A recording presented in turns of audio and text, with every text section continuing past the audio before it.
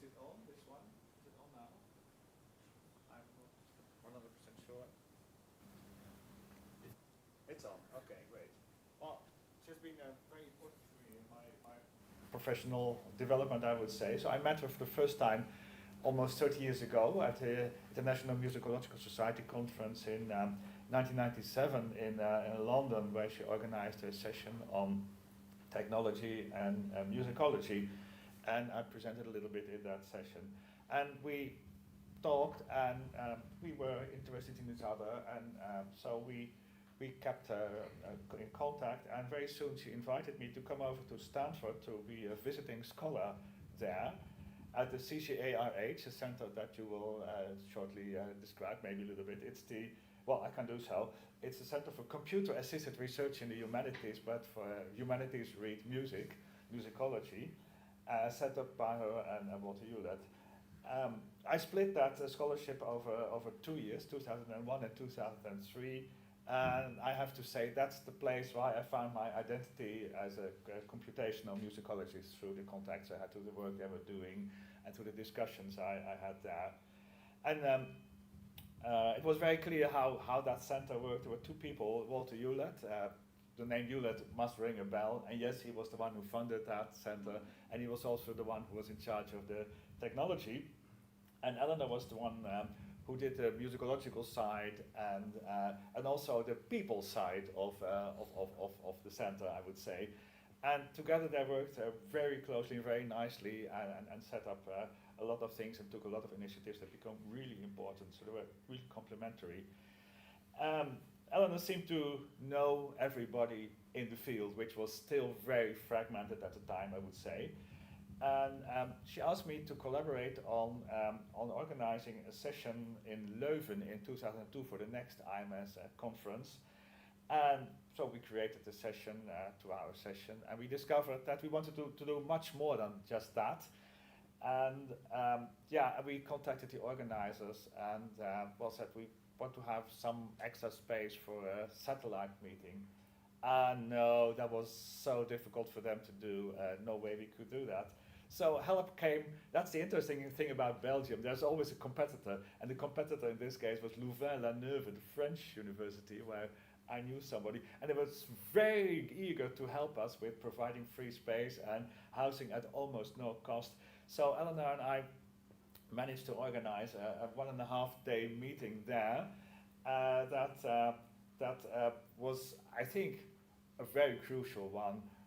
So Eleanor invited all her relationships and friends there, and many people in the current community met there for the first time, I would say. I met Olivier there for the first time.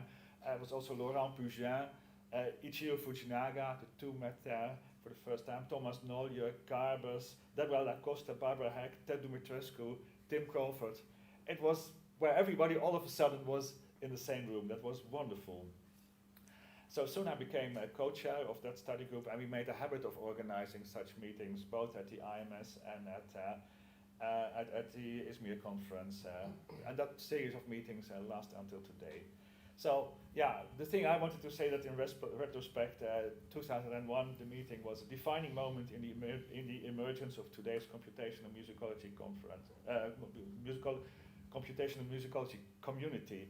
And I think that's a community that was shaped and brought to life by Eleanor in the first place. And I think we will always remember and be grateful to her for what she did for us as a community. Thank you.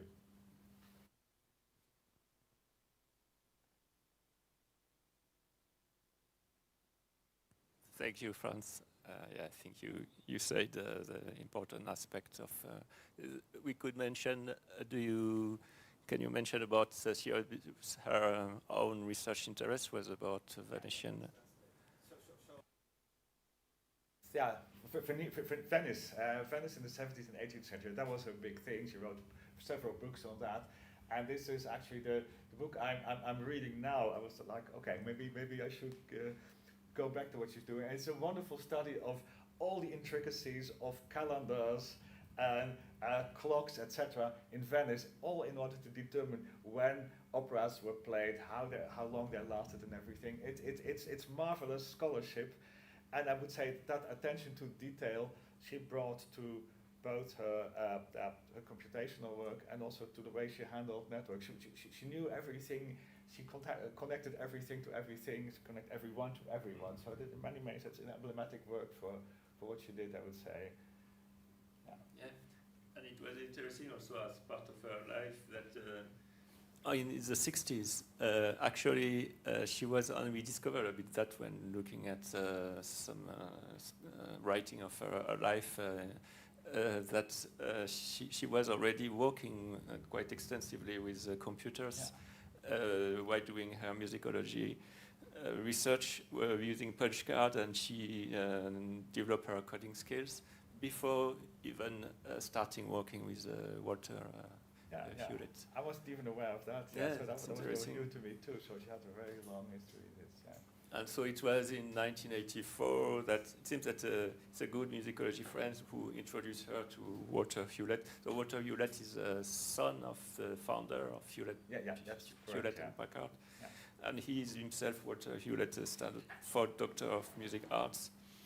And yes, so he was asking to have some musicology experts. So they were super complementary, the two, I would say. That was wonderful. Yeah. And she said she was very impressed by there was a kind of startup spirit in this center. So there was a main project was the Muse data. Can you say a bit about Muse data? Muse data was there is this. Yeah. Okay. Muse data is still available. It was an early encoding project to encode. I suppose it was works of major composers. A part was quite extensively represented. Also, some Venetian composers that Eleanor was interested in, and I think Muse data was also in the end used as a basis for paper editions of some of these composers. I think Muse data was developed by Walter Hewlett in the first place. Walter liked to write everything, including his operating systems himself, and so he did this. But Craig Sapp, the name is in the middle, took over from that, and Craig, in fact, is in this center the third person that should be mentioned as somebody who did a lot of work both on implementation and on encoding. Yes. Theme Finder, famous, one of the earliest music search engines, I would say. Yeah, wonderful in its let's say different facets of searching that it provides. And the wonderful book Beyond MIDI, I will mention that later in my presentation. Okay, so you will present about this. And she was also part of the committee, founding board member of the Music Encoding Initiative. And so that and they had a nice homage page on our website. Yes, okay. So that was for Eleanor Freshfield. So thank you very much, Franz.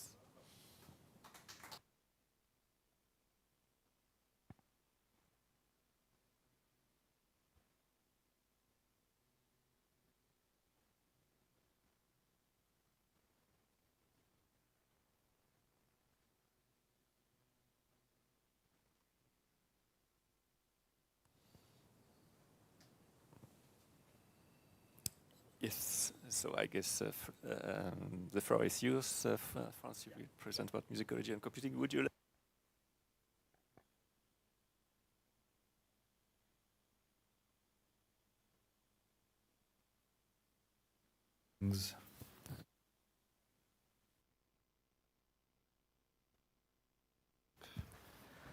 Okay, and so just a keyboard to move on, I suppose. Yeah.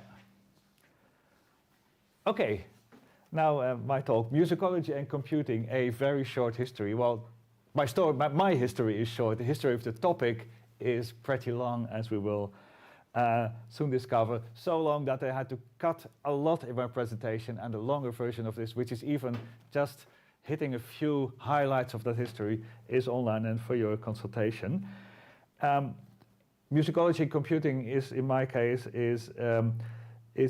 well, I'm not giving a name yet of a domain here for a good reason, because there are several such names, and I wanted to have a title that leaves it a little bit open how we name the domain.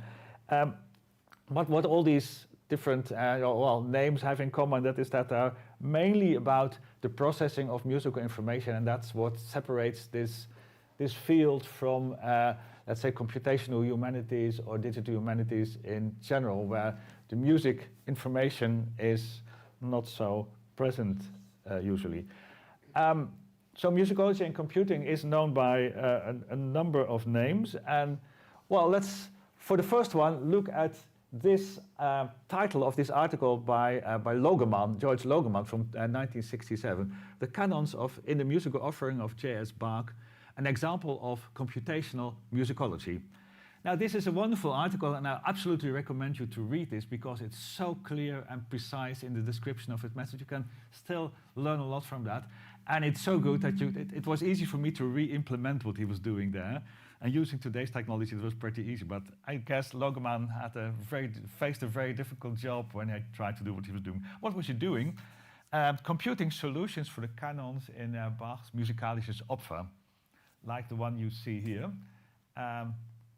Well, that's the one thing I'm not going to talk about today, but I'm going to take a look at the title of his work, which is, the first documented occurrence of the term computational musicology. Now, that's fascinating and, in fact, a little bit ironic, because Logeman was a mathematician and computer scientist, not a musicologist. And the other thing what makes it quite funny is that the term only occurs in the title and is not defined in any way in the article itself. So, but yet the implicit message is pretty clear. It means studying musicological problems by means of computational methods. It's crystal clear from the article. That's what he means, and he actually offers a complete pipeline from problem to implementation to musicological result at the end, and that's quite fascinating to go full circle at such an early stage in the history of the topic. Well, terminology. We have now seen one term, computational musicology, the study of musicological problems by means of computational methods. There's another popular term that's digital musicology, and which I would describe as doing musicological work in the digital environment. A term that has no certain author, but emerged around 2005. Third term that's important is music information retrieval. I would describe that as developed technologies for processing musical information, and first occurrence of the term is in 1964 in a publication by Michael Kassler. And last, there is, maybe relevant to MishMash, artificial musical intelligence, and musical between brackets, parentheses. Develop computational methods that emulate human musical intelligence. That's defined by Curtis Rhodes in 1980. Well, that aspect of artificial musical intelligence, it will be less in evidence in my talk because it's largely a historical talk, but let's say that might be a sort of challenge for you to push my story a little bit further in the course of this MishMash project. So we have 4 different terms for the field, but the field also has a long development, a long historical development, and this is how I articulate that development in 5 phases. Something I call prehistory, from 1949 to 1960, a heroic period. I very deliberately chose that name, lasting to around 1980. A phase of crisis and recovery to 1995. Internet and MIR to 2015. And musicology goes digital from 2015 to the present. Obviously, there are big overlaps between those phases, and I mean, internet and MII is still pretty relevant, but well, you want to, let's say, characterize a period in a certain ways, and while acknowledging that multiple things are going on, I would say. So the strongest break is clearly between 2 and 3. Well, crisis already is a kind of a red flag here. There is something going on there. But let's go through these phases by means of, let's say, just 1 or 2 highlights, and maybe also some remarks on the community that did this. Well, the prehistory is a period of scattered initiatives, no community to speak of yet. We have some initiatives in cataloging and metadata, and very famously, Bronson used mechanical help in folk song research. Maybe not yet even computers, but rather card sorters, but well, this moved towards computer technology.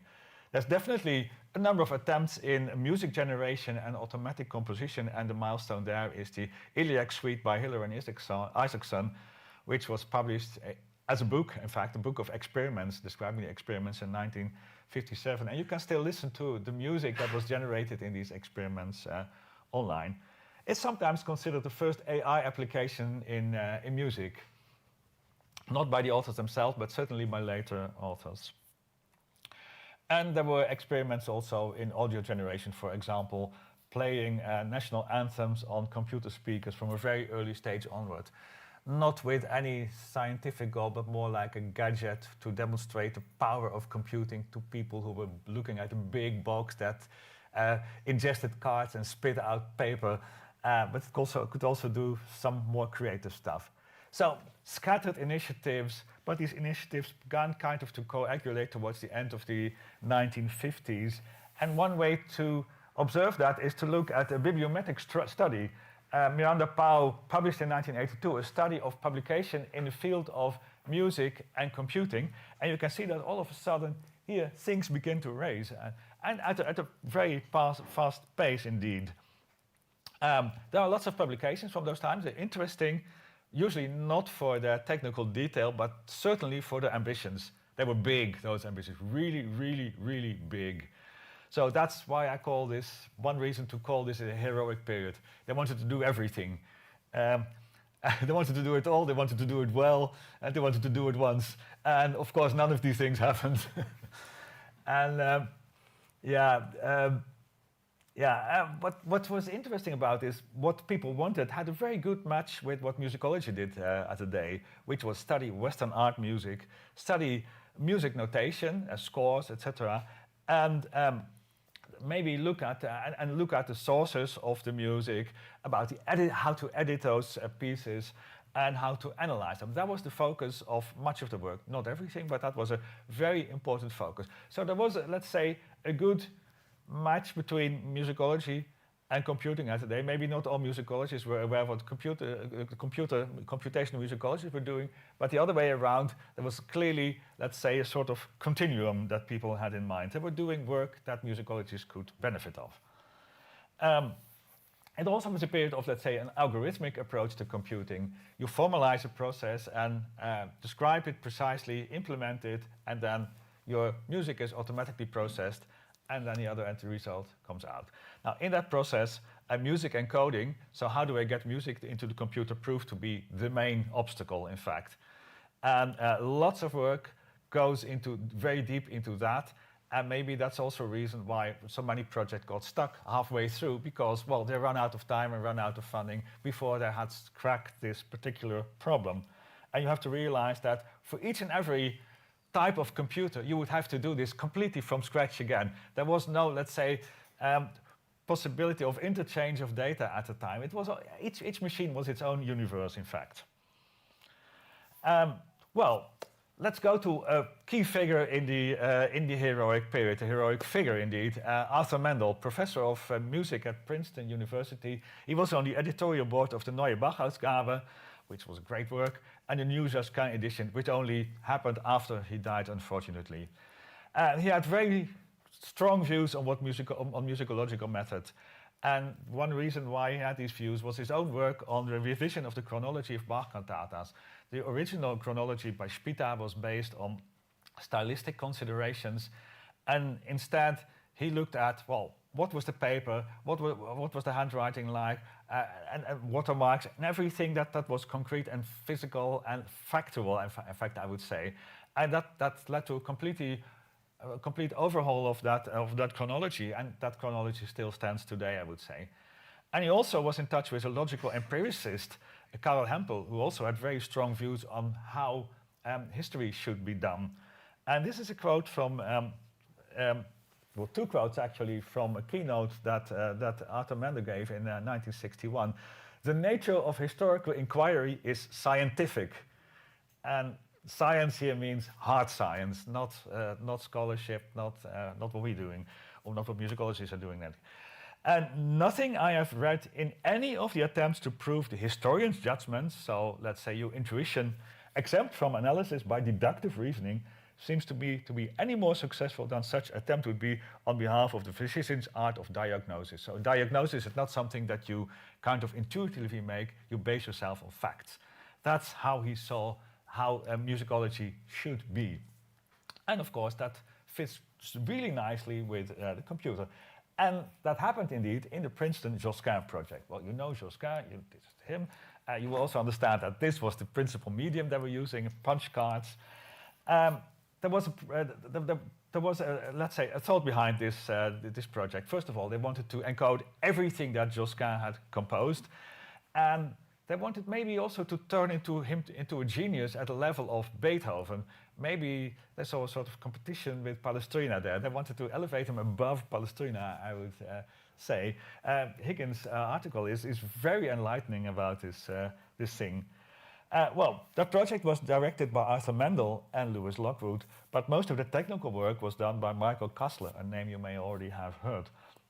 And they encoded probably all of Josquin's works in the 1960s and 1970s on these punch cards in intermediate music language or later fast code. Well, what sort of ambitions did they have? Well, composer attribution. There were works by doubtful works, and statistical means would maybe help to sort these doubts out. You can see a little bit of that over there. I'm not going to explain that. Computational analysis of counterpoint. So can I find a cadence in Josquin's works, for example? Can I use this for further analysis? And can we relate the sources to each other? Can we even derive a stemma, so a diagram in which all the surviving sources are related to each other, and that in the end might help to reconstruct the original piece as it was created in Josquin's mind. That was work by Thomas Hall. I don't think that the diagram itself was computer generated, but let's say the distances between the sources were definitely calculated in some way. And well, I think that's one of the things that survives from this project. That's all of Thomas Hall's papers on this particular work, somewhere in California. And in the end, they wanted to create a computer-supported new Josquin edition. Now, they worked on this for a long time, but it inevitably came to an end, and that was around 1980s. And two sort of things happened. First, personal matters. Kassler, the technical genius, left. Some people say to the CIA, but in any case, he migrated to Australia in 1974. Arthur Mendel retired and died rather prematurely. Lewis Lockwood left for Princeton and went to do very different things. So the team fell apart. But there were also technical reasons for this. They had migration issues all the time. Every time a new computer was bought, they had to start afresh. Generally, the hardware platform, so mainframe computers, became obsolete. So all of the work was out at some moment was indeed obsolete, and they would have to again do it anew. And as a consequence, today most of the encodings, maybe not all, have disappeared. And that computer-supported new Josquin edition never happened, sadly. There is a new Josquin edition, but it was well done in the traditional way. So many other projects from the heroic period met a very similar fate. So in terms of data and software, nearly everything has disappeared. And what does remain is the algorithmic ethos of the computational musicology, an algorithm that does the whole process from beginning to end and spits out the results. Focus of analysis of musical content is very much an aspect of this area. And we have numerous encoding systems, and they are documented in this book by Eleanor Selfridge Field, Beyond MIDI, with around 25 encoding systems from that time, very meticulously documented. And it's super useful, for example, if you hit upon legacy data, to really understand how they are structured. What we learned from this period is that how vulnerable technology was at the time, and it makes us realize that we think technology is pretty stable and maybe even sustainable, but how important those sustainability questions are. It's also show you that well, it's nice to have big ambitions, and we have big ambitions in this room, but also to be realistic about what you can realize, and they weren't that realistic at the time. And the important role of human circumstances. All these projects, in the end, were like personal initiatives scaled up. It was not, let's say, large-scale initiatives from which people could disappear and other people would come in. If somebody went, that was the end of the project. So human circumstances are really important. Now, does that mean that everything disappeared? No. One thing remained, plain and easy code that was created for encoding music using a typewriter by Barry Brook and his friends. And initially there was a very crappy encoding system. And I know that somebody in the room created a grammar for this that helped to better process this data. And but it was had a secret. It was a part of a very successful, realistic, and acceptable scenario, namely source cataloging. So it was chosen as the default data format for the RISM A2 series, so the manuscript sources catalog, the very big one with now 2 million items around. So you can learn something from this, and that is that you must create stuff that people want to use. Then people are interested in technology. That's something that's maybe not sometimes a little bit forgotten. Okay, this kind of ends my discussion of the heroic period, and we move on to the one of crisis and recovery, which is roughly this part. And you can see, again, from a bibliometric overview, that something indeed happened there, deep in the early 80s, and then towards the end, something else happens that I will talk on presently. Well, that time was characterized by a revolution in musicology, and one of the milestones in that revolution, neither the first nor the only one, was Joseph Kerman's book, Contemplating Music, Challenges to Musicology. And it demands a central place for music criticism and aesthetics. So I would say the intuition of the musicologist or the musician is important for him. And from that perspective, he criticizes the musicological positivism he sees in people like Arthur Mendel. So this is what he writes about Arthur Mendel's positivism. Well, main thing is the unhealthy influence of this doctrine, which put quasi-scientific methodology first, etc., etc. That's how he felt about, let's say, the big name from the previous period. Well, this publication was one of the starting points of new critical or cultural musicology, whatever you want to call it. There was very little sympathy for work-centered approaches in this. Everything was contextualized, criticized, etc. And that was an interesting and important development, but we lost touch with, let's say, the musical work. And there was, of course, pretty bad news for computational musicology, because it was all about studying musical works computationally. Another development happened in computing, and you must be aware of that the advent of personal computers and consumer software. So all of a sudden, computing became interactive, and that was a new paradigm that we're still more or less in today. Very soon it was discovered that this had potential for music, and here we see two people working on the first interactive music printing prototype, Mockingbird. Never released as a product, but very influential in its ideas, and you can still watch how they did it online in a pretty long YouTube video. Well, this served as a starting point for many commercial music printing programs that emerged in the 1980s and 1990s, with very little attention for musicological needs. Well, one thing that you could notice that from is that, well, the data it produced were inaccessible for further analysis, closed formats, etc. But what also happened was that people bought this software and started to work with it at home on their own editions, of course. So we get a kind of cottage industry of music encoding and editing that also became very important later. A really important milestone from the period is the creation of the Humdrum toolkit. I would say that's the first music analytical toolkit for end users. It is both an encoding language. I think we have seen just a little snippet of Humdrum yesterday, and a set of simple tools that can be chained to do complex tasks. So again, you can do beginning to end analysis, define your problem and go to data, write or put together the processing and get the result at the end. So that made this a very strong tool, complete pipeline, as it says at the bottom. And that's something that still exists today. The ecosystem is a bit special. But you can download the software, you can get the data, and there is an active community of users that you can connect to. That's something that's maybe the longest surviving, let's say, computational musicology thing that we have.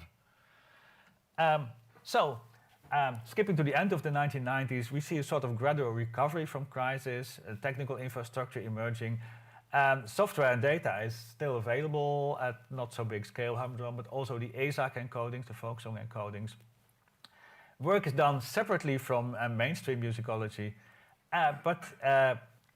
also, and something we haven't mentioned here, but you have heard about this in the In Memoriam of Eleanor Selfridge, a community began to emerge.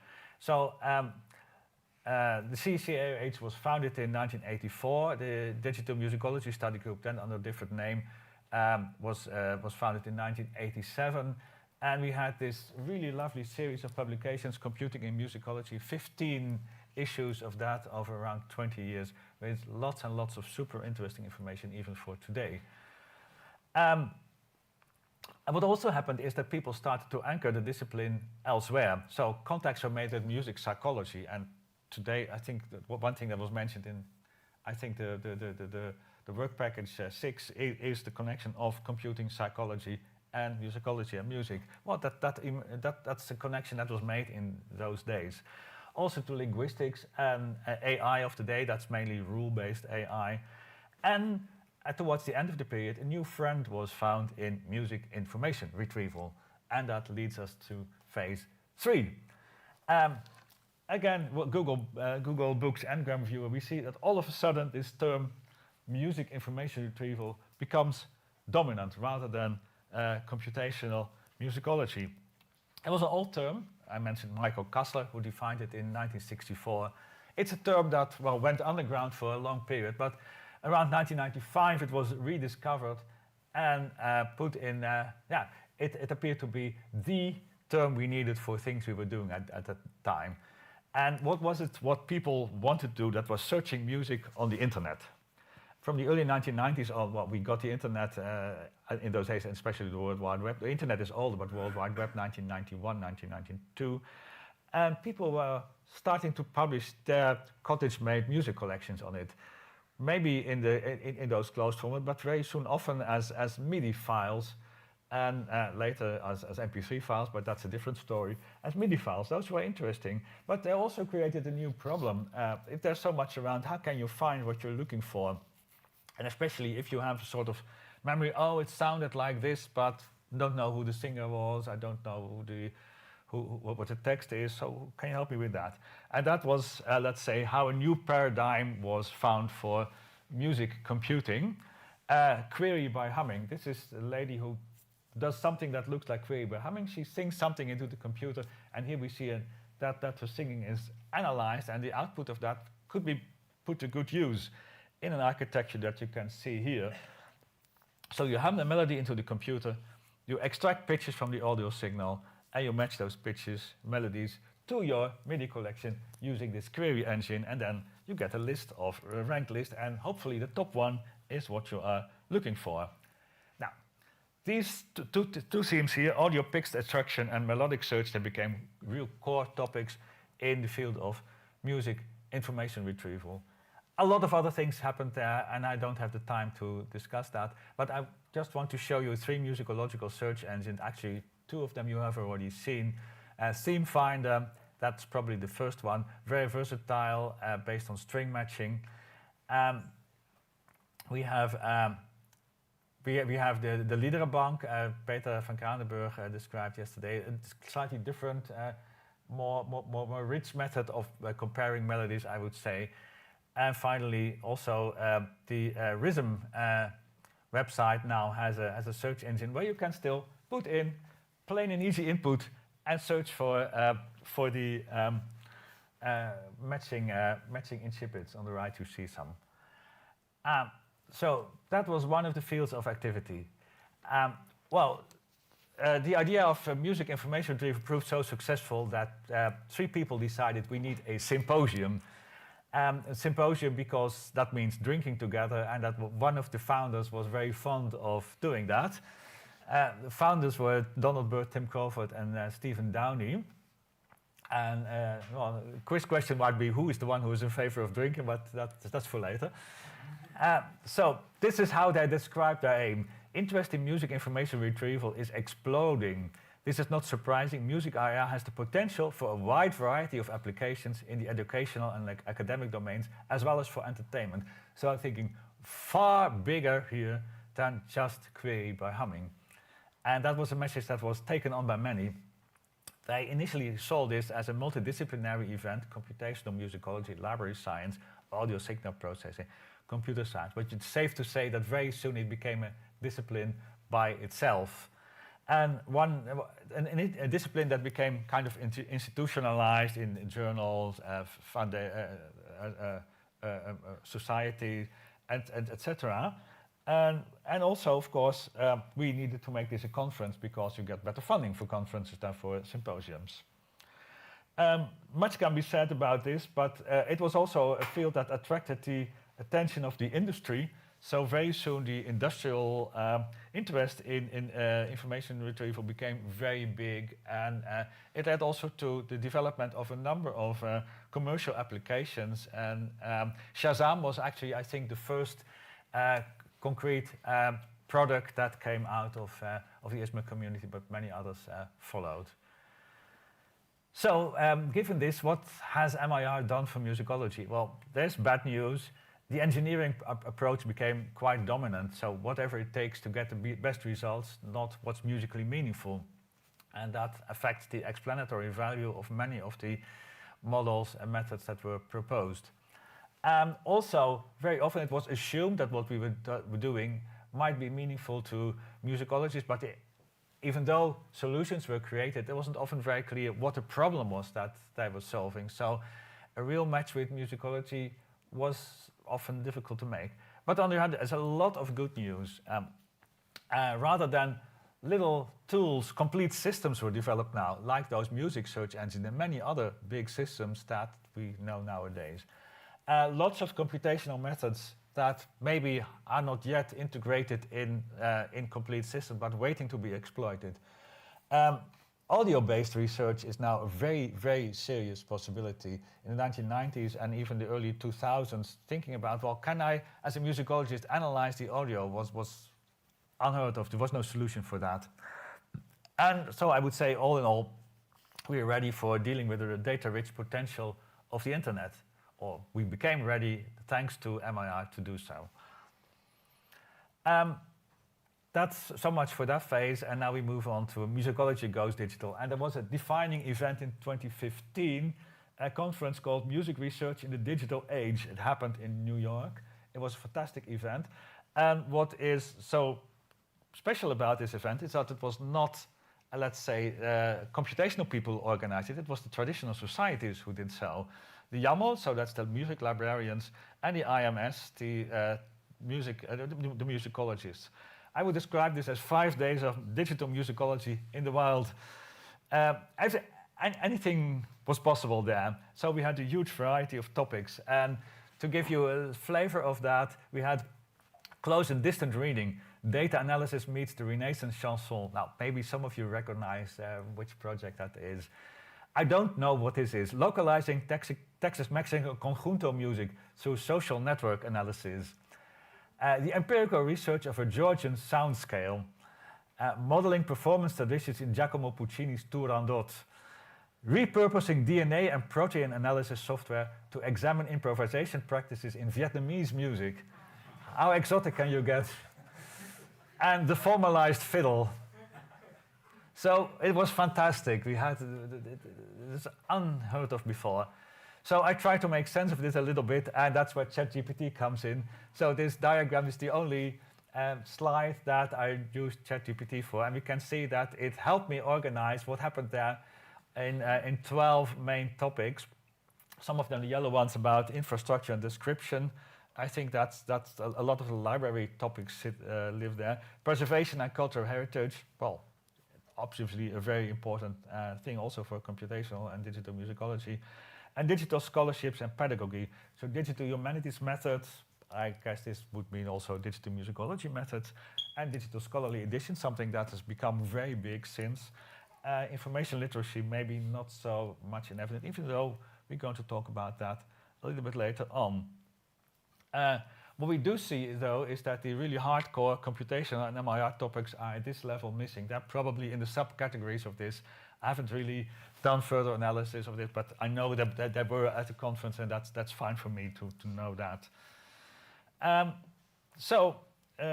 I wonder if maybe I should probably unhide a slide that I forgot to unhide.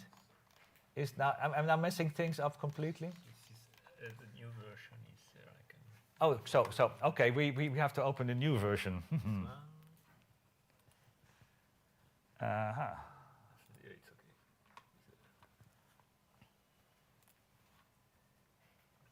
And we just open from here. So Yeah, it's I can. Yeah. Okay.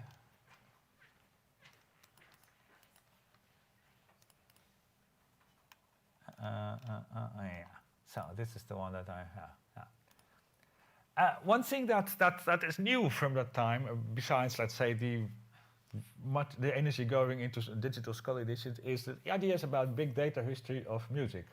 So can we maybe write an alternative history of music by using big data? Maybe find out that all those historical patterns we have learned in our studies have also, let's say, are just one of the options that emerge from the reality of the data. Well, reality that emerge from the data.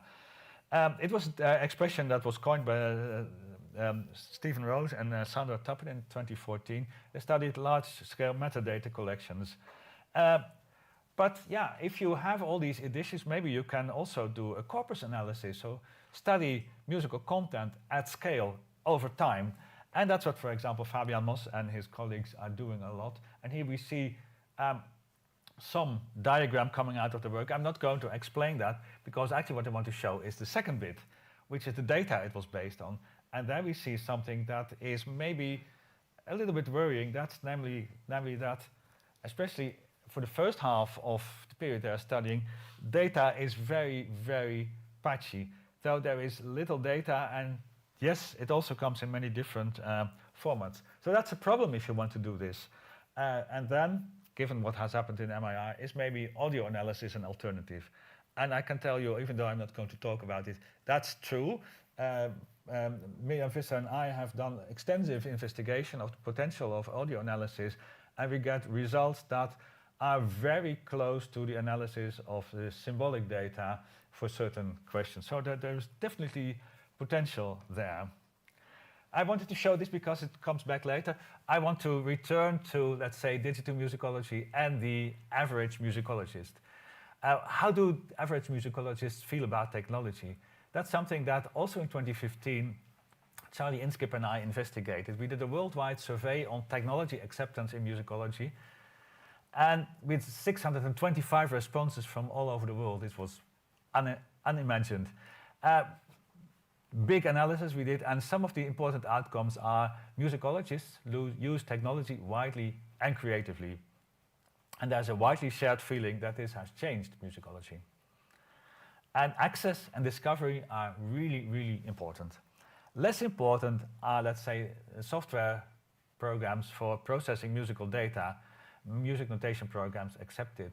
And you can see that from, let's say, the small presence of words like software, tools, analysis, search in this word cloud that we generated from one of the questions. But yes, people are using technology for their own purposes. Of course, we wanted to follow whether this would stay or whether this would change. And the pandemic offered a unique opportunity, even that's a sad opportunity to research this further. So we asked in a new version of the questionnaire, which of the technology-related changes you have been forced to make during the pandemic are you going to keep after the pandemic is over? In other words, is there something that happened in music and technology during the pandemic that will influence your later work?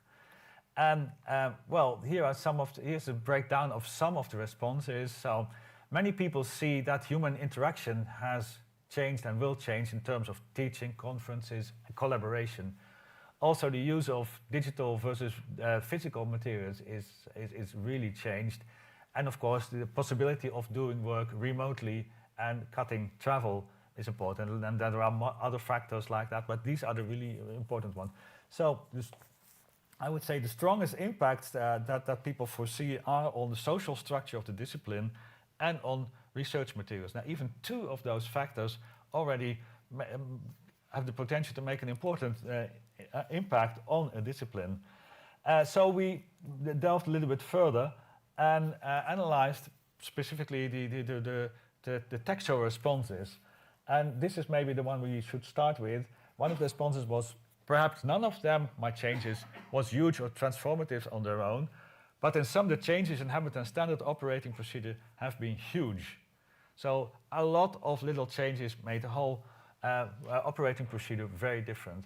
So out of those responses comes a storyline which is probably this. During the pandemic, technical skills were essential for survival. Many discovered potential of technology for research, also as a consequence of that. And online materials became a major resource, and we even see that being matched by concern about the study of physical sources. Perspectives for collaboration and networking were widened, and we have dramatic stories about that in the responses. And new research topics were found, and we also see quite a lot of methodological reflection on what's going on. And feeling that many fundamentals of the discipline have been affected. And so, in some you could say the digital has become an integral part of the musicological discipline. That is what we, in the end, we conclude from this survey. So where are we now? Well, digital musicology has become ubiquitous. Reconnection with computing is clearly happening. After the break in 1980s, I think we're now back in a situation where computing and the digital is well, just part of the ordinary life. But issues remain when it comes to adoption of the more advanced technologies. That's still a substantial issue, I would say. Now, adoption of the advanced technologies is maybe a problem of computational musicology, but it is a very general problem. So why are apps accepted? Why are they not accepted? Why become something successful? Why not? That's basically the same question. So why do such issues arise generally? That is where, let's say, technology first approach dominates. So if you first create a technology and then think about the use, then we get problems of technology acceptation. So it makes sense to instead, or in addition, focus on why people want to use technology. What can it do for them? How do they become more productive, more happy because of technology? And that is, well, what the field of human-centered design is about. And the basic principle there is humans first, technology second. So investigate human goals, values, work practices. Values are super important here. And then choose or create technologies that fit with these. And that goes far beyond making the interface user-friendly. I think we yesterday had a wonderful example of what it means to put humans first. That was in the example of the OMR that David Rizzo gave, where, let's say, you can make the OMR the more accurate, or choose to make it easy to correct. And to make it easy to correct, that's human-centered design, I would say. And I think that systematically applying that sort of approach can fundamentally value how computing looks for musicologists. You can apply very many methods to do this work: interview, survey, create personas and scenarios. So you can imagine what the user is, what the musicologist is, what sort of task he or she is doing, and create sort of prototype people. You can also prototype the software itself easily. You make something that sort of simulates the task, and you evaluate that. And if it doesn't work the way you want, you throw it away and do it again, because tomorrow you can create a new prototype, and the day after tomorrow, yet another one. And only when those prototypes stabilize, then you go to the real implementation. What has been very inspirational for me is this book by David Benyon, Designing User Experience. There are many previous editions. It describes all these methods in detail, and yeah, it's what you call that. It's a horde of methods that you can apply in this field. And so I would describe this as musicology-centered design, or maybe musician-centered design, or music lover-centered design. That's something that we should do, I think, in all our digital projects. Now, to conclude, I'm going to make a very rough transition to another project called Corsica. And the reason for that is, first of all, because this was, it was a short-term cost action mission in the cost action EarlyMuse that Philippe talked about yesterday. 12 people came together in a one-week workshop and with a lot of writing afterwards. And then we addressed the problem. We would like to conduct corpus research. That's why I showed you this slide with the gap, the funny diagram for the early encodings. But there aren't enough suitable encodings. And also resources like funding and people are really scarce. If you think, okay, I want to do large-scale encoding of 16th century music, I want to have everything. Well, maybe you have the music, but you don't have the people, you don't have the money, and you're not going to get that. How do you solve that? We wrote a lovely final report about that, also to be found on Zenodo, like all the other EarlyMuse stuff. And what we did is propose a musicology-centered design approach that can help solve some of the issues there. So that's why I make this really rough transition to this. I don't have the time to go into depth, but please have a look at it. I think there's a lot to learn from it, also for different fields than early music. But maybe first to illustrate what the problem is. Here are 20 collections of early music corpora. And there's a lot to say about it. Probably you can't even read what it says there, so I summarize. There are multiple formats, around 6 different formats, or maybe 8 different formats, and the associated technologies. Most of the resources are small to medium size, so several hundreds, sometimes even below 100 items. If you're lucky, a few thousand. And each of those corpora has their own focus. There's not, let's say, a general overview. And the largest resources consist of digital editions created by citizen scientists, and often with accessible encodings. And it's really important to mention that some of this work is really bad, but the best works, and a lot of them are good, are absolutely at musicological standards, with the exception that we don't have the critical commentary, etc. But we do have a very good text of the piece there. And if you have the accessible encoding, that's a really good starting point for further work. Here is a quick overview of the content of the report. Of course, we looked into corpora and technologies as they exist today. We looked at a bit at OMR, how the developments are there, about metadata and provenance, important thing here. Also, what do scholars expect from corpora? So if they are digital editors, how do they feel they can contribute? If they do corpus analysis, what do they expect? What sort of information do they want encoded? What sort of metadata do they need around that? And how can they ensure that the corpus they select is representative for the problem they're addressing? That's not an easy thing. Then we look beyond the scholarly community to those citizen scientists. How do you involve them? You can, because they're in open access, you could say, just take them and use them. But I don't think that's really fair. You have to think about how do you involve them in a community, how do you make it meaningful for them to contribute, maybe reward them in some way, and make them part of the process rather than use what they have created. That's not an easy thing to do, but I think it will pay off in the end. We made an analysis, which I'm not going to describe, of makers and users of those corpora, the 2 different groups of people with different requirements. And how can we specifically narrow the gulf between people and systems? And we did some practical investigations there, and one was to interview encoders. We interviewed 6 musicologists and 3 citizen scientists, and they made remarks about why they did it. Discovery is the most important thing for me. I'm not motivated by money. I'm motivated by intellectual progress. What I can do for the group is more important to me than what the group can do for me. And I'm an obsessive collector. That's why I've collected virtual all Luke music. And so we know that there are many different motivations for encoding: discovery and sharing those discoveries with others, altruism, giving back to the community, obsessive collecting, and maybe also leaving something behind. All the encoders, both the professionals and the citizen scientists, have concern, for example, about quality. How do I maintain quality standards, either my own or somebody else's? What about acknowledgement and recognition? I'm happy to share, but I want people to know that this is my contribution. I don't want this to become invisible. And how do we, from the other side, how do we recognize that contribution?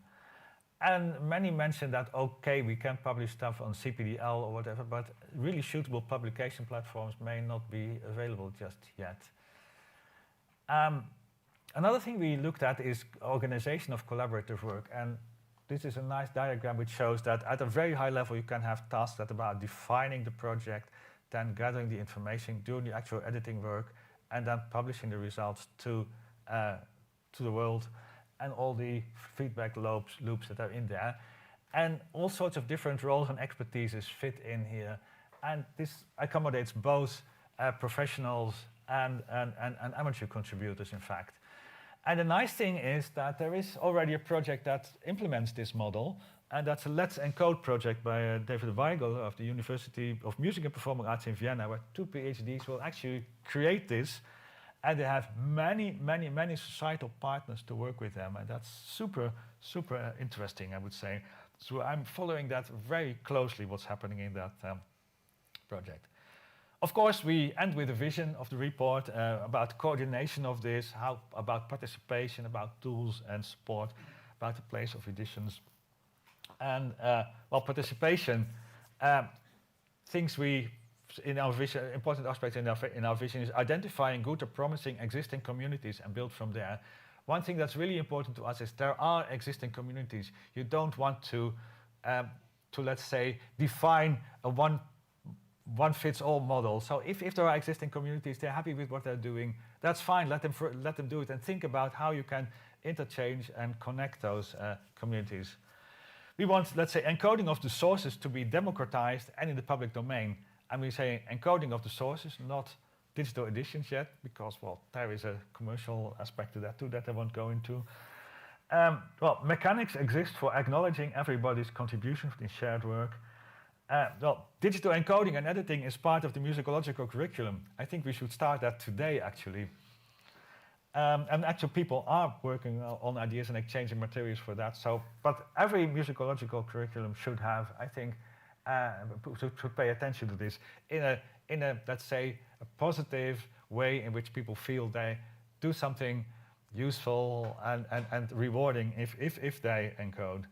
And of course, we also want to enable the creation of encoding campaigns, as we saw in the previous slide. So much for Corsica now.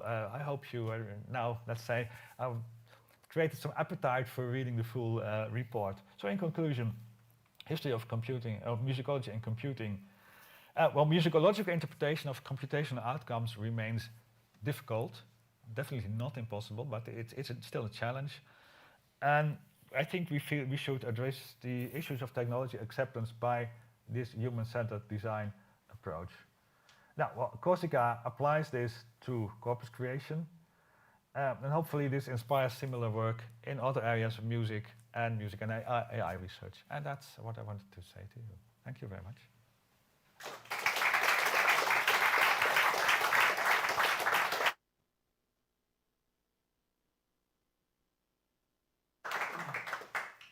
Osvering for this fantastic presentation of this history of computational music analysis, musicology. Do we have time for questions?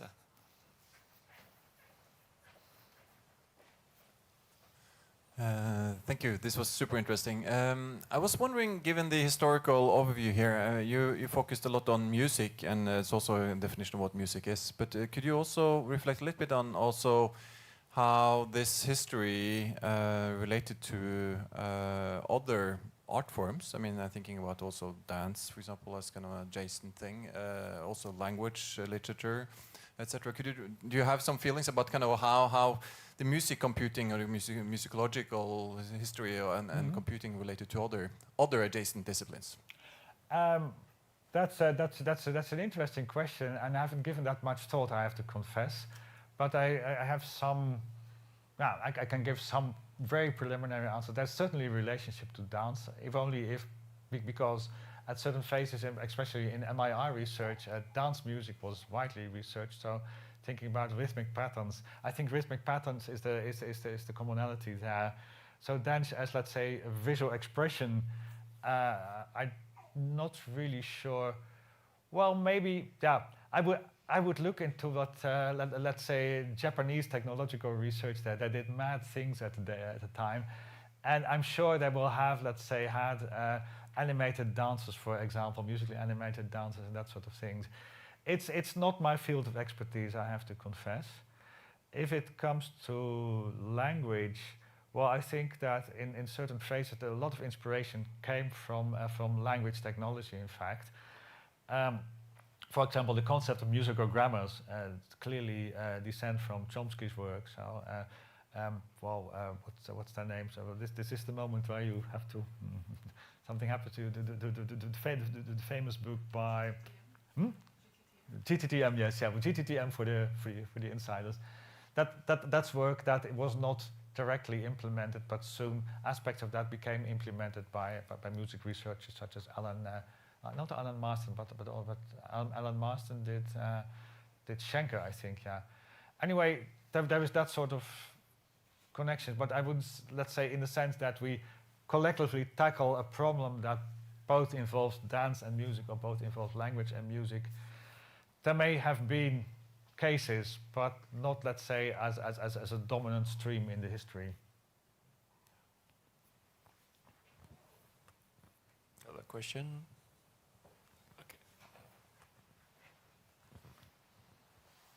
Yes, thank you very much for this overview. I think it was a great connection to see everything that has happened in the past and everything that you are doing in the future.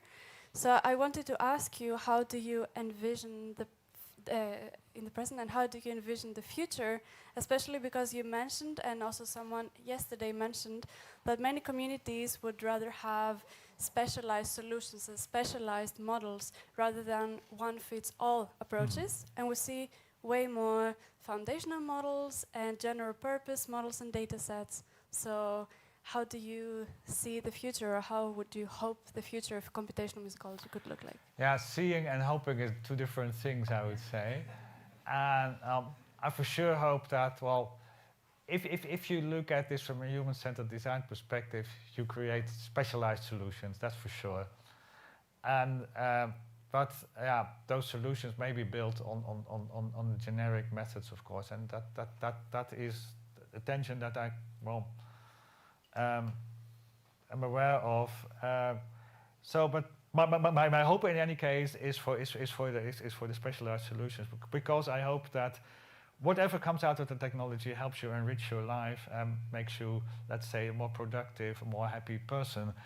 And my feeling is that at least you should have the option there to configure things in such a way that they suit yourself and your desires. Whether that's how things are moving, I don't know. I'm not too deep into, let's say, the current AI hype. I'm a little bit older, and I'm fascinated by the history of the field and by some very prosaic little topics. I guess that AI is a hype like any other hype. So we have seen so many of them over the last 30, 40 years. So at some moment it will stabilize and it will do something good for us. What that will be is maybe also a task for a project like MishMash to discover, because you don't, well, that's one thing I would want to insist on, is regardless of what the industry does, be active participants in this process. Do not let things happen to you as far as you can control things, which is also obviously to a very limited extent. But yeah, it's vital to have a position on this and to articulate your demands and wishes and concerns, and make sure that you do so collectively, and that by this you are able to influence those developments. Is that satisfactory as a sort of first answer to you? Yeah, that's very interesting. Thank you. Any other question?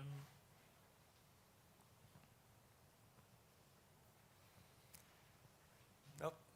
So in such case, thank you very much, Frans Vering, for this talk. Most welcome.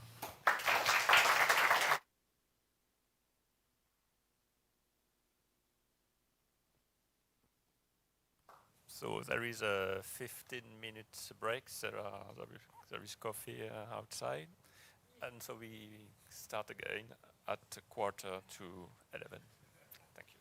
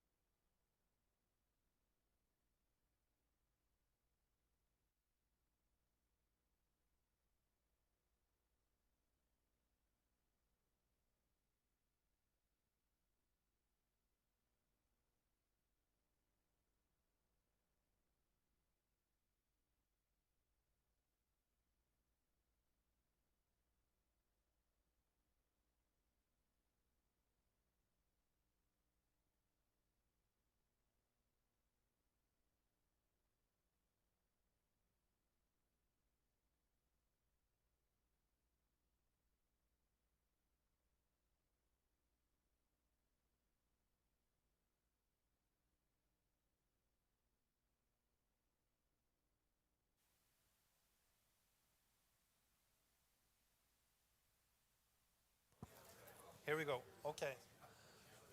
Let's start this next exciting session, which is about chant yoik analysis and transcription. I've been asked by Olivier to chair this, to be a timekeeper and things like that, and also to introduce. First, we'll have this presentation by Camilla Bratland, who is professor in Sami Cultural Studies at the Tromsø University Museum at the University of Tromsø, Arctic University of Norway, and Jon André Eira, who is a Sami composer, yoiker, and artist, and a front figure in the band Gabba. They work together around parts in the Tromsø Museum collection of yoik. So you will have 20 minutes, and I will give you a sign when the time comes. Yes, you already have the...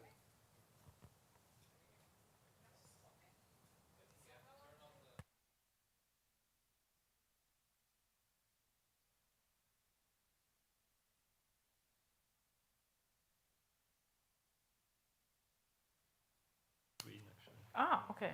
Now you can hear me. Yeah, både baby bokaden. Good morning, good day, everyone. It's nice to be here, and thank you so much for the invitation. So I will start, and then I will ask Jon André also to come up, and we will give some examples in the end of my presentation. How do I operate this? It's just a matter of pressing the button. Okay, yeah. Okay, so first I'll just introduce a little bit about the collection of yoik at the Tromsø Museum. I can use this one maybe too? No? No, okay. You don't have a pointer. Okay. Yeah, so just a little bit about our museum. It was a few years ago. It celebrated 150 years as the largest museum in northern Norway. It had the responsibility for collecting everything that was both in terms of natural history, specimens, and also culture.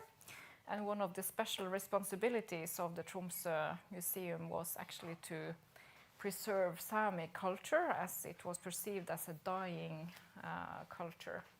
The end of the 1800s, that was the kind of high days of the Norwegianization policy, and everything that had to do with national minorities, peoples that were not of Norwegian origin was of great interest to folk music collectors, as you also probably know, and also for the museum workers.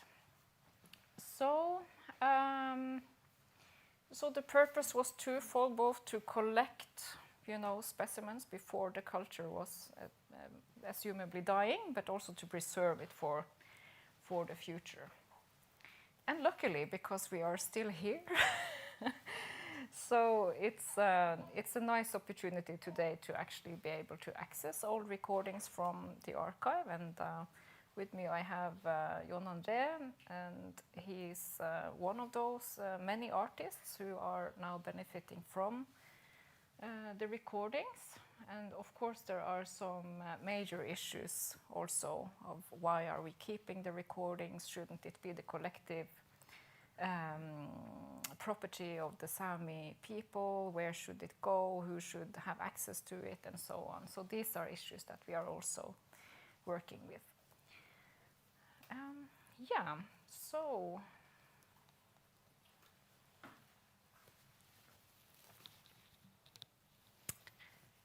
yeah. So when I started in my position a few years ago, we started to, first of all, to use Sami concepts for the collection. Instead of yoik archive, we tried to use concepts such as låtarkiva to make it stand out as a separate part of the Northern Norwegian folk music collection. Because it isn't. It was collected as a part of an ongoing, continuous collection of every kind of folk music in the northern part of the country. So Arnt Bakke, who started the collection, he collected Northern Norwegian folk music, songs and hymns and kven music, religious songs, and also joik. So everything is kind of, there was no intent to actually separate the music traditions from each other. So that's the work that we are doing today, to try to separate actually from what is a comprehensive archive, to create different, or to communicate about the archive on as if it is different archives. There are different types of sources, such as not only the recordings by people who went into the field to record joik, but also from the whole period, which is the older part of the archive is from, it was started in 1949, and Arnt Bakke, the first collector, went on until approximately 1974, and then he was followed by Ola Graff, who took over and continued until quite recently. So as part of the archive, it's also recordings from meetings and conferences.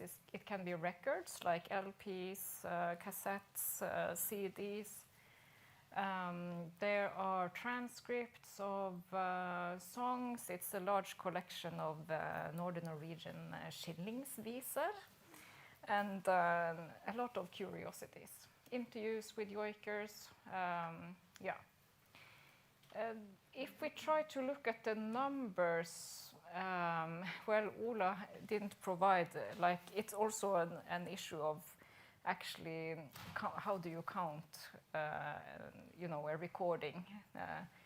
Is it the full recording with many songs in an interview, or is it one joik or one song, unique song from the interview? So it's but you could say that all in all, I guess that the total collection numbers around 30,000 unique recordings of all of the folk music, and of these around 12,000 unique joik can be counted, which are digitized. I try to make this overview of where they are from. They are mostly from the northern part of Norway. Approximately a fourth of it is from the inner Finnmark region, but there are some recordings from Rana region. We don't have southern Sami material,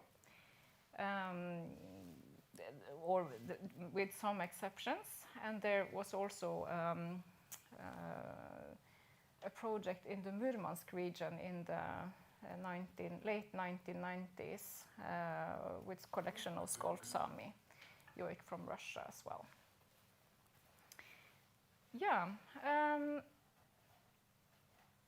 In the older part of the archive, there are approximately 2,150 unique recordings of unique joik. Some of this is published on different platforms. We have started using Digitalt Museum and also made some albums on streaming services. So if you have your mobile phone, you can later, I will show you a QR code, and we can go and check out some of the examples we'll talk about. Okay.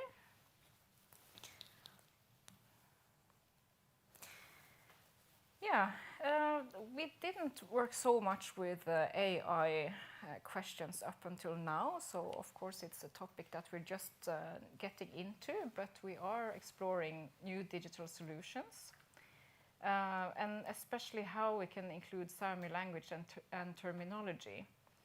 Digitalt Museum was actually recently translated, the portal was translated with our funding into Northern Sami, so you can now access the portal in Northern Sami language. The content, of course, you need to provide yourself, but you can now search in Northern Sami language and also use the headings in the Digitalt Museum portal in Northern Sami language. And it's also available in English and Swedish. Yeah, Spotify I mentioned, or streaming services, and we're also now looking into how to, for ourselves and also for audiences who want to search in an easier way, not just download our catalogs and search in an Excel file, but actually search online for both the metadata and the sounds. We try to make this possible with online solutions. Yeah, so now into some of the examples that we started discussing with Olivier. Through the project, we want to use AI to segment some of the tapes, because it's a lot of work to segment yoik from a collection of recordings. And a tape may contain up to 90, for instance, different recordings, and it's folk music, and it's kvan, and then it's a yoik in between, and it's a lot of work to segment all of this. So we hope to get the help of Olivier to do this. But there are also issues such as how to recognize unique yoiks, and today we use experts such as Jon André to help us with this. And the question would be, is it actually possible to get the help of AI? Yeah. So Jon André, you can come up and we can have a little discussion here. Yeah. Okay, so behind me here I have the slide with, I just showed some examples from Nils Beatty or Bicconilla. And the point is that yoik may sound similar and with similar names. And yeah, so maybe you want to explain the differences between unique yoiks. I know that they are different and they may vary between persons, families, regions, and that it's important then to have the correct metadata on the yoiks. But how do you recognize the differences? Well, so I can start by saying that yes, yoiks can be pretty similar, and they can also be pretty different, but they may go under similar names. For example, I've been working with an archive which is also a part of the folk archive at Tromsø, the Jon Persson archive, which is he was a collector from the late 60s, and he collected maybe over 600 yoiks. And that's the archive that I've been working with since 2017. I've been collecting metadata, and okay, now I'm digressing already. No, it's fine, because it's actually I was also supposed to talk a little bit about that. Yeah. Yeah. So the process that I've been using is that when I got these recordings in 2017, then I listened just through all of it, and luckily over 60% of the yoiks I knew from before. And in these cases, in this archive, the performers are allowed to introduce what they are going to yoik. So there's 90% of the times they are saying what they are going to yoik, and but they are not saying the full name of the people that they are yoiking. So they can say something like, "Now I'm going to yoik Nils Johan." And Nils Johan, there are a couple of those. But it's a good way to narrow it down, kind of like, okay, so now I have only 10 with the name Nils Johan to try to figure out who those yoiks belong to, and that's the way of doing it, and it's quite interesting because there are maybe 10 to 15% of the recordings that I have not been able to identify yet. But as long as I keep learning new yoiks and digging in the archives, there are always showing up like clues to what this can be. So, back to your question, Camilla.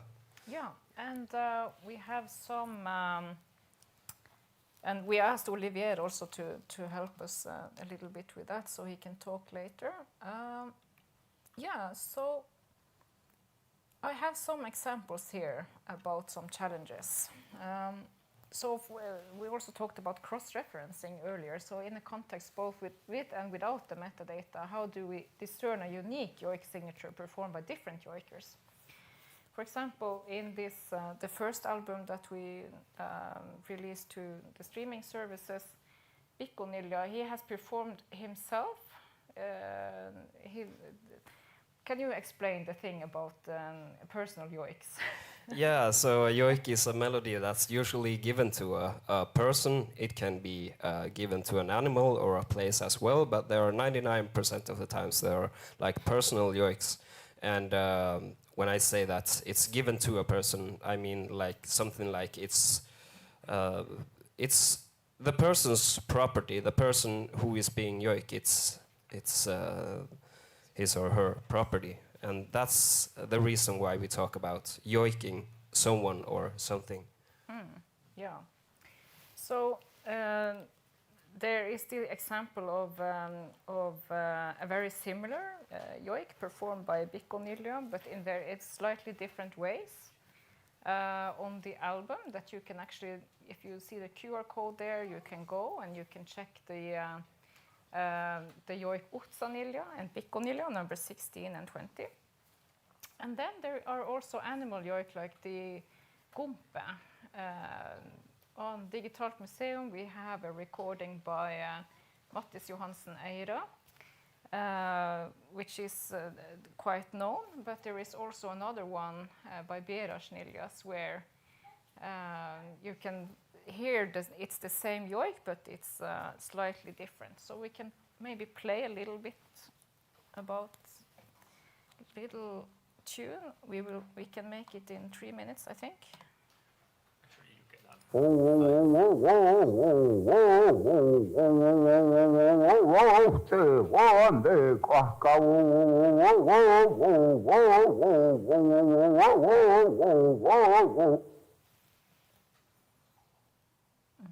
So that was the one by Beras Niljas.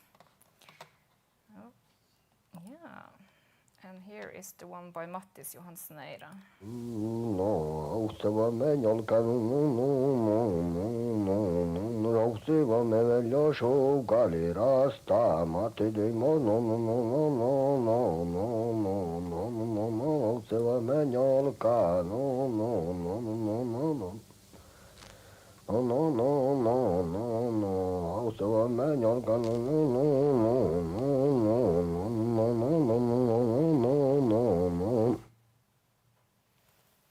Yeah.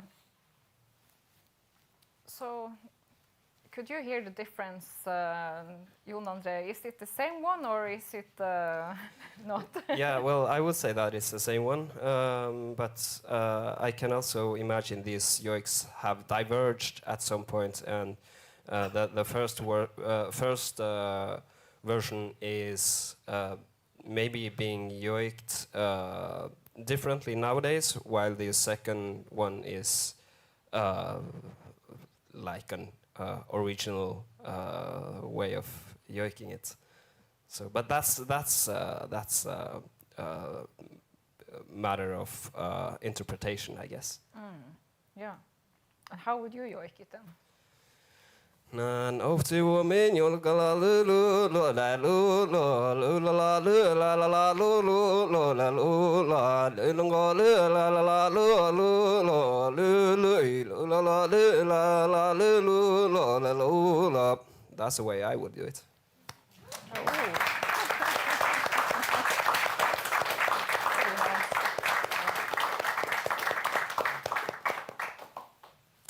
Okay, I think we'll stop there. Or do you have some questions?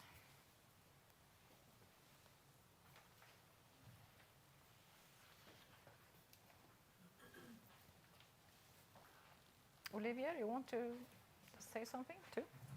Yes. Yeah. So there are a lot of challenges that we would like to address. First, about the segmentation.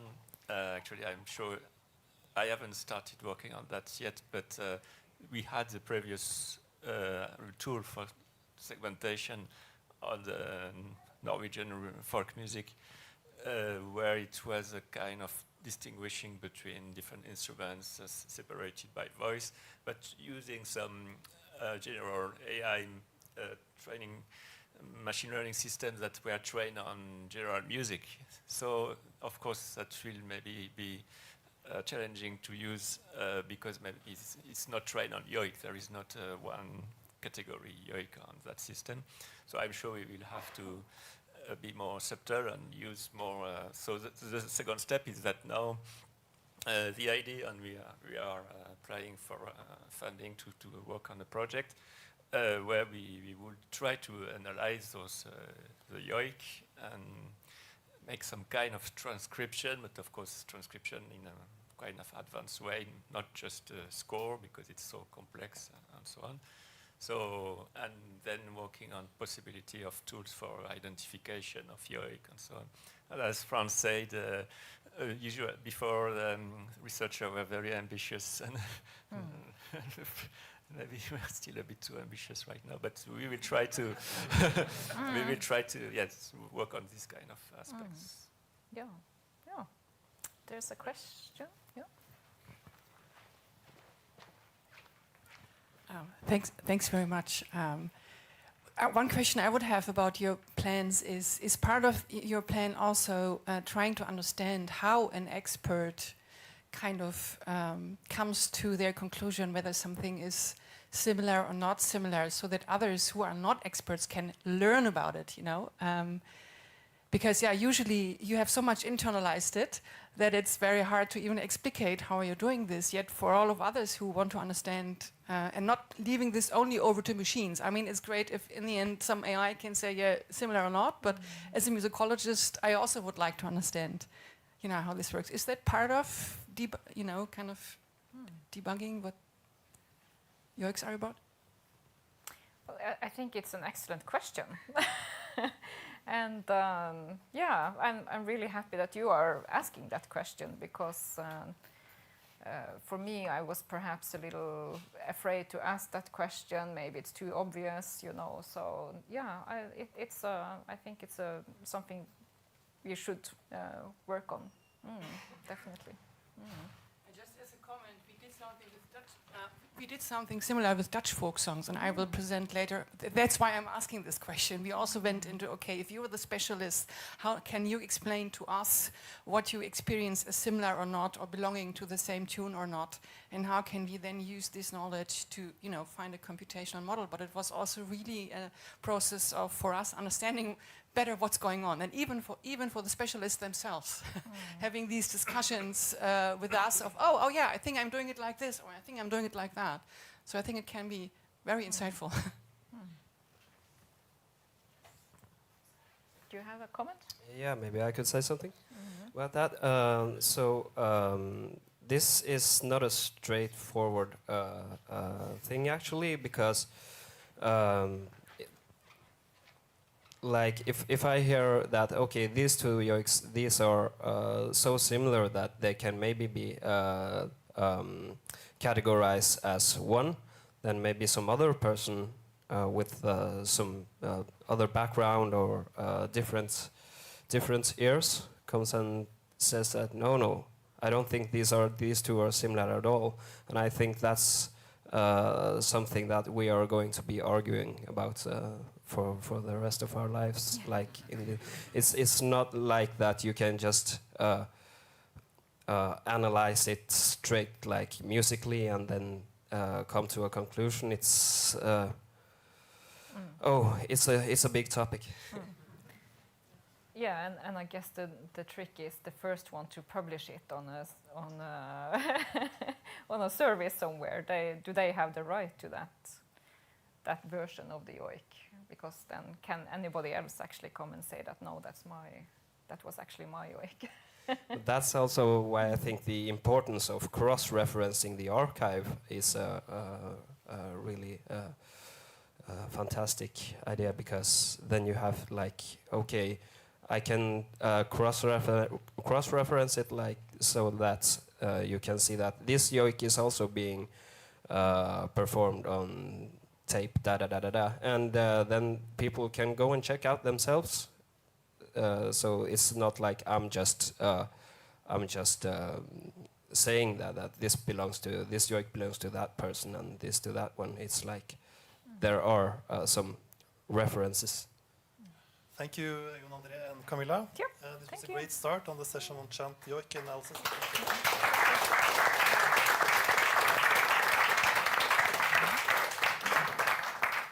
So to keep time, we need to move on to the next presenters. And we are happy to introduce Daniel Peter Biro.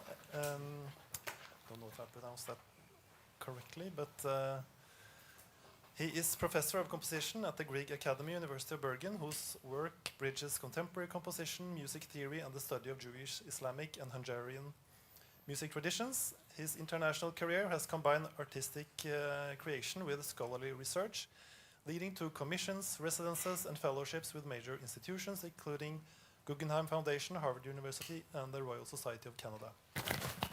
And he will present along with Peter van Kranenburg, who is Assistant Professor of Music Information Computing at Utrecht University, where he develops computational approaches to the study of music and musical heritage. His research combines musicology, machine learning, and data science, with contributions ranging from melodic similarity modeling and chant analysis to large-scale studies of European song traditions and historical musical instruments. Okay, thank you.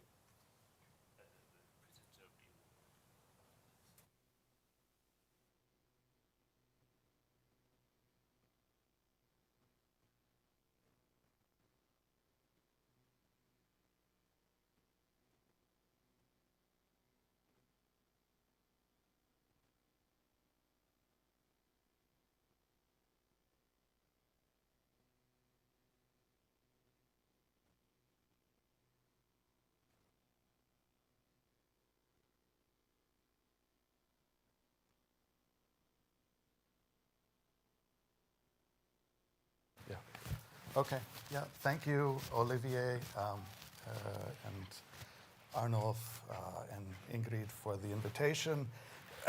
So I will, our topic today is computational analysis of Jewish and Islamic recitation practices. And this is a long-term project. And I'll first describe the research background and the history of this research, some historical dimensions and functionality of Jewish and Islamic recitation, description of fieldwork and findings, methodological considerations, and ongoing and future research. So this project developed out of my PhD thesis, which was an analysis of Hungarian laments, Jewish Torah recitation, and plain chant from St. Gallen. And in 2011, I was lucky enough to be invited to Utrecht, where I met Peter, Franz, and Anja. And we worked on this project called Tunes and Tales, then with the Mertens Institute and the University of Victoria. And I went around to various communities, Jewish and Islamic communities, and we recorded people, and the research team then analyzed these recordings. And we continue to do this until the present day. So for me as a composer, this person is kind of my great-grandfather. So this is Bela Bartók, using the most recent technology of the day, which were cylinders, each one of them weighing, they're very heavy. I used to work with these cylinders at the Academy of Science in Budapest. And he would transcribe folk music, and especially the lament transcriptions was a main source of interest for me at the time when I worked at the Academy. So the aims of our research collaboration was to investigate melodic stability and variability between and within various recitation and chant traditions, to test hypotheses about influences from various traditions of Torah recitation, Christian chant, and Quran recitation, to better understand the relationship between improvisational and notation-based chant. And our ongoing studies include comparing renditions of the same Torah recitation from Ashkenazi and Sephardic traditions, and comparing renditions of Quran recitations from Indonesia, the Netherlands, and elsewhere. So the traditional approach to transcription is listening and manual annotation, and there were advances in computational ethnomusicology, which is described in an article by George Sanatakis and myself from 2017. And our approach is to do computational analysis of audio recordings, scale analysis and pitch extraction, and analysis of melodic contours. And I turn this over to Peter. Let me take this one. Done? Yes? Yes?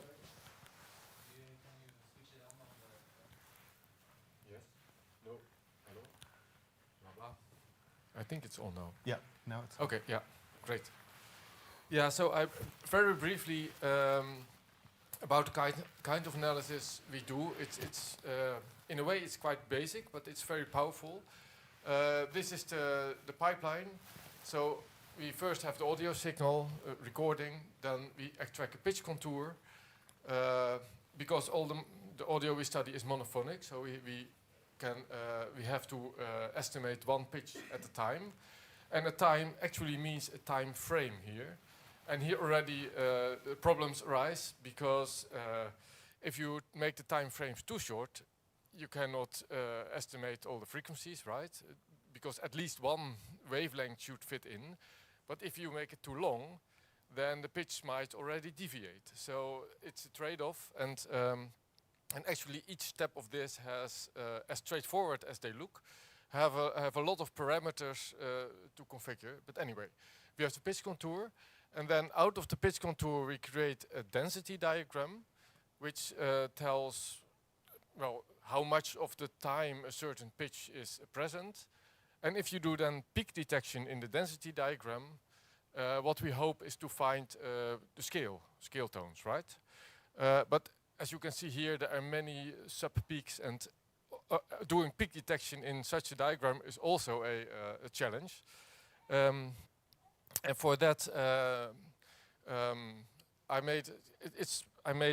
implemented all these methods in what we call our Swiss Army knife, and now over the years it grew and grew, and this is a returning theme in this symposium. This was all you see here. These are all functions that are in our Swiss Army knife. Were all originated from research questions by Daniel. So Daniel asked me, "Can you do this and this analysis?" And then I add a function to the Swiss Army knife, and that also answers the question: why would you not use a more general tool like Sonic Visualizer or Tony? But then again, you run into problems when you have a specific research question, and of course, exactly that analysis is not present. So it's custom built in this way. It's a command line tool, and it produces diagrams like this. So this is just one example of analysis. I will play this, the recording. Here it comes. إِنَّا أَنزَلْنَاهُ فِي لَيْلَةِ الْقَدْرِ. Right. So in gray there is the pitch contour, the detected pitch contour. Here is the density diagram, and obviously there are actually three prominent peaks, and there's some others here. And then that defines the scale. You will see many of those in the rest of the presentation. That's why I explain it. And recently I made an interactive version of this. There's no time to show it, but you can play the audio along with the contour, and it is helpful for the analysis.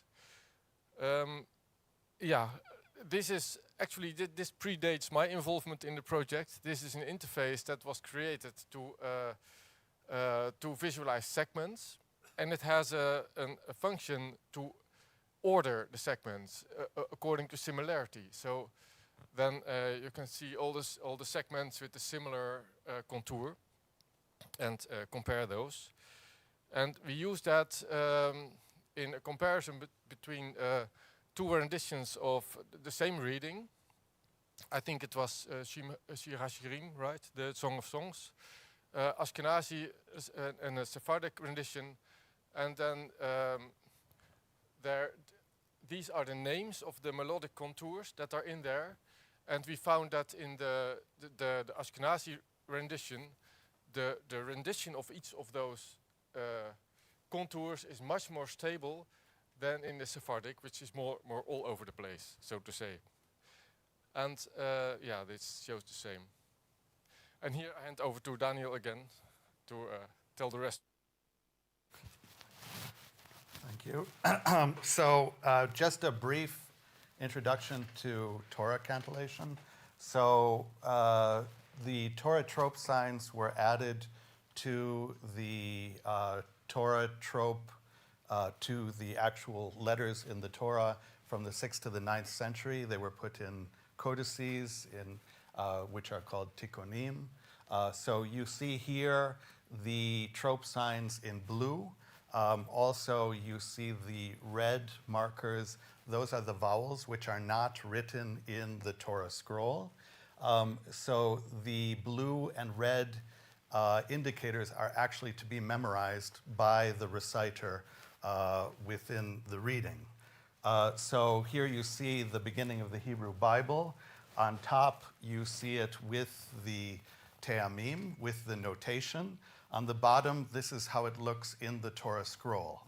So one reading of this, for instance, would be Bereshit bara Elohim et hashamayim ve'et haaretz.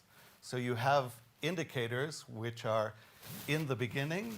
Bereshit, created God, bara Elohim, the heavens, et hashamayim, and the earth. Ve'et haaretz. So each of these notation devices, it gives a syntactical explanation for the text. But this changes as we can hear in the Amsterdam synagogue. This is the main reciter, one of the main reciters in the synagogue reading this same text, and you'll hear that it's a completely different melody. Singing. בסימנה טבע, בראשית ברא אלוהים את השמיים ואת הארץ, והארץ הייתה תוהו ובוהו, וחושך על פני תהום, ורוח אלוהים מרחפת על פני המים, ויאמר אלוהים יהי אור, ויהי אור, וירא אלוהים את האור כי טוב, ויבדל אלוהים בין האור ובין החושך. So we did many recordings at the synagogue, including one recording of someone who was actually from Argentina. His grandfather was a rabbi at the synagogue, and he learned the recitation from his grandfather. So it was very interesting to compare his recitation to that of the reciter Nachshon Peraya. So Nachshon. So he recites this ta'am in this way, and Miguel Cohen. Vayar Elohim. So we hear some variation, and we're actually with large data, especially now that I've been in New York and doing analysis of the same tradition in New York, we're able to see how this actually can change, both based on globalization, time, and also to make a distinction what is stable and what is unstable within this tradition. And this also relates to Bartók's his transcriptions of shiratok, of laments. In one study, we looked at Bartók's transcriptions, and this is Bartók's transcription with the audio of one of his favorite reciters named Péntek Jánosné.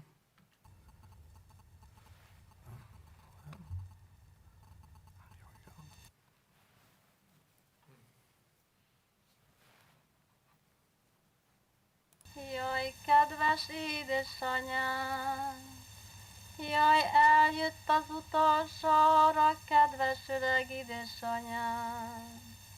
Jaj, el kell menni abba a hideg, fekete, sötét földbe. Kedves jó öreg édesanyám, jön, búcsúzzon el mind a 9 szerencsétlen árvájától. Jaj, jön, búcsúzzon el utoljára, kedves jó édesanyám. So here we see the transcription of this lament, and also you can hear the transcription with the audio transcription with sign tones. Jaj, kedves édesanyám, jaj, eljött az utolsó óra, kedves öreg édesanyám. So this gives us a histogram scale description of the pitches. So these are the pitches most prevalent to least prevalent within this recording, and we can make a scale out of them.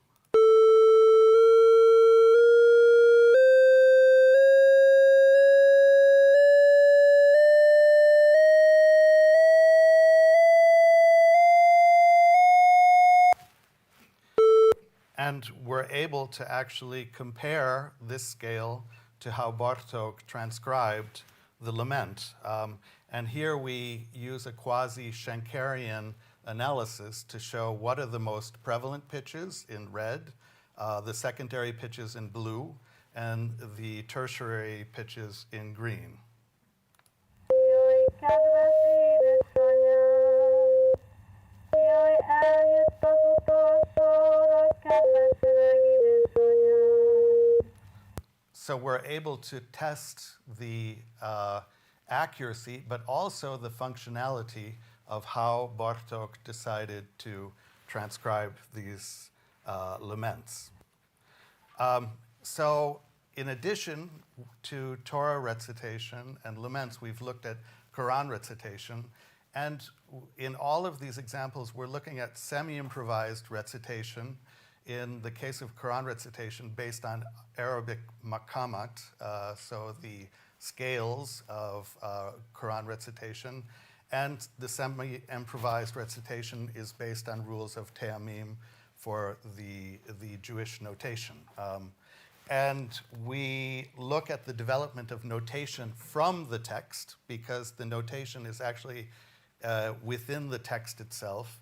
And also we look at the relationship to migration and globalization and the change of dominant centers for recitation. For Quran recitation, there has been a shift from Egypt to Saudi Arabia over the years, and also how immigration determines the practice of Quran recitation, and especially in the studies of Portuguese Torah trope. So some of the questions: are there melodic durational contour similarities within individual recitation traditions and between traditions? What are the geographical and historical determinants for such similarity and variation? How does the analysis of melodic contours and scales with large data collections contribute to existing or make possible the development of new hypotheses about stability and variation in various traditions of Quran recitation? And how do we determine categories for computational transcription of Quran recitation? Some additional research questions. Within designated communities, how stable are melodic formulas as they exist in Quran recitation as practiced in their local framework? How does memory play a role in this stability and variation of melodic formulae? And how might the performance practice of melodic formulas in Quran recitation remain stable or transform within a globalized oral culture framework? How does individual and collective memory function within such a framework? So the rules and practice of Quran recitation is based on the text and the oral traditions. So here we see an example of the Quran with color, and each of these colors indicates a different melodic or accentual function. For instance, the red indicates that there's an elongation of a vowel or consonant that should be 6 beats long, whereas, for instance, the blue here would indicate that this is a type of echo sound within a given consonant. So Christina Nelson talks about this. She says Arabic prosody classifies the syllable into long and short durations, one long being approximately equivalent to 2 short. The durations of syllables in Quranic recitation range from 1 to 6 beats, or harakat, or longer. And here we're looking at maqam. So the melody and tuning of recitation is based on the rules of maqam. And we looked especially at Indonesian recitation in The Hague. And this is Maria Ulfa, who is a main figure within The Hague and within the Netherlands in terms of the Indonesian community. There's a Quran recitation world championship every year in Malaysia, and she was the winner in 2001. She's one of my favorite reciters, and one of the people that I've worked with closely over the years is Nur al-Ummah. She's an imam in the Netherlands, also a member of the community in The Hague. She works in prisons, and she's a real fan of Maria Ulfa. So we've done a study of recording her and seeing how her recitation develops over the years. So here we can hear.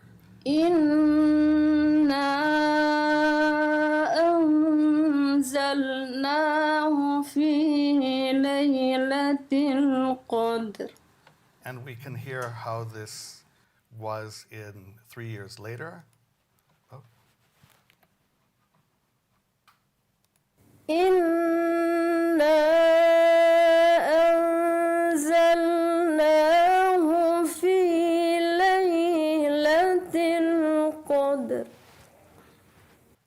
And we're able to make a computational transcription of this and then put it into music notation. And we also are able to look at how the contour similarity or variation changes over time. And also we looked at the comparison and main pitches that were used in the years 2011 and 2016. So the present study is an analysis of salient pitches in large data sets of Quran recitation using this same surah, Surah Al-Qadr, as our model. So this was done with Peter. We took 38 reciters and we looked at how the pitches are present for each word within the recitation. And then we did a transcription of these recitations. So this is the first one, which is Ibrahim Akhdar from Saudi Arabia. إنا أنزلناه في ليلة القدر. And we compared this to Muhammad Jabril. إنا أنزلناه في ليلة القدر. And then Nasser al-Khatami. إنا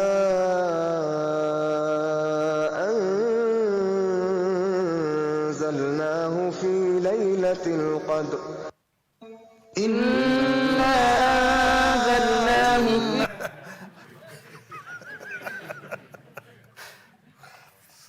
no polyphony intended. Okay. So here we can see that, for instance, the elongation of this ina, so in red, gives us a certain pitch contour. إنا أنزلناه في ليلة القدر. And we can compare this to the other reciters. I will skip over this, and we see here the comparison of these contours, and we're able to see that certain patterns develop out of these contours. And we're also looking into the problem of pitch detection and salient pitch extraction. For instance, are there 6 or 7 tones recited in a certain segment? So these are again based on the scale plot, and we're also looking at this question from the. It actually came up just now with the Joich question, the question of categories. And there's a great statement by Morten Feldman about composers. He says that most composers die of hardening of the categories. So again, what are our categories for analyzing these very fluid recitation practices? But we did see correspondences between Egyptian and Saudi recitation, and we also saw that traditions rely on model reciters to determine the correct tradition, and readers, reciters' memories create a context for melodic stability and variation within communities, and these form a relationship to an ideal recitation by model teachers. And in Quran recitation, aspects of elongation, mad, help to determine structural pitches of a given recitation and determine the salient maqam and jins. Jins is a micro part of each maqam within a given recitation. And there are correspondences between Egyptian and Saudi recitation, which correspond not only to scale, but also to contour. Some future work, more recordings and more field work in the Netherlands and elsewhere. Recently, I was in New York to do a lot of recordings at the Portuguese synagogue there. Investigate optimal reduction of the derived scale, study variability within and between traditions at a large scale, and gain more insight in melodic variation and how it is due to oral transmission and how memory plays a role in oral transmission, possibly with neuroscience. Thank you.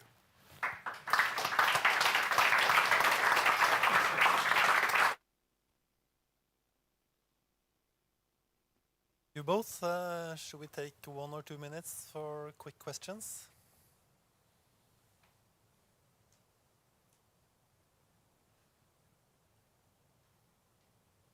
We all respect our timing program, so. But we have one, that's okay? Absolutely.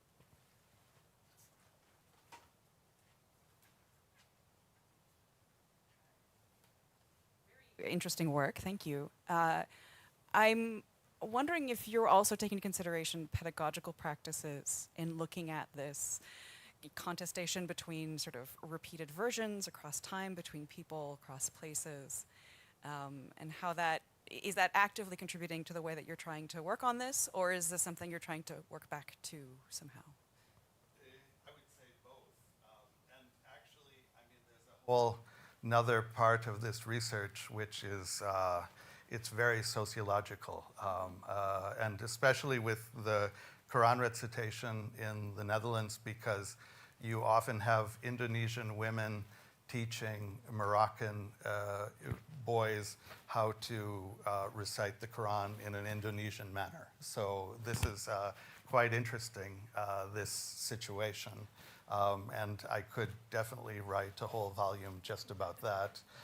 But also the fact that, for instance, for the Portuguese plain chant, You have parts that were lost after the war, where people immigrated and then came back to the Netherlands and started to teach again the same recitation practice that was lost. So it's, there's definitely a pedagogical and a larger sociological aspect to this work. Yeah.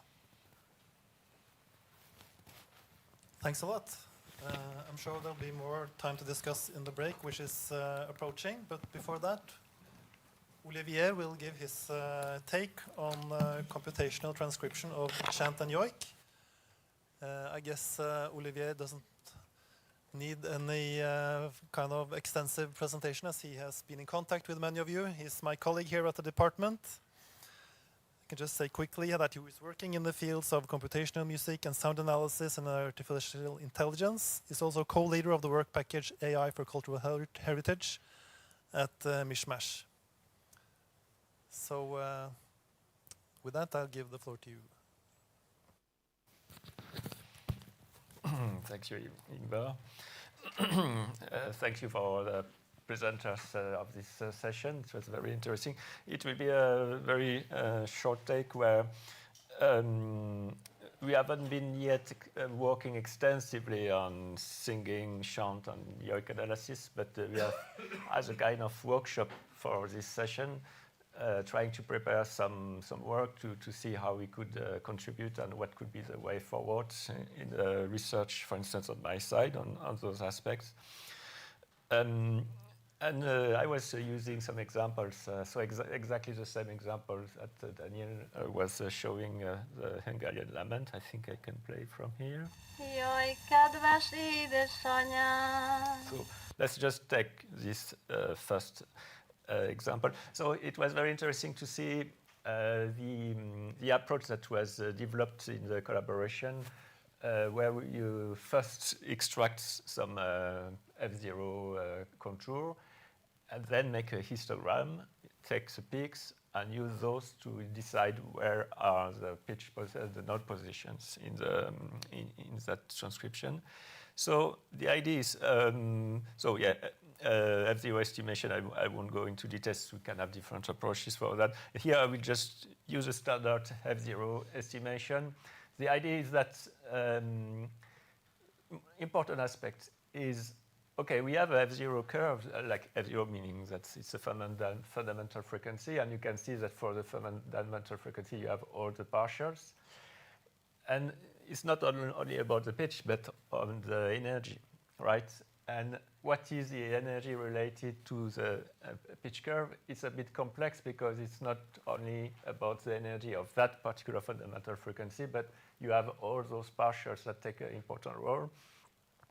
And when you look carefully into it, when does a note start? Because it's also the question, could we also try, maybe it's of interest, to have the exact beginning and end, onset, offset of each note. That's where you could see that it's getting complex because it's based also on, it's due to the vowels, the consonant, and so on. And so the start and end of a region of partials.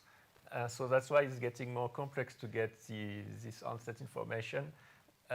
So I'm considering looking at this kind of strategy to have an estimation of this timing information on onset and offset.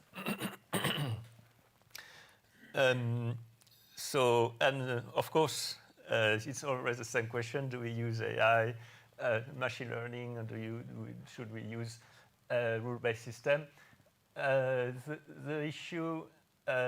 So I'm kind of here. I will use some kind of. I try to design some simple rules to be able to detect those onset offset.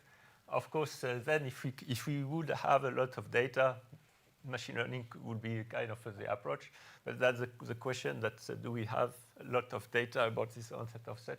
But yeah, so we have the possibility between the two, and of course, hybrid approach where maybe with signal processing we could initiate bootstrap some data that could be used for machine learning. And I was interested, and I I'm planning also to work on more generally analysis of electroacoustic music. So it's a kind of one particular case where his voice is kind of very complex type of sound. And we want to find these sound objects. And so if we try to, so I have a method that will detect all the partials, and here we see the different partials, just is the energy related to the different partials, starting from the fundamental to each one, second, third partials, and so on. And in that way, we can see that what's happening here, for instance, is that before the singer starts the first note, there is a very small before doing the actual note. And so you can see we could detect there is an onset here and something before. So there is a way to make this kind of decision of detection of those onsets. And I was working previously on this type of approach when we were working on this example here, working on tempo estimation from audio, where we had this issue, for instance, in classical music, how to detect onset on such complex orchestral pieces. And you see the spectrogram. And I was kind of using the same approach of, okay, we could see from the spectral flux, so the evolution of the spectrogram, that there are some increase along different partials. So this kind of approach. So it's really a work in progress. We are really in kind of a workshop where we can see what we are trying to do. And so that's where we get this onset that could be that could define the notes. So this is again, forget about, this is a pitch curve from that same example that before, but forget about in between notes there are this noise. But now the question is also to decide. So that's where it's getting a bit complementary to the approach you have been developing, where you first have get a histogram of the pitch from the whole song. Here is locally, try to decide for each note. Okay, we have found that this is one onset offset. What could be the pitch of that, irrespectively of what's happening before and after, with some decision based on stability of the pitch curve. So here just explaining the kind of approach that I would like attempt to try. And based on this, then to try to decide about, so first we have an estimation of the position of each, the pitch height of each note in terms of just frequency, and then decide what would be the actual scale degree for each of those notes. So you could even adapt, you could have, there was this research on the choir by, I don't remember which researcher, where there was this choir where it's a long recording and the tuning change over time, so that you can't have a single histogram. So there is a way to progressively adapt to track the pitch along this. But it's just, so far it's not implemented. Okay, and then the second aspect that I wanted to discuss here is about Yoic analysis. And so I was starting looking at that. So we can, the same way, here you have, so I can play this example that I've taken an excerpt from some of the recordings that you sent me. I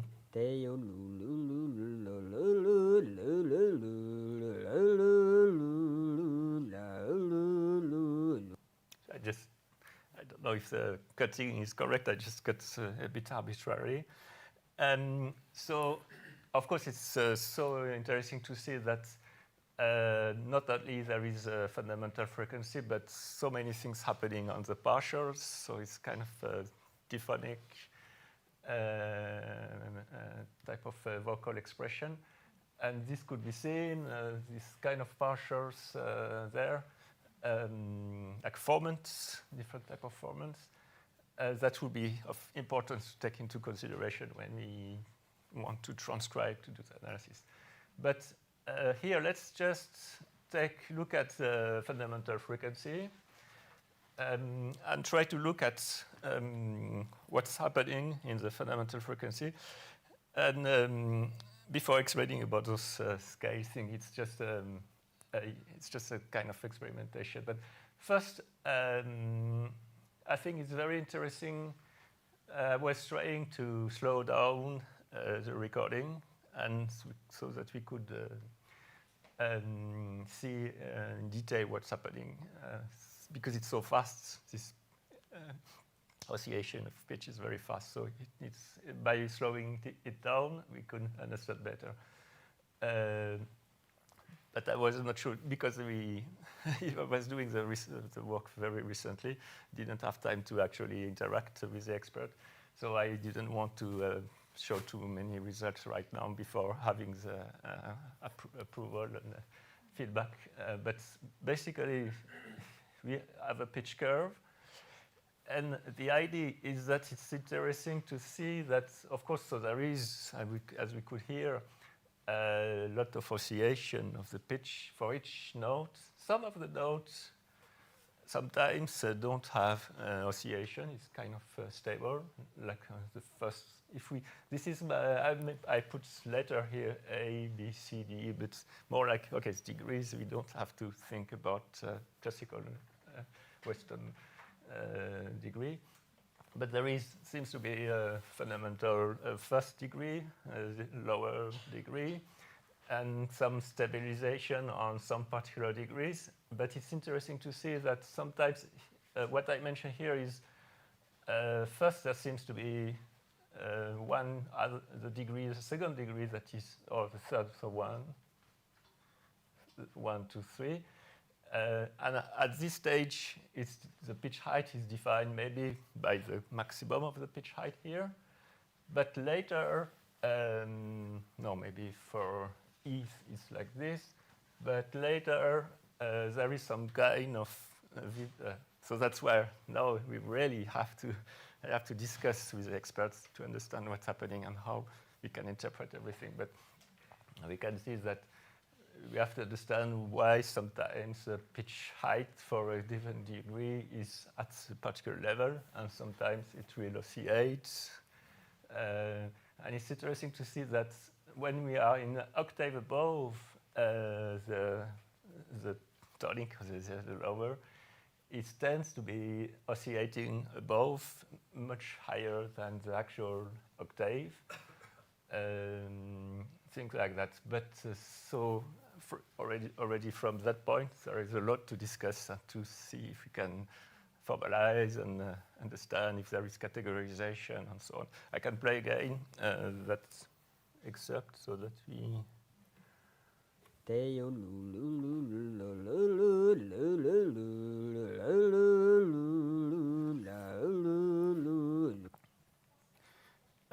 Yeah, so that was just like first attempts to try to do something, and that we see that it's raised a lot of questions, and that will be very interesting discussions ahead.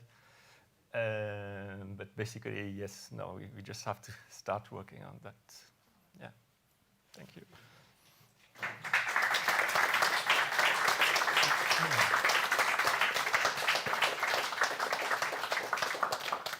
Thank you. Should we have time for a few quick questions before lunch, if you have the stomach for it? We'll hear more about, you'll get to talk more later, Olivier, but a few questions we might be able to take now. Yeah, thank you. Very interesting. And this is more of a philosophical question. So the Western note transcription system has been developed for visualizing music for the human eye. But what do we do when can AI kind of help us, I don't know, visualize or make us hear those transcriptions in another way? Or how can we visualize it through not using the human eye? And here I'm also thinking of, like we discussed earlier, like what evaluations do experts make, and such as Jon André people who don't read notes, like how can we visualize this in another way?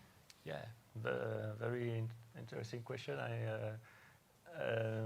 I was try to think about it, and that seems to be, thanks to the technology and AI, we can find solutions with a way to, like, for instance, you have the actual music itself, recordings, and you can, on top of it, play, sonify some information.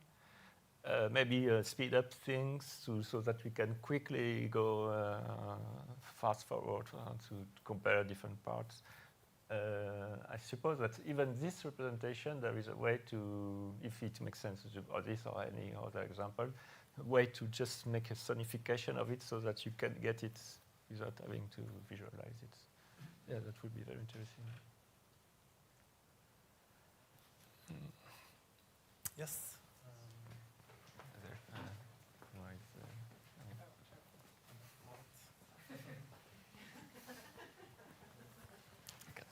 Thank you, Olivier, and Daniel or Peter for the presentations. And I guess that's a question for all three of you. I mean, I'm not familiar with any of these musical expressions, but it seems like the glissando or legatos between the notes are primordial to this expressiveness of this music. And in the notations or transcriptions that you've showed, so with the microtonality and finding the peaks and the right intonation that is in the, but you still represent that in the staff notation that you've shown with the clear onset and offset of the notes, with no information as to the, and of course you have to simplify the notation to find patterns and to analyze, but have you considered maybe try to keep track of, like you showed, is that note approached from below, from above? Are two notes like clearly separated by an offset and onset, or is the pitch gradually going from A to B? Would that maybe help? Maybe also structuring and segmenting the phrases, or is that something you are considering in the modelization of the pitch? You're completely right. I completely agree with you, and Daniel want to answer. So that's one of the things that we often look at, especially in Quran recitation and Jewish traditions. So the Ta'amim, because you can have the perception of the same function of a ta'am, and it can sound completely different, right? So it could be, for example, ve'aretz or ve'ha'aretz or ve'aretz, right? So how do you then categorize this, right? So and I think that's the question in asking people within given traditions, okay, how do they perceive this? And then to analyze, okay, well, maybe there is something that is similar within all of these variants. So, yeah. That was a nice clarification. Would you like to comment on that, Olivier? Or? I was busy on the organization, yes. But no, yeah. Yes, and I think we are ready for lunch now, so we'll have a 45 minutes break. Exactly, yes. Going back to music analysis after that. Yeah. Thank you.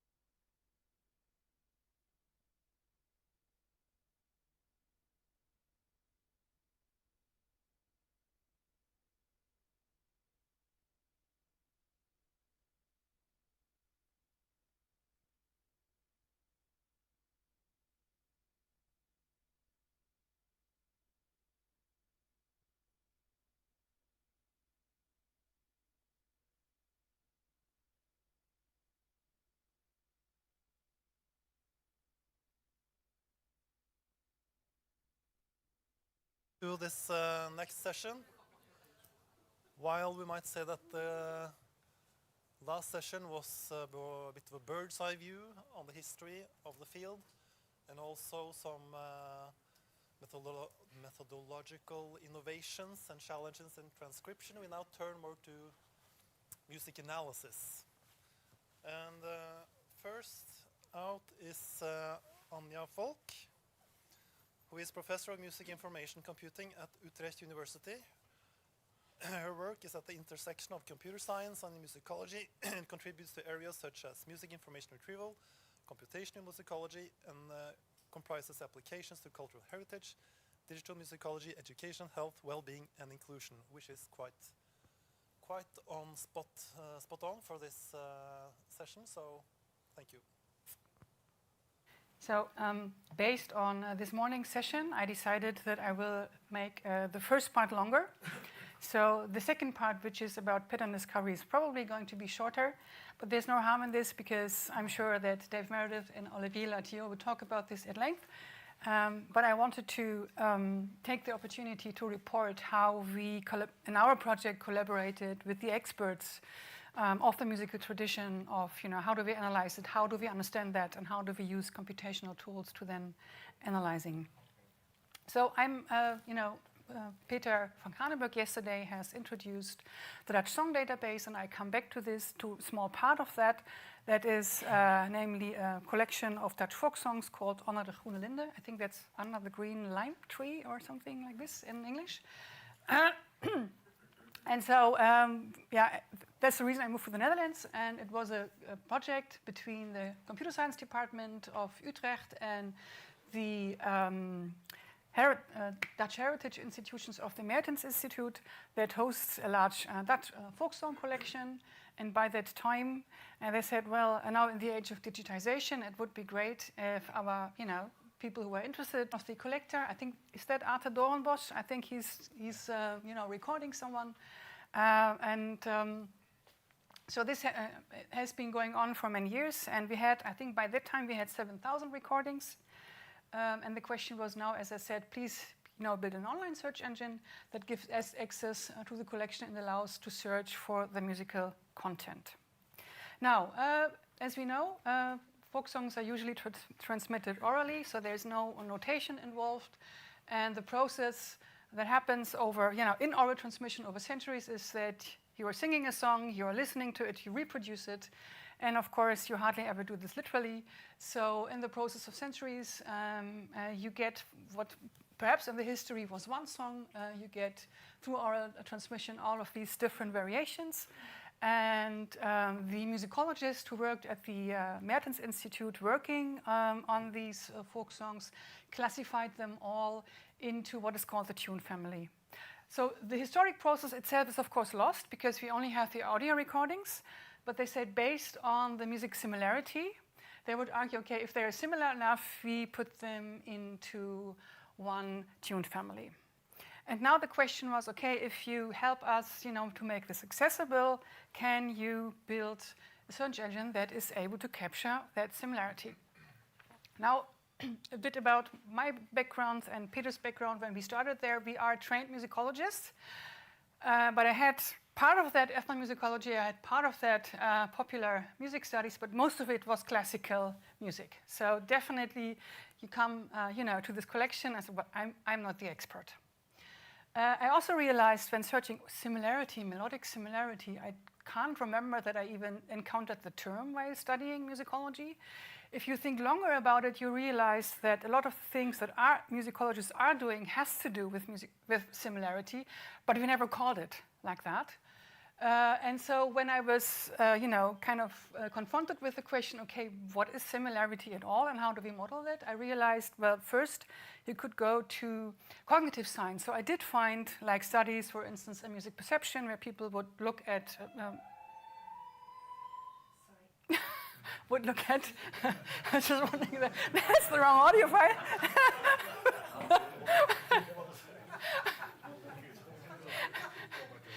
Okay. People would study often artificially, constructed melodies to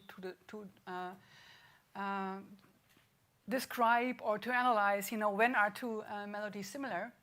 But for this Dutch folk song collection, the starting point for us was we would listen to these songs ourselves. And I realized, oh my goodness, I feel like every tune family is so unique in themselves. I have no idea. Sometimes it's the beginning that I think is similar. Sometimes it's the end that I'm similar, that seems to be similar. And for many families, I didn't even know, I didn't even understand why did you group this, for me, wild varieties into one tune family. And so that's why we said, okay, you are the experts. So they had really worked on this collections, for years and years and years. They have done this classification. And we asked them, okay, how do you do this? Yeah, what is the similarity based upon? And I've been until that point a computer scientist enough to expect an answer like a couple of features or characteristics and perhaps a weighting, which one is more important than the other. So that's what I had in mind when we asked the question, what kind of type of similarity, do you use when you do that? But actually their answer was, well, actually you just listen to that and it's intuitive and you could do this yourself, right? And so the computer scientist is like, what? You don't have a system for that? But you realize that that's a typical answer of experts who have, worked for a long time with something that they became experts in, so that it's very difficult at some point to even, extrapolate, actually, how am I doing this? For me, another example is if you're trying to teach kids cooking, and you say something, just add a bit of salt. What does it mean? A teaspoon? What is a bit of? And then you realize even there, you do a lot of things the way you have learned them, but if you then teach someone else, you realize, oh, I have to extrapolate a lot for explaining how I'm doing this. Yeah. And so what we then decided, okay, but I think their first suggestion was you can listen yourselves, but we realized then, well, we have 4 years for this project. We will not gain the expertise that you already have, that I think they even underestimated by telling us, well, you're a musicologist, you can do this yourself. So we are not going to get to this expertise in 4 years. So basically what we then decided was we would sit down with them and we would look at different tune families and we asked them, okay, so what do you see here? What is similar here and what is similar there?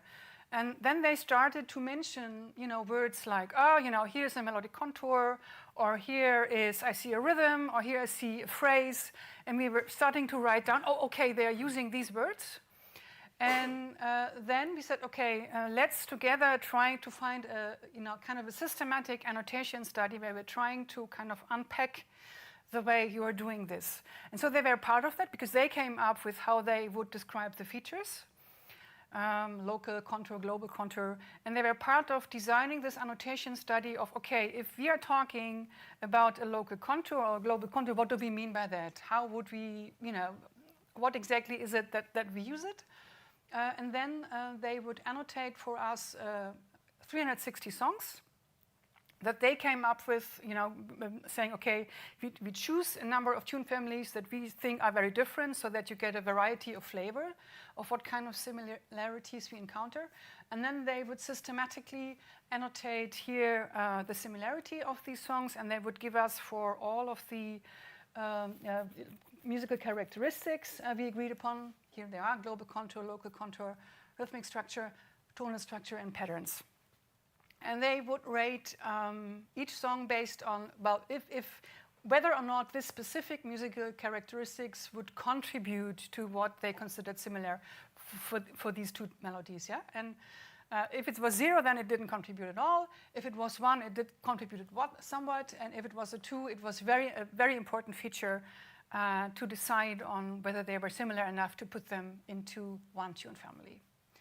And then, after they did this, we went and analyzed it, and what came out of that was that the most important part, or the most important feature, were actually, shared patterns between songs that belong to the same tune family. And I have here an example. Something to say about transcription, I think. So we had, when we started, we had audio files. We quickly I think, if I'm not wrong, we had ambitions of doing all of this on audio, but really realized back then, these intricate variations that we see would absolutely be lost doing that on audio. Again, what they also had been doing over years at this institute was finding notations for them. And what I can remember, the way they did this, just by looking, I would listen to, let's say, a song that's, I don't know, has 20 different stanzas. And you realize every stanza is a little bit different. And when I then looked at how they were notated or transcribed, I had the feeling that there really was a musicological expert who tried to keep the essence. What is the essence between one stanza to the next? So that I found those, transcriptions rather useful, even though they don't capture all of the variations, of course, that were orally. And you see here a red pattern and a blue pattern. So we ask them, okay, if you think, obviously it seems that these shared patterns are very important. So then please annotate them for us so that we then also can computationally, that we can use them later for identifying the tune families. Just not sure whether, do I have some? Nope. Okay. I don't have songs. Anyway, so this is what we found out. Just check if there is sound here. Is there sound?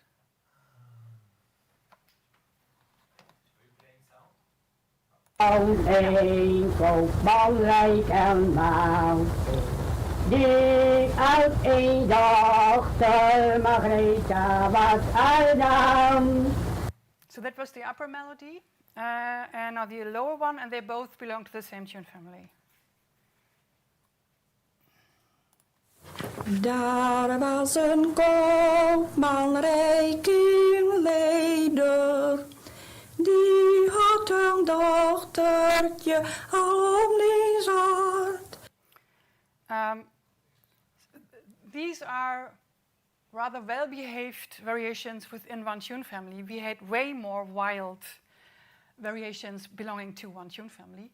And I also remember talking about classification, categorization, that I think for 2 years I was bothered that Louis Gijp, the musicologist, would always refer to, oh, this is the same song.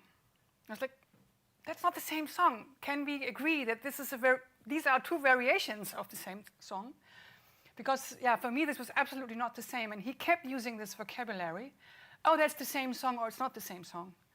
And I think after 2 years, I understood what he meant. So if you make a book, what are the Dutch folk songs?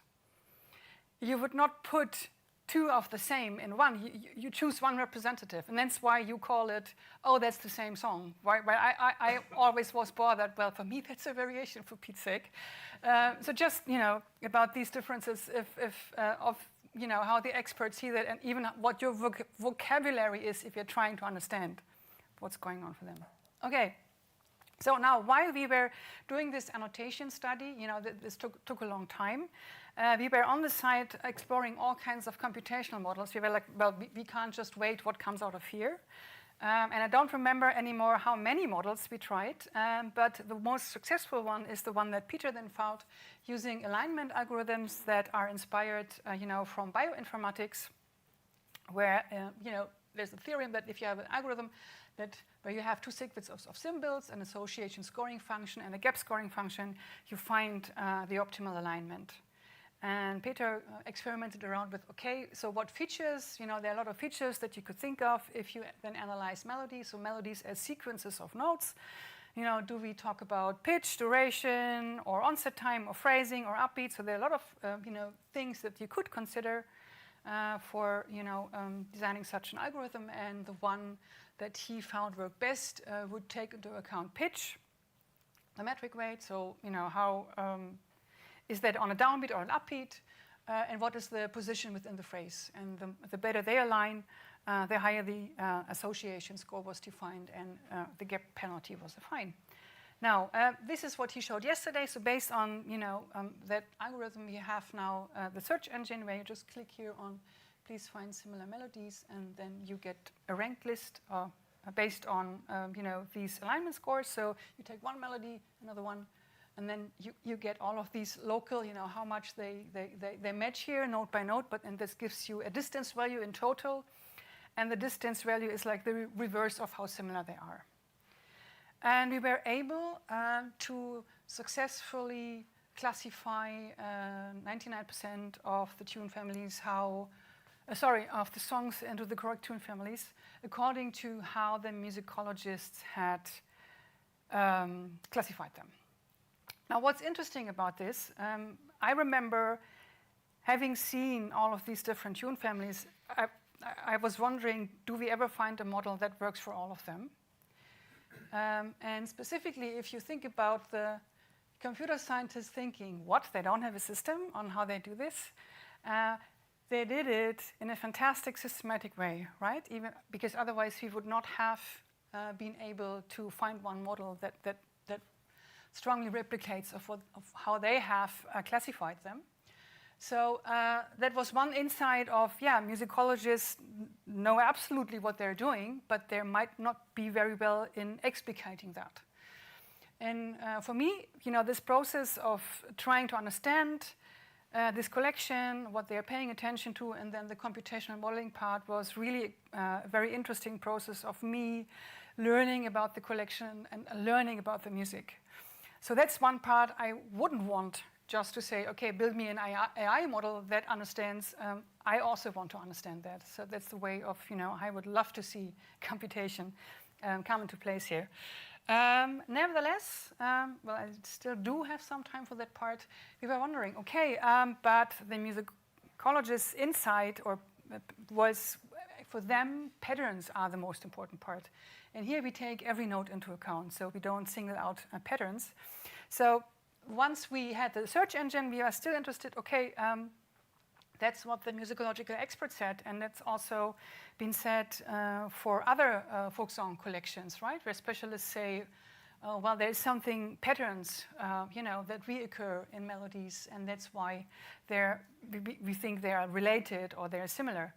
And so as musicologists, we didn't just stop here that we had a search engine now, but we're further interested on, okay, what was about this intuition of them?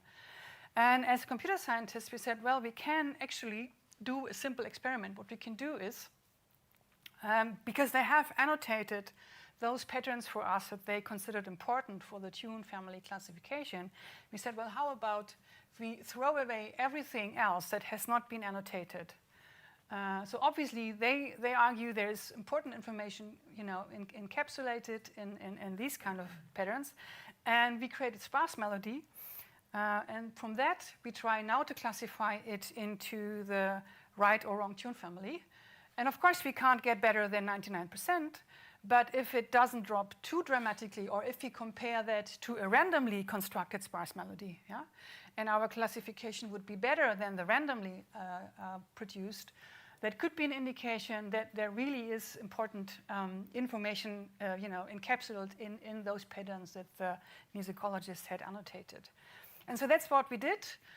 Basically, we were able to show that if you use the patterns that the musicologists had annotated, we can throw away 60% of the note material. That's what the coverage says here, 0.4. So throw away 60% of the note material, and your classification accuracy drops to 0.88. So there is a drop, but that's still, pretty impressive and important. So there seems to be, we compared this to, lots of other ways of creating sparse melodies, like, taking the first n notes, the last n notes, do it randomly. And none of that came close to what these annotated patterns from the musicologists could achieve. So that was a sign of, okay, there seems to be something encapsulated in those patterns that indeed captures music similarity. And I think with that, I finished with a sentence that we try to do this with automatic pattern discovery algorithms to see whether for the next collection we don't have to manually annotate them again, we can just automatically discover them. But we were not able to, be as successful as the annotated from the musicologists. So pattern discovery is still an ongoing topic that I will not talk any further because I don't have time, but I'm sure that the next two presenters will talk about their problem. Thank you.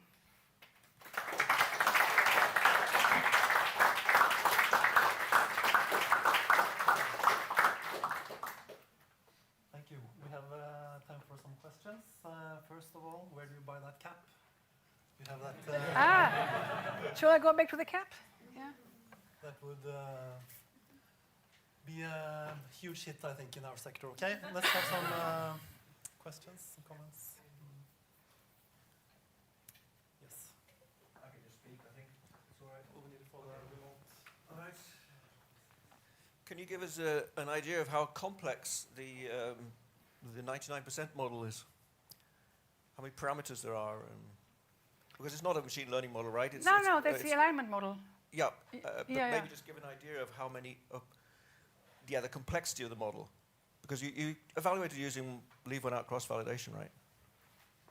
So it's, but that wasn't a validation process, right? You just kind of, how did you come to the model is basically what I'm asking you. How did you land on that model? And how complex is it, is my question. You mean the alignment model? Yeah, I think that's that's please an answer for Peter. Yeah, the alignment model. The idea comes from musicological literature. So I was reading Viora and all these, and if you look at those, if you look in those articles from the 40s, you see alignments all over the place, and then well. So the choice you made was actually in the features, in the viewpoints, if you like, or the features that you're aligning. Yeah. The process. But of course there is these the actual alignment process, right? Exactly. So these were, let's say, handcrafted alignments, which shows how, to what extent Viora believed that two melodies are similar. Yeah.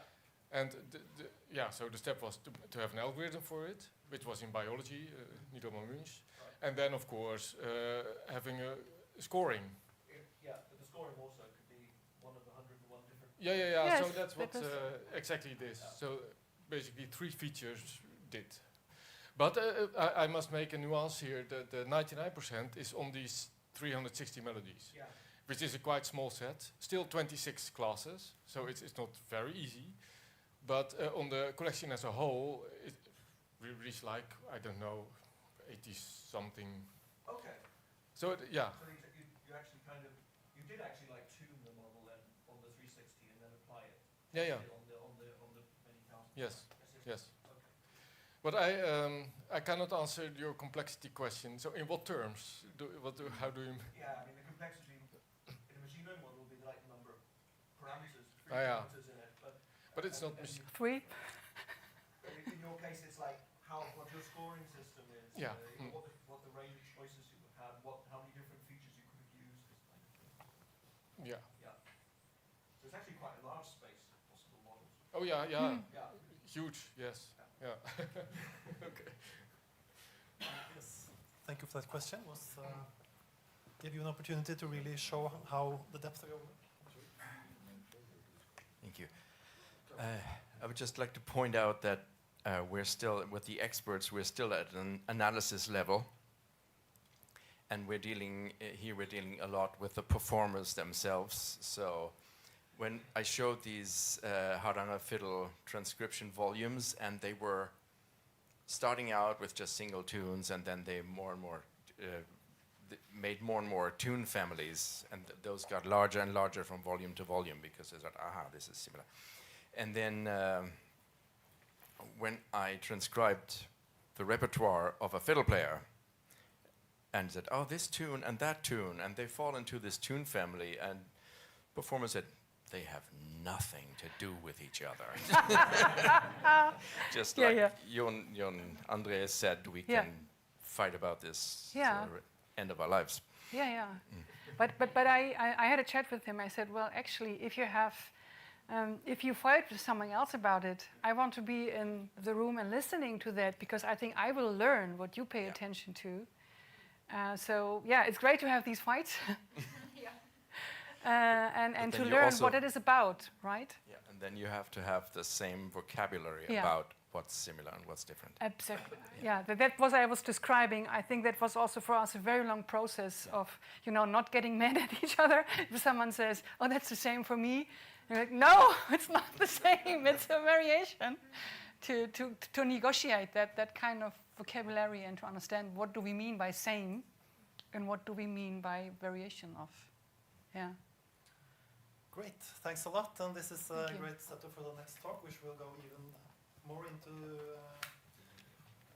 algorithms for transform pattern making in music. So thanks a lot, Anja, and welcome, David. No, it's you, which means perfect.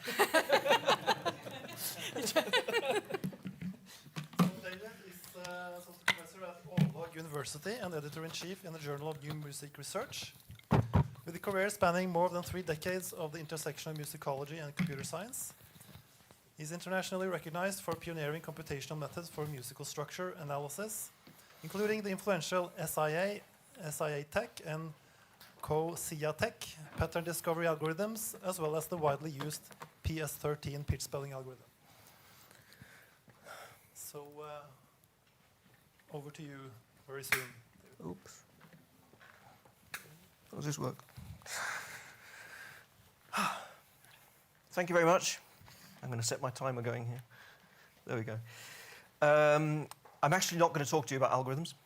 I'm going to talk to you about representations, geometric representations for transformed pattern matching in music. That's what I'm going to talk about. It comes within this context of a problem, which is basically you're looking for occurrences of a pattern, in this case, a pattern that encodes the name Haydn, in a piece of music, like this one, where the pattern occurs many times. We're also interested, as analysts, of course, in understanding how the different occurrences of the pattern relate to each other. In fact, one might even say that one of the first essential steps in understanding a piece of music is identifying where the important patterns are and how they relate to each other. And that's what this is all about. And it's not about algorithms for doing that, it's about representations for doing that. So I'm particularly interested in piano music, where voice structure is ambiguous. So voices can consist of a mixture of single notes and chords, voices in inverted commas. You even get cases, for example, where a note in one voice is tied to a note in another voice. Try singing that in a choir.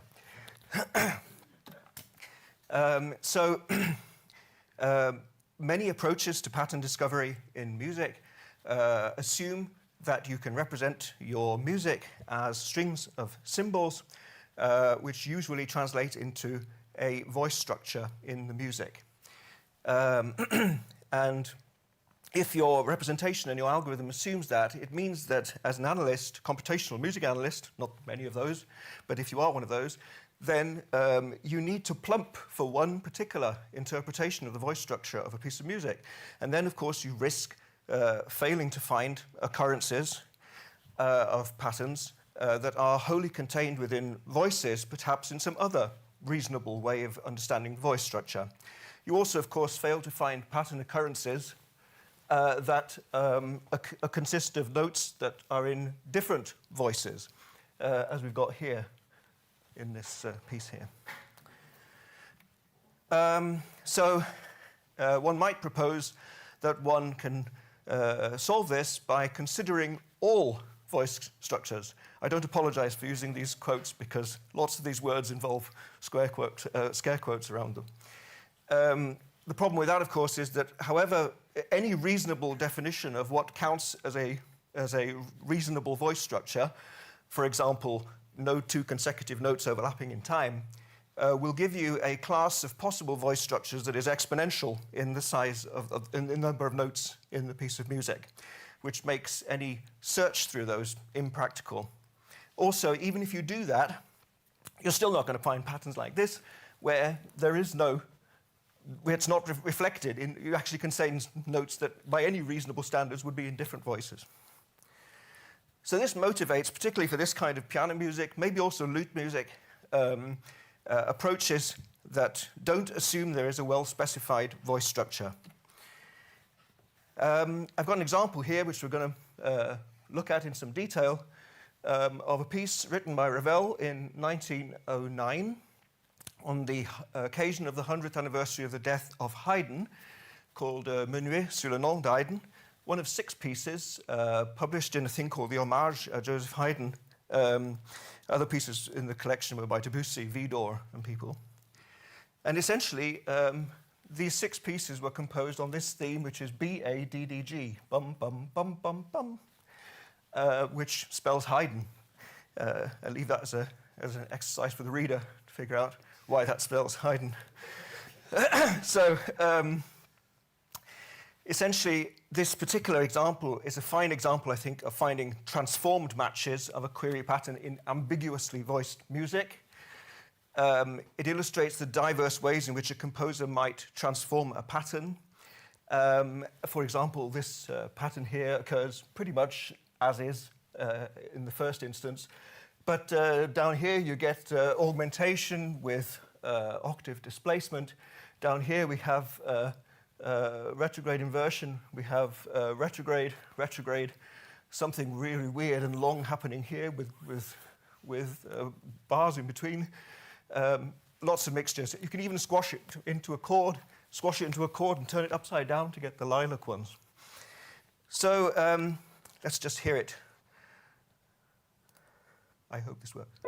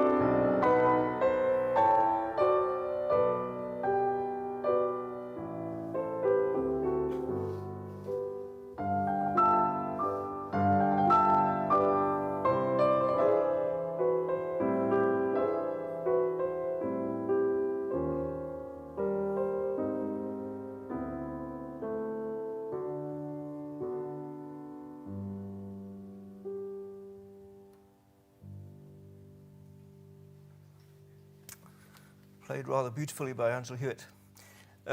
So that's the piece, and we're going to try and find occurrences of this pattern in it. 100 years after it was composed, Jean-Philippe Zusi at McGill did a master's thesis in which he analyzed these 6 pieces in this collection, including finding all the occurrences of the Haydn theme in all 6 pieces.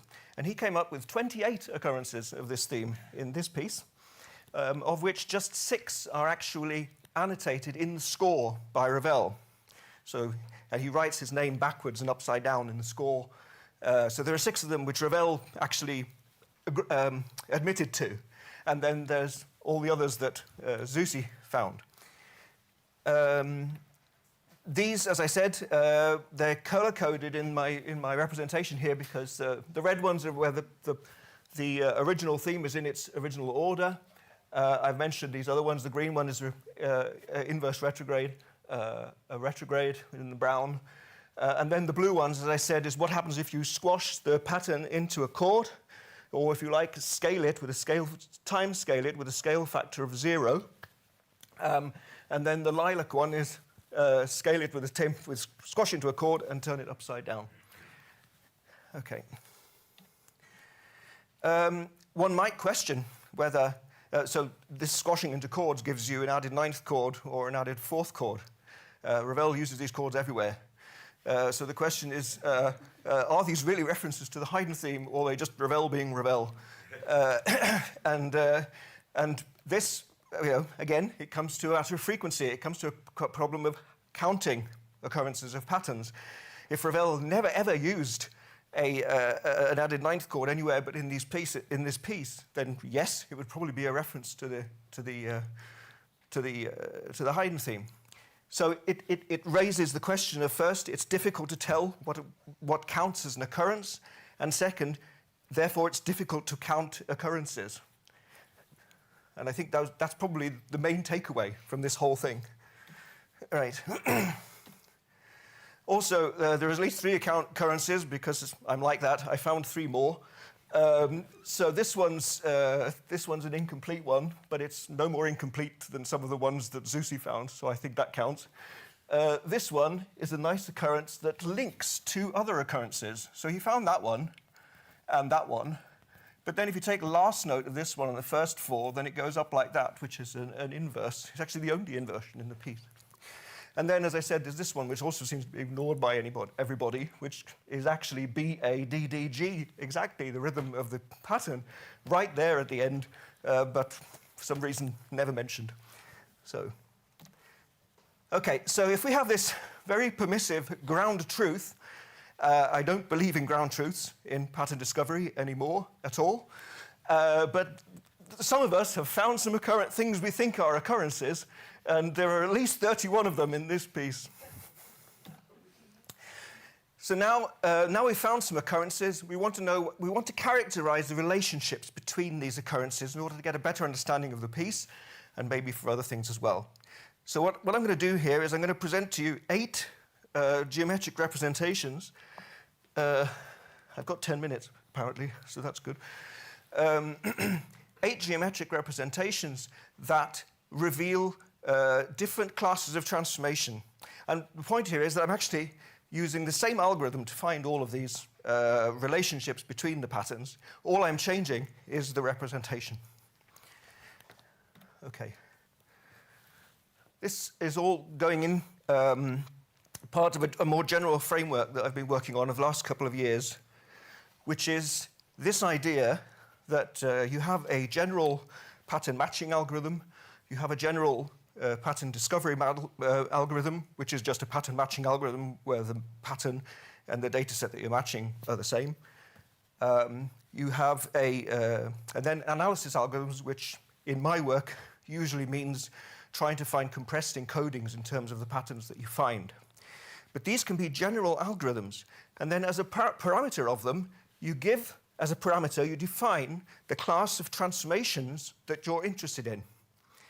And as long as that class of transformations satisfies some very basic constraints, you actually have a broad choice, a space of possible classes of transformations that you can define and give to the algorithm as a parameter value, and then the algorithm will find patterns that are related by transformations in that class that you define.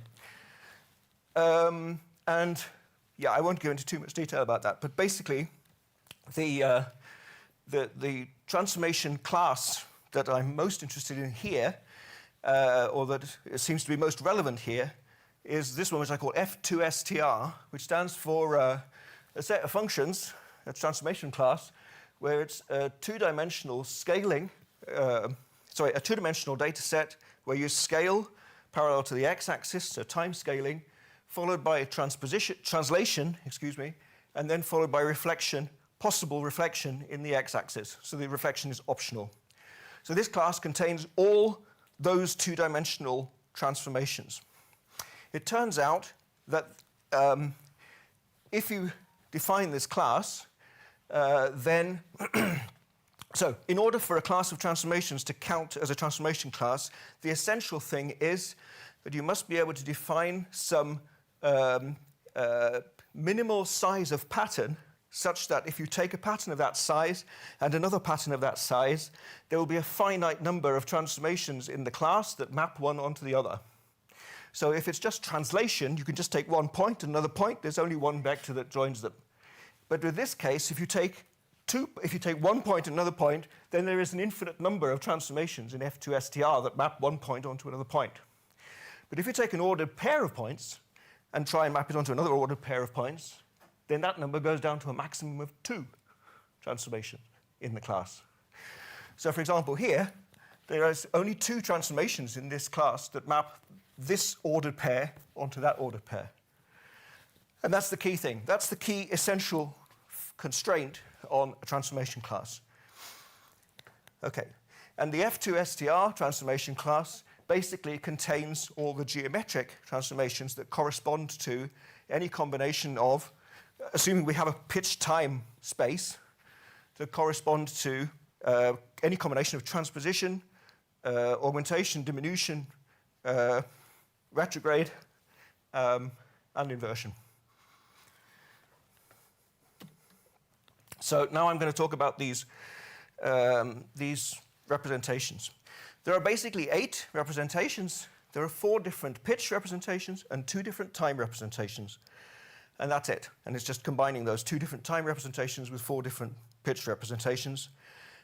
Some of you might think, well, he didn't really need to say that. I've been criticized in my work so often by people who apparently didn't need to be told this. So I am telling you this. So anyway, the first one is chromatic pitch onset representation. This is perhaps the most obvious. This is basically MIDI note number minus 21. And this along here is time. And each point is a tone in the music. And it represents the onset time here and chromatic pitch up the side here. And what we can do is we can find sets of patterns, actually cliques of patterns that are related by transformations in F2STR.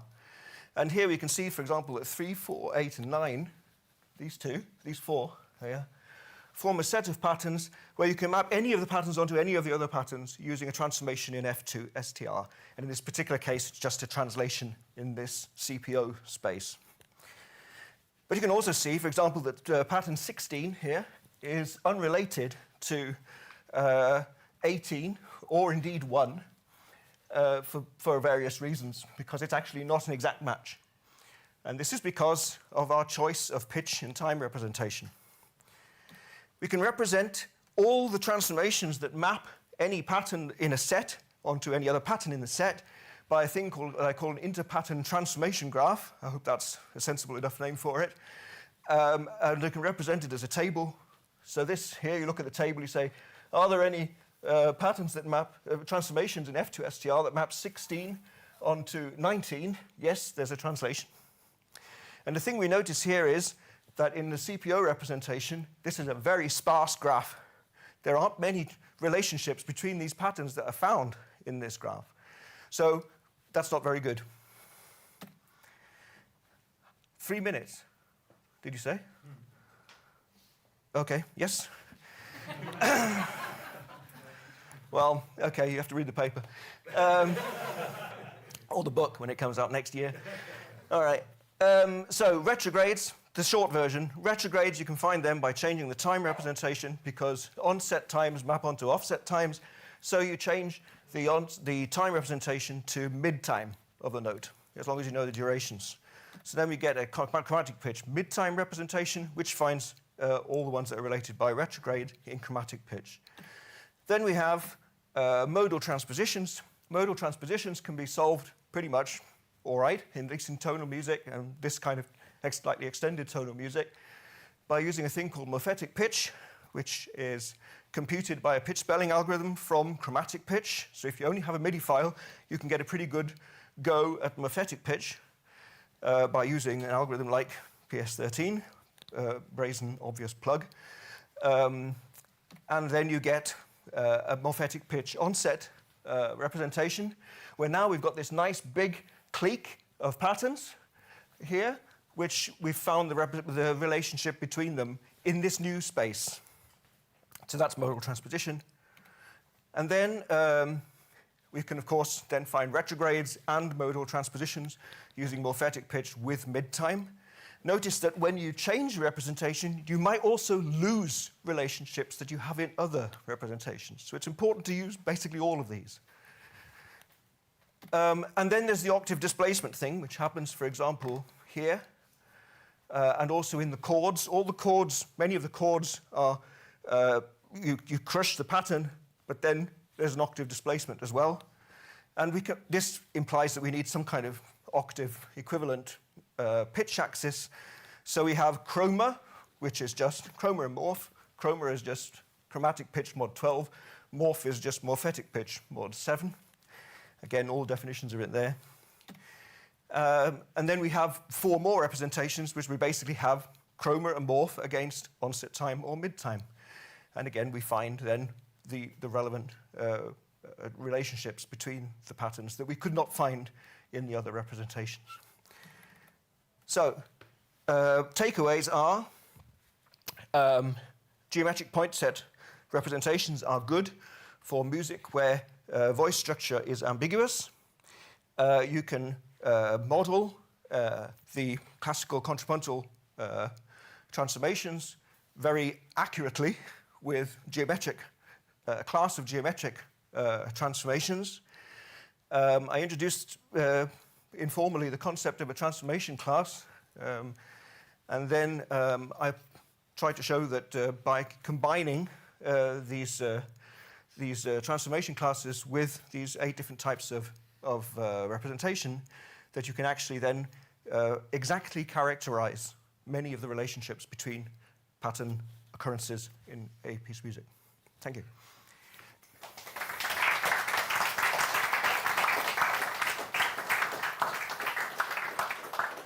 I think I had 5 seconds left. Yeah, we do have some time for questions or comments. Here. Yes. Thank you. I was just, so this is very speculative. It just struck me when I saw your graph, right? It's points in a time pitch space. Pitch time, yeah. Pitch time, okay. If you want. Yeah, okay, yeah. XY time pitch, And yes. It's discrete, so yeah.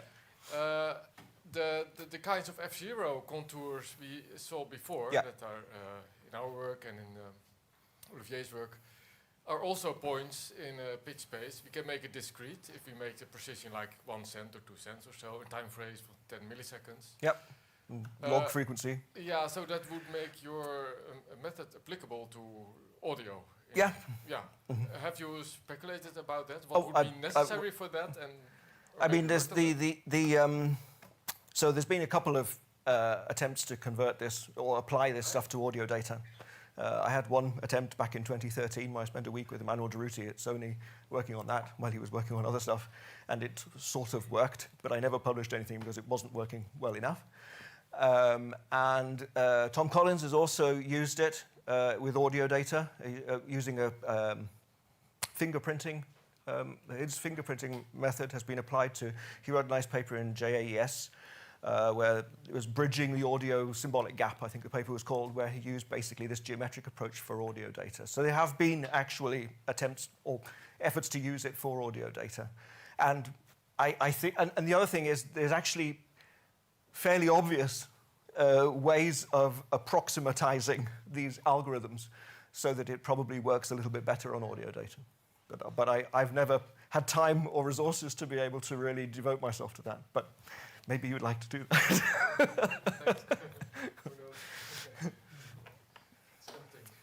Yeah. Other comments, questions? Well, I understand that we can expect a book coming out on this, so there'll be a book. This is chapter 1. Space to unpack. It gets harder. Okay, thanks a lot. I guess that wraps it up nicely. Thank you very much. Yes, so we have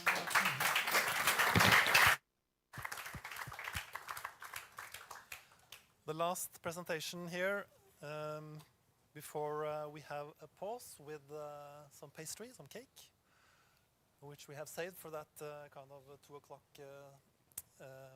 craving. So Olivier, again, this time about intensive/extensive music analysis and identification.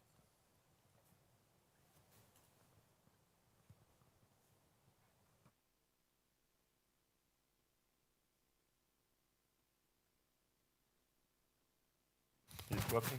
Yeah. I will start with little interlude. Maybe it's nice to have some more music. Just with patterns. So, yeah, it's before.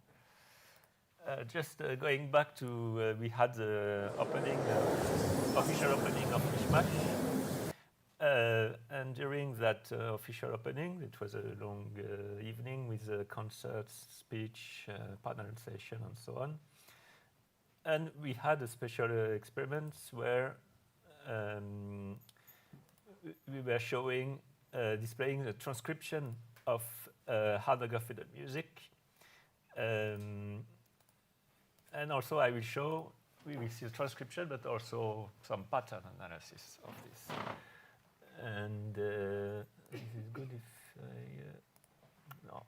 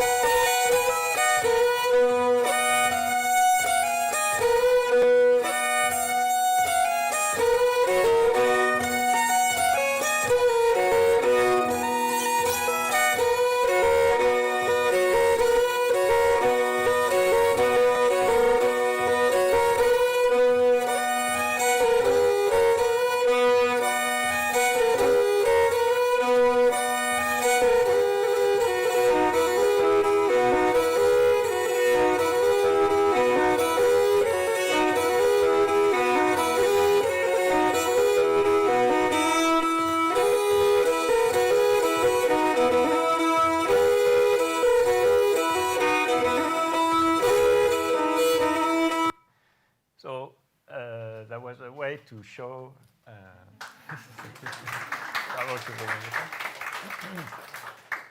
seems that it was a nice way to show the internal structure of that music, the internal repetition of motifs. And actually, when we see the score, so you have to go back. It's not necessarily implicitly represented in the score, but there is indication of repetition of bars, but they are not necessarily, the limit of the bar are not necessarily indicating the start and the end of the pattern. So I just try to make some kind of pattern representation of, so you have the red pattern. And what is interesting is that here the red pattern, then inside the red pattern there is a blue part, which is now repeated several times in there, and so on. It's a bit, so it could be sometimes complex to show the motivic analysis on the score like that. There is another common representation that has been used in pattern research is to use paradigmatic analysis that comes from Claude Lévi-Strauss initially, and then Nicolas Ruvet, Jean-Jacques Natier. And this is I was just putting back the score, and it's a line. So you can read the score like this, and you can see the same pattern is always a line vertically. So we see the repetition 3 bar, 3 bar, and then this 2, 2, 2, and so on. We see that it's not necessarily using the logic of the bar repetition from the score itself. Okay. No, but previously to this, I was trying to do that for a bit more structurally complex type of music, which was the last contrapunctus of Bach's Art of the Fugue. So that was a bit more complex. And if we look at, and it was a concert part of the project Music Lab Copenhagen with the Danish String Quartet, and with a lot of people here who work on the Music Lab Copenhagen. And so this is a kind of analysis of the fugue, the kind of classical way of, okay, there are subjects, so these lines with thick lines, so the repetition of the same subject but with transposition and so on. And there is a counter subject, which is what appears at the end of the subject once the new subject appears. But the problem with that particular fugue, for instance, is that the counter subject is not exactly repeated each time. It's actually much more complex than that. So now if we do the same paradigmatic analysis, it's getting quite complex. So you have this is the first subject with a counter subject here. But then the counter subject of the viola will use different bits here and there. So I was doing the same kind of representation, but now it's getting a bit more complex. So some appreciate this kind of representation, and some other find it very confusing. But I wanted to show you. I think, yeah, you can start to see the start of that.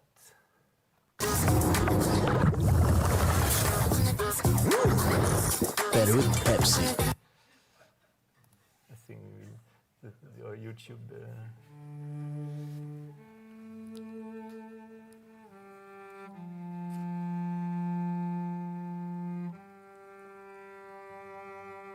With a live pitch tracking.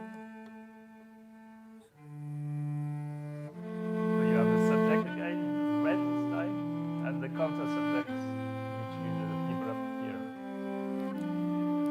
And just here to remember that this was the initial subject here. And it gets complex.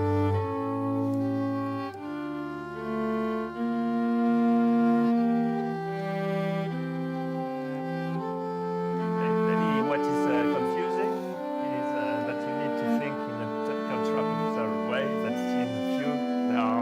You have to track several things at the same time. Maybe. Okay. So that was just a kind of interlude in this kind of application of visualization of pattern analysis. But I will continue talking about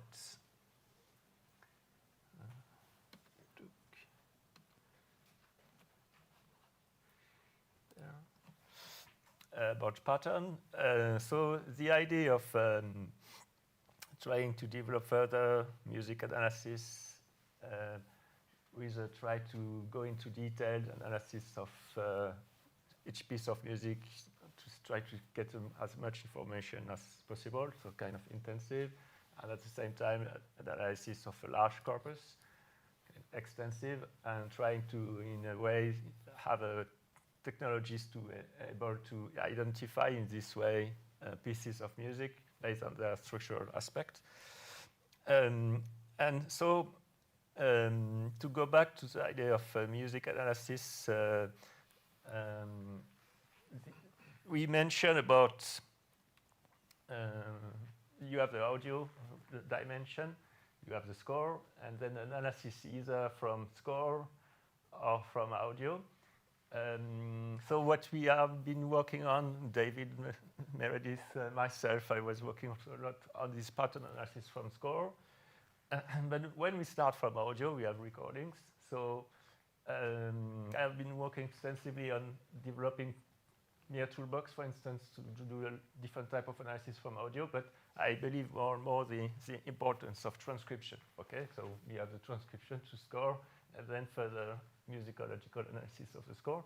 But what is interesting is that transcription itself, so transcription, you have to detect the note, to decide about the pitch, what we discussed this morning, yesterday, but you need to detect beat tracking, rhythmic quantization, and these aspects are already analysis. So analysis and transcription is very interconnected, and so that patterns are also, the question of patterns is also sequential patterns is also a very important concept, both for transcription and for further analysis. So for instance, if you start from, if you wanted to transcribe the beginning of Mozart's G minor symphony, you will detect that you have some kind of beats, a metrical representation of the accompaniment, which is a kind of, it's a pattern. You could detect that, okay, it's a repetition of the same rhythm, group into 2, into 4, into 8, so you have the bar, so it's a 4/4, and then you have the motivic aspect and so on. So a lot of sequential patterns here are taking place. There are these that sometimes you have patterns made of itself of patterns. Just wanted to gain to like a final pattern interlude to see a bit more complex type of patterns or type of transformation or different type of transformation. Here you have Claude Debussy Syrinx, and it starts with a repetition of the same motif.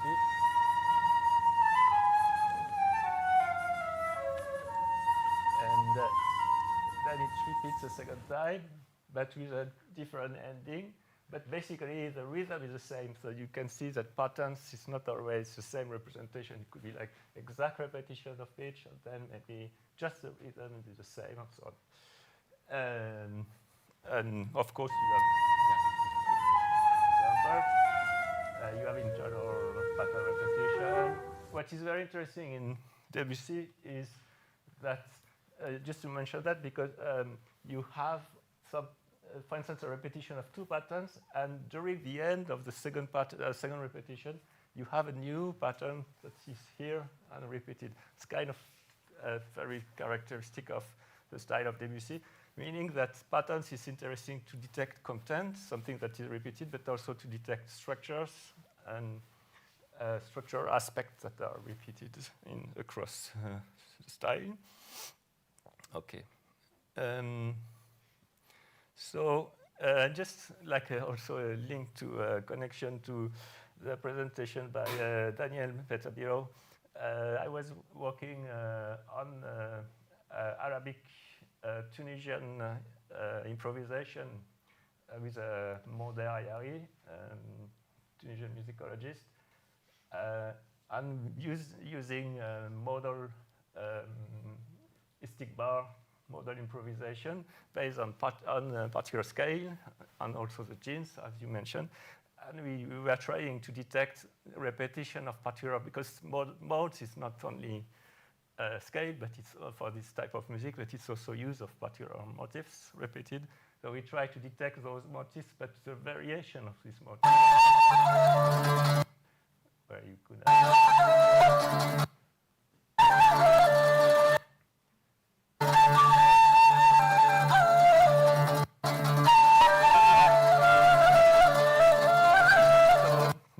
of being able to detect variability in those patterns.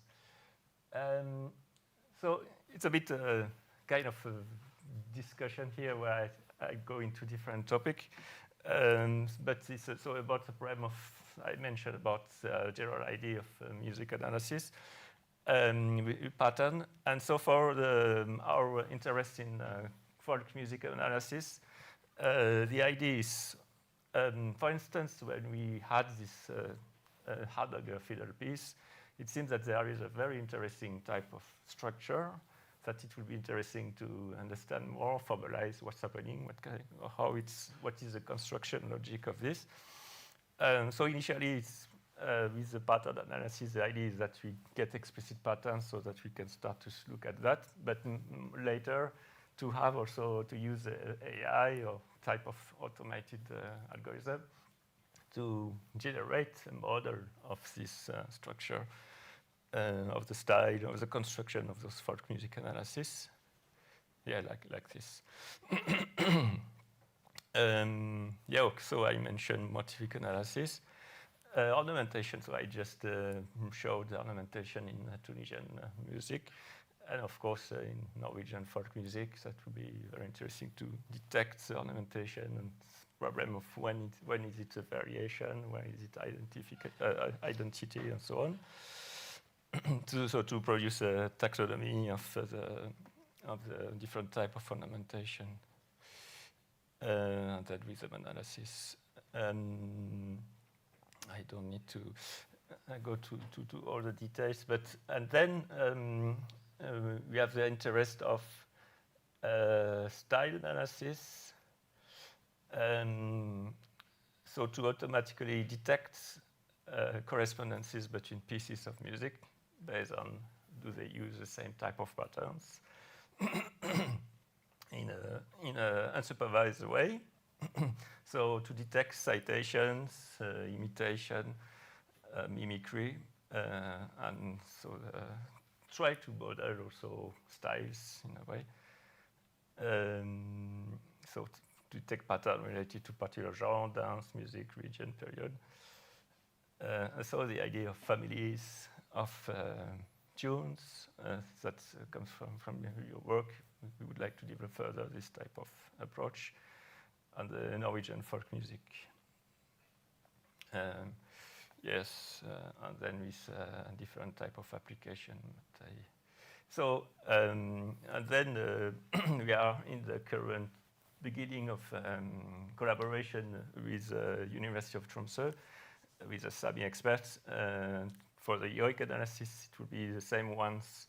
We try to have some kind of description of the yoic in terms of symbolic representation, kind of transcription, or at least discretization into some representation. Then to have, or we could try cartography both from the audio, from something more continuous, or from some kind of transcription, if it helps, based on the content analysis, and so to identify unique yoikers. So there is this idea of segmentation and pattern analysis. Yeah, so, and because going back to the idea that we also discussed for the work package 6, and that could be related to the next session about metadata, there is so this interest of could we regenerate metadata? So let's say you have a corpus where you know already that some of the piece have a given tag style. Can we infer the tags, what style, what composer for another piece of music based on analysis of that, of the patterns and so on? Yes, so I guess I can skip that. So, of course, like a combination of machine learning and a rule-based system. Yes, so again, it's like more like general ideas that we plan to do further for MishMash, or package 6, and so on. Yes, thank you.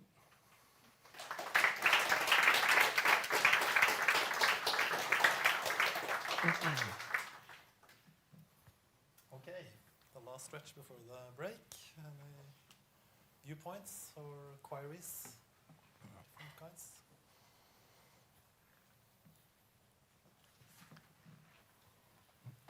I think I would like to come back to the question of yesterday. Who's going to be the user? And what's your vision in the MishMash project? Because we know, right, you can be heavily criticized for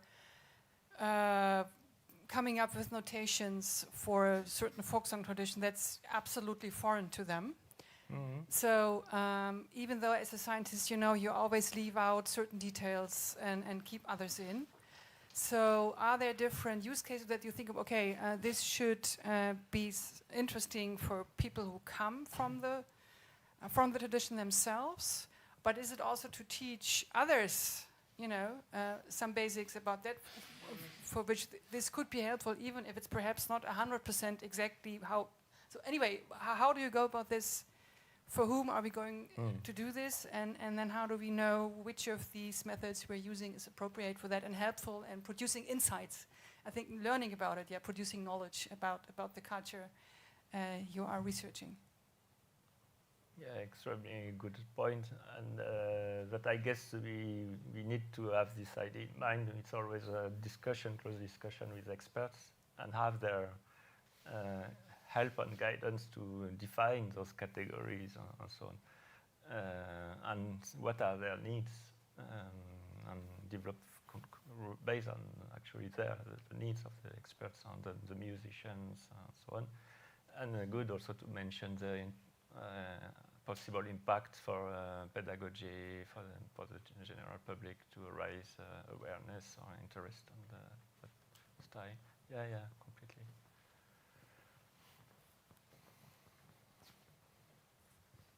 I think I have a simple example of that.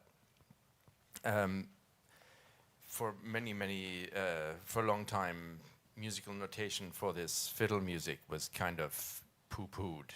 This is not, we learn this by ear. These days, at the State Academy of Music and many other places, all the young people are using these transcriptions. And I've transcribed a bunch of these tunes. And we use the Western notation, and it's all fine, and people know how to use it. But when you write them, you find that it doesn't work that well for these patterns, because we are used to write a melody with first ending, and then we repeat, and we have a second ending. But in this fiddle music, there are a lot of occasions where the ending stays the same, but the start shifts.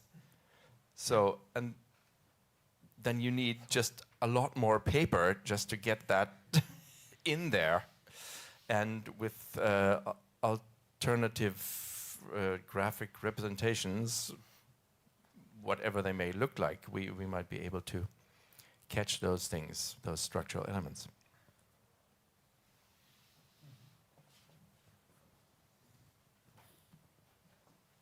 Yes. Those were nice final words, I guess, for the session, if nobody else wants to. So I guess the key word in these three presentations were kind of getting the dialogue started between the musicologist and the different innovations in methodology. And we have new tools. We have a new CAPS coming with the trusted musicologist. We have a new book coming, and we have Olivier engaging with the YOI community. So I guess on that note, we'll have a break with some pastry, and we'll start up in 50 minutes.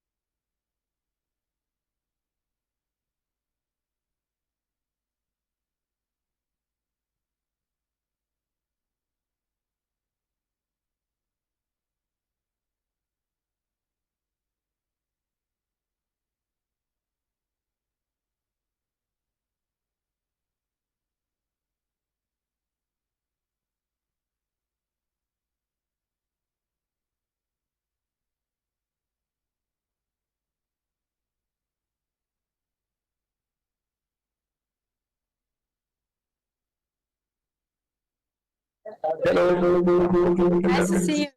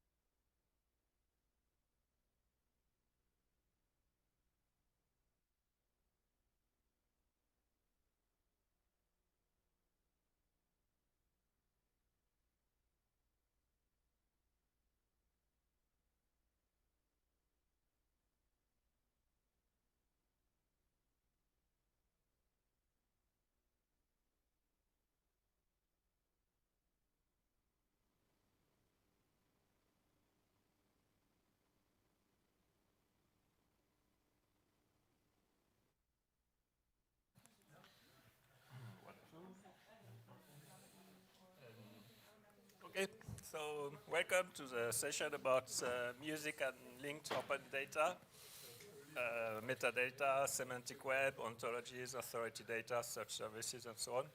So it's a very interesting kind of combination of different organizations with a great expertise in this type of subjects. So starting with Augusta with Musica project, Musica Star, and then we will continue with NFDI for culture. So, okay. Sorry. So I'm very pleased to introduce Augustin, researcher engineer at CNRS, working on with the Ricard program at the Centre d'études supérieures de la Renaissance, holding a PhD in contemporary musicology, a composer and musician, collaborating with ensemble like Ensemble Intercontemporain, and one of the coordinator of the Musica Star. So. Hi everyone, thank you very much Olivier, thank you very much everyone for having me. So today I will try to give you a very quick introduction to what we do in our French consortium for digital musicology called Musica. As Olivier said, this iteration of the consortium that started in January this year is called Musica Star. There was a Musica 2, which was a 4-year adventure, and before that there was a Musica without anything else, but I didn't get the chance to know it as I was still a teenager when it began. So roughly, to give you a better sense of what this consortium is, it's part of a group of 9 mostly disciplinary consortia financed by a research infrastructure, national research infrastructure, which is called Humanum.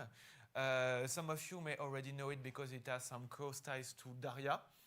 And then after that, all the musicologists that are active in this group, it is in addition of our existing positions such as me in Tours or my colleagues in Paris, Rouen, etc. So what we need to do in this kind of consortium is to easily create some communities to be able to find some musicologists that are interested in working with digital tools. So as Musica Star has just started, we are just beginning to start new projects, design new tools.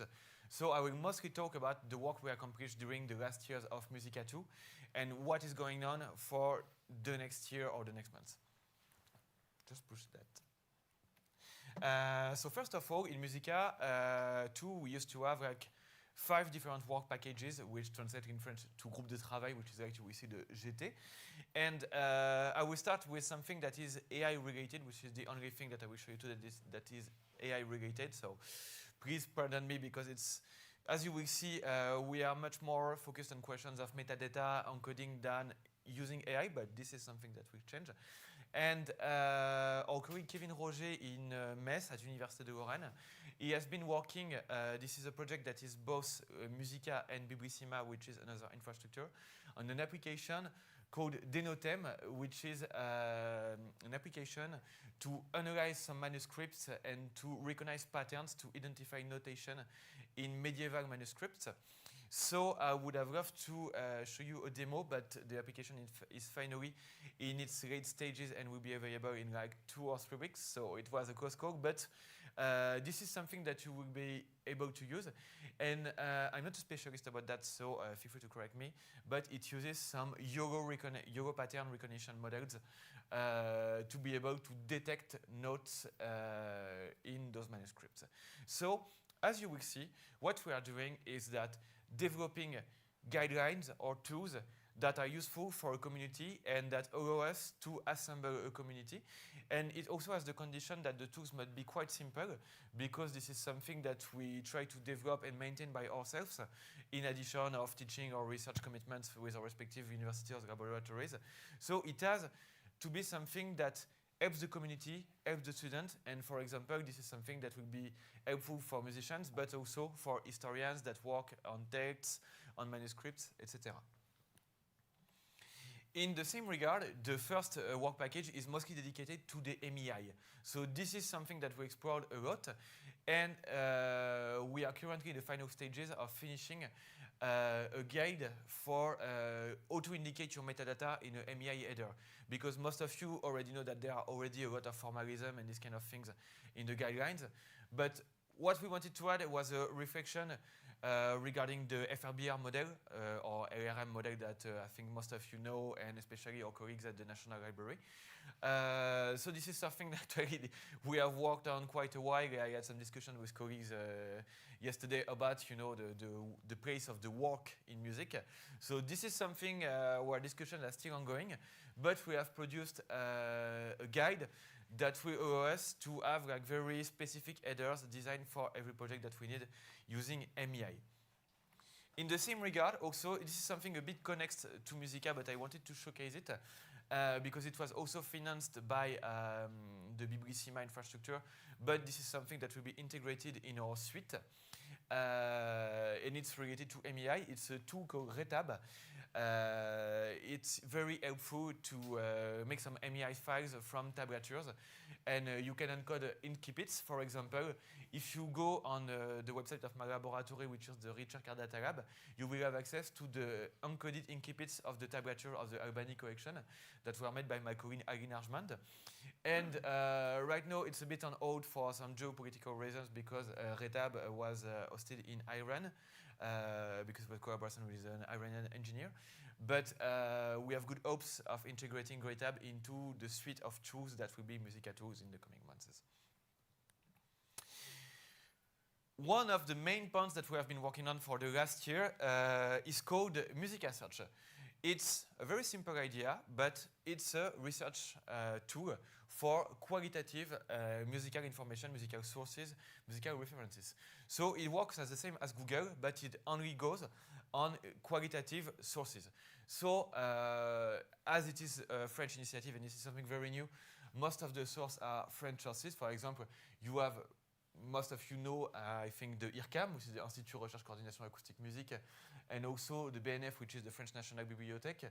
But also you have the Rhythm Online, where it is the first international source that was integrated. And you have a flurry of our own databases in our own research laboratories, which are like DZ, which is an event-focused database, which I will showcase you in a moment.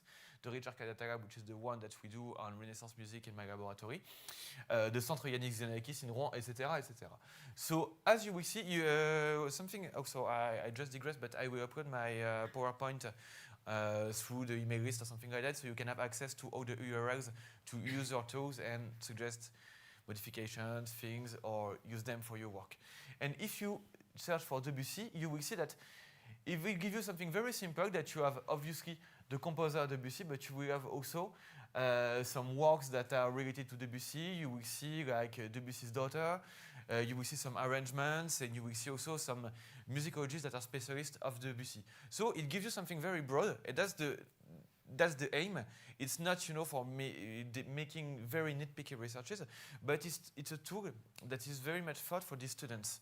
So this was, for us, our way to show our students, when you need some information, you can find it here, and it will be qualitative, but you have to do, after that, the work by yourself.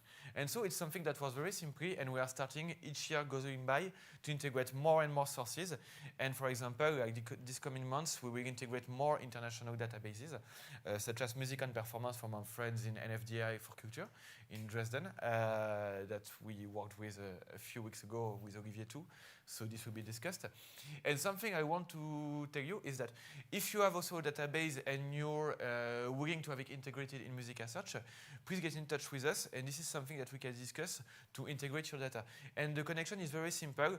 We go to your API REST, we take the information, and that's all. So it's something that was very simple. To show you an example of a database that is connected to Musica Search, we have the database DZ, which was one of the first of its kind, I think in the middle of the years 2000, like 2005 or 6. My colleagues will correct me in the chat if I say something wrong, but I think it's something like that.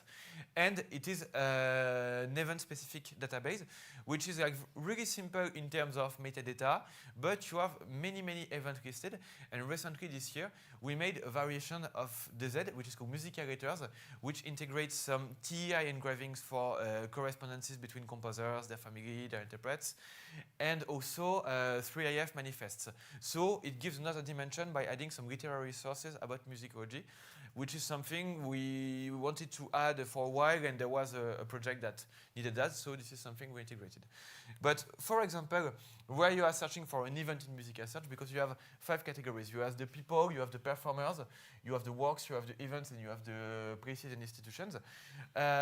Most of the events, they will be listed in the Z, and the Z, you have a lot of projects which are called dossiers, in which a wide variety of events are located. So all the events have a permanent ID, and you have many, many, many possibilities for data visualization to compare, for example, in the case of the composer Ravel, who was the compositor that was the most often performed with Ravel. So you will see that he has some direct links, for example, with Saint-Saëns, but also with Fauré, or also with Verlaine, obviously for the texts.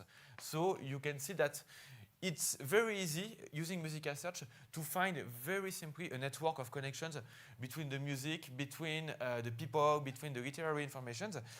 And for our computer scientist colleagues, you also have all the data that is accessible through a public API. So you just can have a go. There are 86,000 events that are listed, so it's very convenient to find. And then you can just roam through and find what you need. Okay, second work package, it's called ontologies. So, as the title said, it's about ontologies. What I will showcase you is that it will be one of the biggest deliverables of Musicasta for this year. It's RDF triples. So RDF is the format in which you will use of preference for the semantic web, and it's the one which you can use its ontologies through to stock all your triples in a triple store, and then find them again through Sparker request, Sparker endpoint, and these kind of things.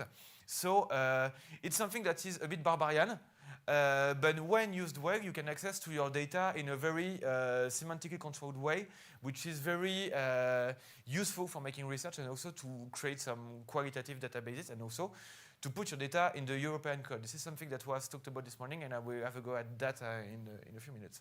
So Sherlock, it's our colleague Thomas Bottini in Paris, which is at the heart of it. And it's an explorator for the RDF dataset. And most often than not, all of our projects, they stem from a need. We have a musicologist friend that say, oh, I need that because my database is not working anymore, or my student, they use so much ChatGPT, I must find a way to give them some good sources. So we try to find, things that will help us solve needs and also bring a community together. So Sherlock, Thomas developed this because in his laboratory, there was very often an issue with his colleague that they had trouble understanding semantic web, which is perfectly normal. And so he was like, okay, I must find a way. So he built this infrastructure that allows all the data to be visualized very easily, but we are speaking about RDF data with all the identifiers, with all the relationships, but also there is TEI integration, and there is also MEI integration and 3IF integration. So this is some work that we already begin to plan out by Thomas and I writing some CDOC CRM use cases for musicology. So we made a lot of modeling examples in a repository on GitHub that you can copy-paste because I wrote them on Mermed. So it's all in Markdown. So if you need them, you just can copy-paste everything. And then you will be able to use them for your own projects using semantic web. So why CDOC CRM? Because CDOC CRM is the, I would say, the reference ontology for cultural heritage. And it's very low level. That means there are no very specific disciplinary classes. You have not anything that will really transpose what we do in music. You have not anything that will really transpose what there is in art history. Even if there are the extensions with archaeology, for example, because this has been a field that has been very much explored by the archaeologists. But it is very easy to use. Once you have understand that it's an event-related ontology, you have understand most of it. And also you have an extension with LRM or FRBR, which you can use to indicate all of the status of your works and all these kind of things. And what is specifically important, and I will be able to expand on that later if you have some questions, is that it is what's used to integrate your data in the code. So you have the CDOC CRM at the basis, and you have the extension which is the Heritage Digital Twin extension that will be publicly published in a few weeks, but we already have access to it. And we have a sister project in Tours, which is called Prismus XR, which is a project related to showcasing musical itineraries through augmented reality.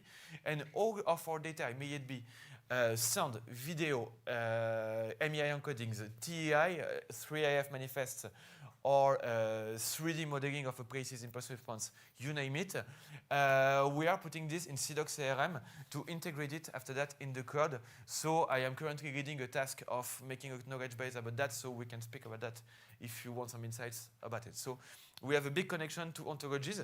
And this is something also that is very important for us, is to bridging a community. And last week I organized in Tours at the CESR a workshop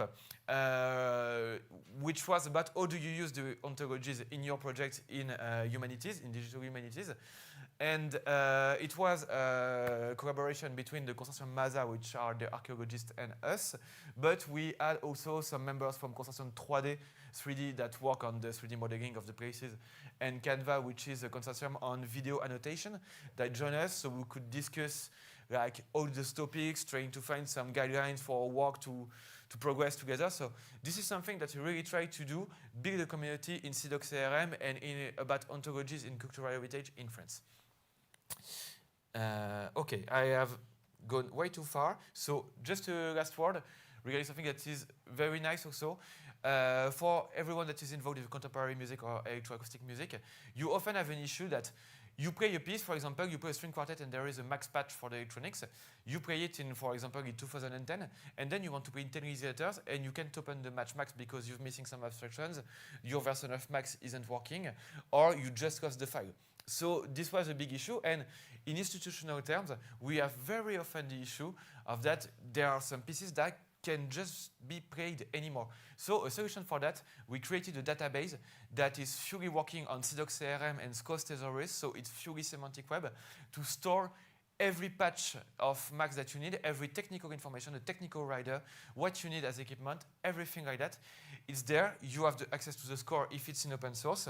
And finally, you have some beautiful RDF exports if you want to make some data out of it. Finally, GT5, RAS4 package, we made a guide to digital editing. Maybe you know that. We did it with Philippe that you saw yesterday, and we did that last year with a few of our colleagues. So it's a good resource to share with your students if they want to start a musical edition. It's not about what exact tag you put in the MEI header, but how do you think about it epistemologically, and after that, how do you achieve it? And so this is a workflow right now in SSH Open Marketplace. And I think I've gone way too far, so thanks for your attention, and if you have any questions, I'm happy to answer them. Thank you.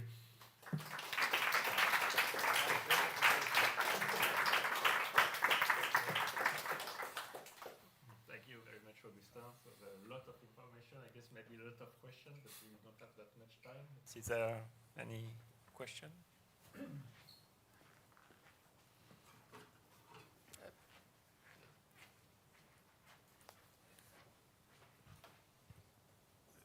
Thank you very much.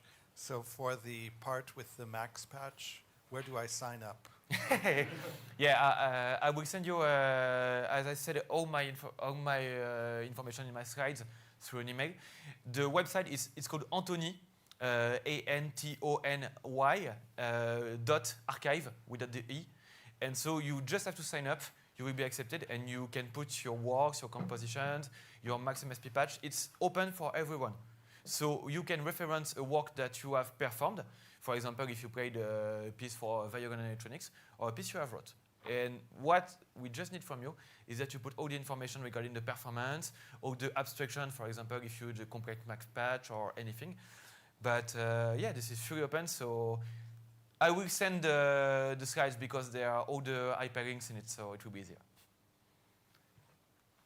If you like, we could put your PDF into the web page. Yeah, absolutely. The program, online program. So as you prefer. Yeah. Okay. Thank you. Okay, thank you very much, Augusta. So thank you, Augusta. Yes.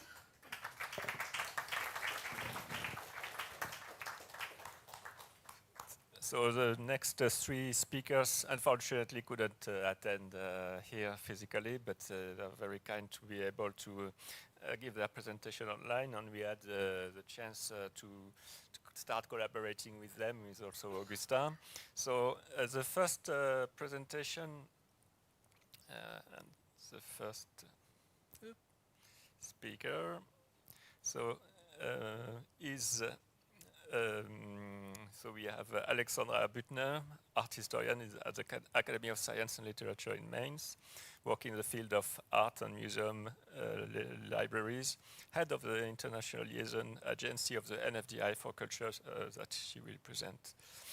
And the other speaker for the first presentation, Dr. Christina Rich-Matai, library and information scientist and holds a PhD musicology, head of the Center for Digital Music Documentation at the Academy of Science and Literature in Mainz, and an expert in the field of metadata and musicological research data.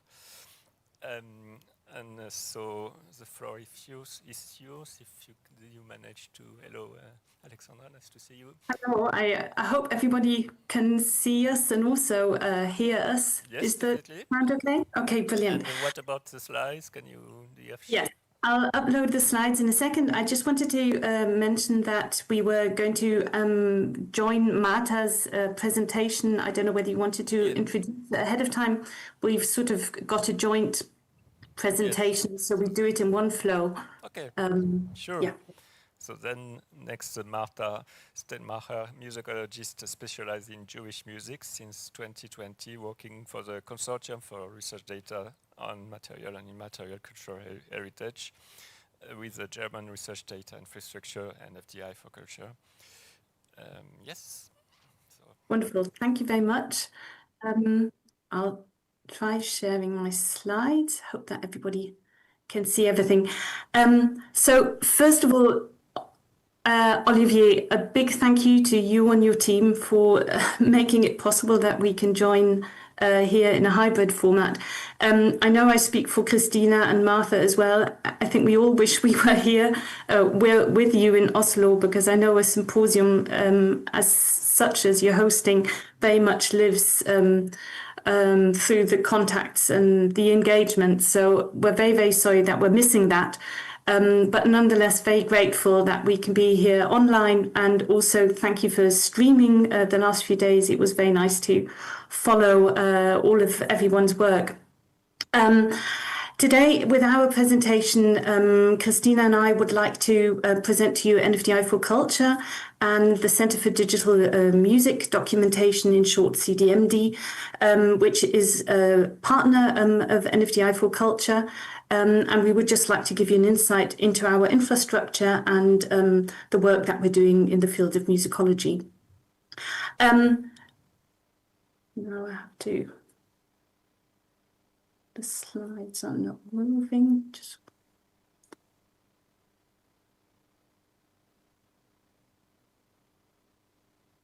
Okay, now it's moving. When we talk about our data in music, in NFDI for Culture, we talk about over 70 data portals with over 100 million items. Many of these data portals are also from the field of musicology. But of course, achieving such a huge task requires the work not of just one person, but of an entire community. But let me start from the beginning. What we would like to tell you today or show you today is first, I will give you a brief introduction to NFDI for Culture, and then talk about the federated infrastructure for cultural heritage data. And then I will pass on to Christina, who will talk to you about the Center for Digital Music Documentation, as mentioned before, a partner of NFDI for Culture. NFTI for Culture is the consortium for research data on material and immaterial cultural heritage in Germany. And until 2020, there was no unified approach in Germany to coordinate the standardization, the preservation, and the long-term accessibility of research data on tangible and intangible cultural assets. And NFTI for Culture strives to close exactly this gap. But let me tell you a little bit more about our communities and our structure. We are a federated network, and we have an interdisciplinary community made up of institutions such as museums, libraries, archives, specialized information services, and research centers and universities. NFTI for Culture was founded by 10 co-applicant institutions. Now we have 11 co-applicant institutions, which you can see here on the left-hand side, and Marta's institution, the SLUP, and our Academy for Sciences and Literature is one of these institutions. In total, we have over 100 partners in Germany who we're working together with. NFTI for Culture encourages interdisciplinary research, and what we are doing is we're focusing on these cultural heritage fields: media studies, performing arts, architecture, art history, and musicology, and we're trying to create a federated infrastructure for these disciplines to encourage interdisciplinary research as well. And what we are doing for the cultural heritage sector is actually part of a larger national research data infrastructure in Germany called, in short, NFDI. So what we're doing for the cultural heritage sector, other consortia are doing for chemistry or biology or natural sciences. But let me tell you a little bit about the federated infrastructure for cultural heritage data. NFTI for Culture places the Culture Information Portal, which you can see here, the screenshot, and also the Culture Knowledge Graph, which I will get to in a second, at the heart of its federated infrastructure. And by doing so, it's building a frame around all of the consortial efforts, such as community engagement and also the help desk for consultations and resources and services. The capture of all of those entities in the Culture Information Portal is based on the Serif data model from Eurocris. And on this basis, all entities such as persons and products and publications and services for an NFTI for Culture are recorded and structured in relation to other entities. The NFTI for Culture knowledge graph complements the Culture Information Portal by semantically interconnecting the heterogeneous research data from across the partners of the consortium and integrating the research information from the Culture Information Portal. Its aim is to build a metadata index on the distributed data, and I think that's a very essential point that I would like to highlight at this point. Because we're aggregating or because we're harvesting the data from these numerous data portals, we have such a large number of data, we can't go into depths. So what we're doing is we've got a metadata index through the knowledge graph. Currently, the graph is already accessible via public Sparkle endpoint, as well as a first version of the culture data search as a graphical user interface, which you can access here by the QR code. All the data in the culture knowledge graph is modeled using the NFTI core ontology, which you can see here in red, a mid-level and process-oriented ontology aligned with a basic formal ontology. It follows a modular design, as you can see in the bottom, due to the interdisciplinary approach.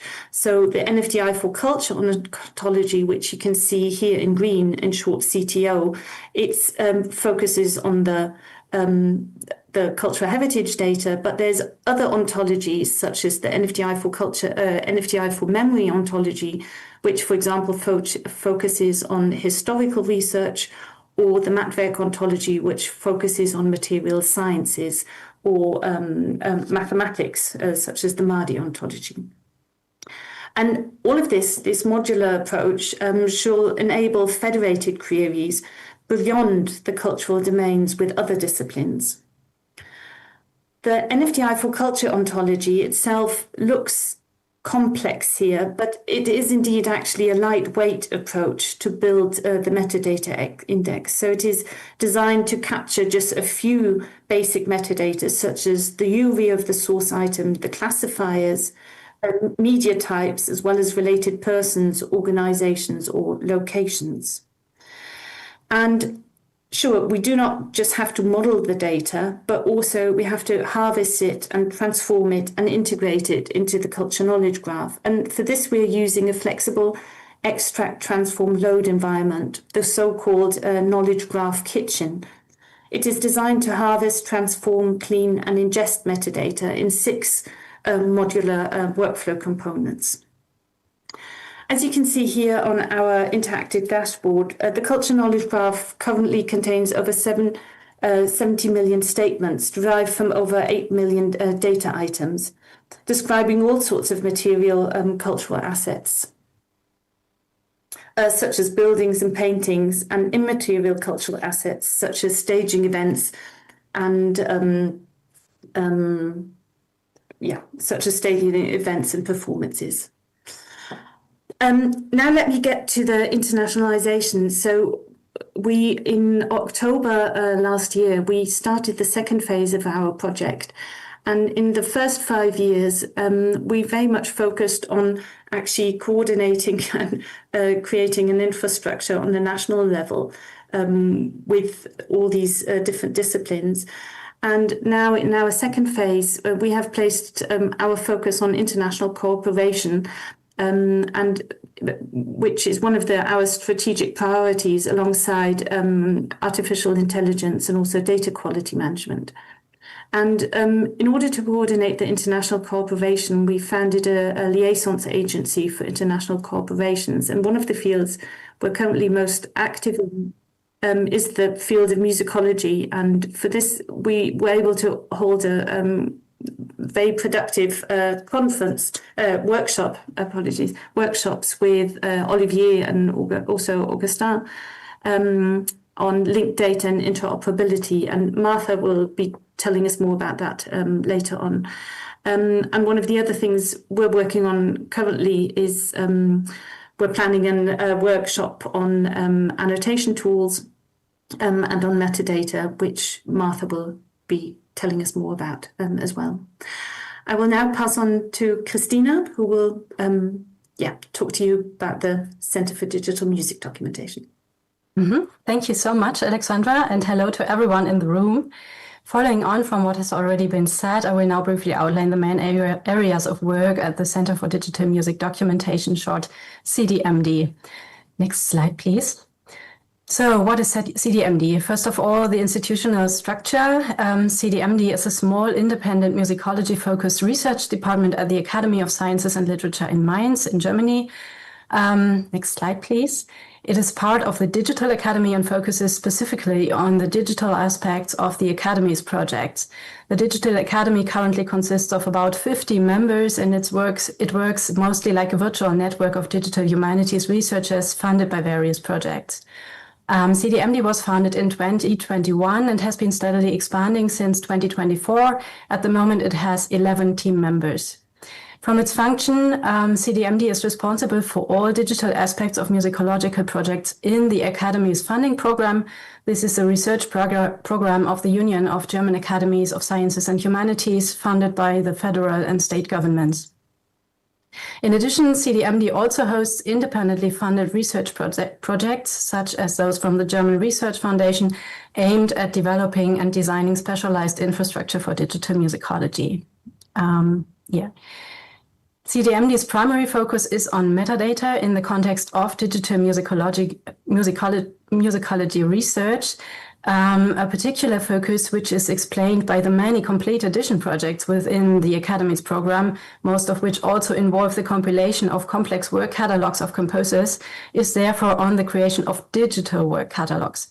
As more and more work catalogs will be created digitally in the future, sustainable long-term solutions must be developed. These include migration procedures, conceptual design solutions, technical coordination, publishing routines, and further development. This involves issues related to data modeling and coordination, as well as the development of ontologies capable of mapping the relationships between information entities. In addition to general research data management, other key focuses of CDMD's work include the transformation and quality assurance of musical incipits, as done so in the rhythm data in an NFDI for Culture side project, the modeling of information regarding rights protected objects in digital music editions, and the design of access to such objects, programming a policy decision point in collaboration with NFDI for Culture and the partner institution SANMEM in Paderborn, as well as the development of best practice recommendations. Next slide, please.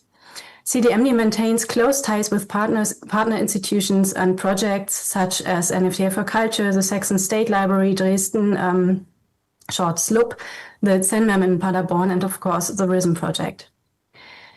Next slide, please. Thank you. The area we are currently focusing on mostly, as mentioned, is the creation of digital work catalogs. In addition to infrastructural aspects, I would like to focus here today on the aspect of knowledge integration. Work catalogs are, in and of themselves, small universes or repositories of knowledge that contain an enormous amount of high-quality information. However, this knowledge is currently still mostly hidden in printed catalogs, and even the first digital work catalogs do not yet record the information in a way that allows it to be linked to existing infrastructures such as knowledge graphs.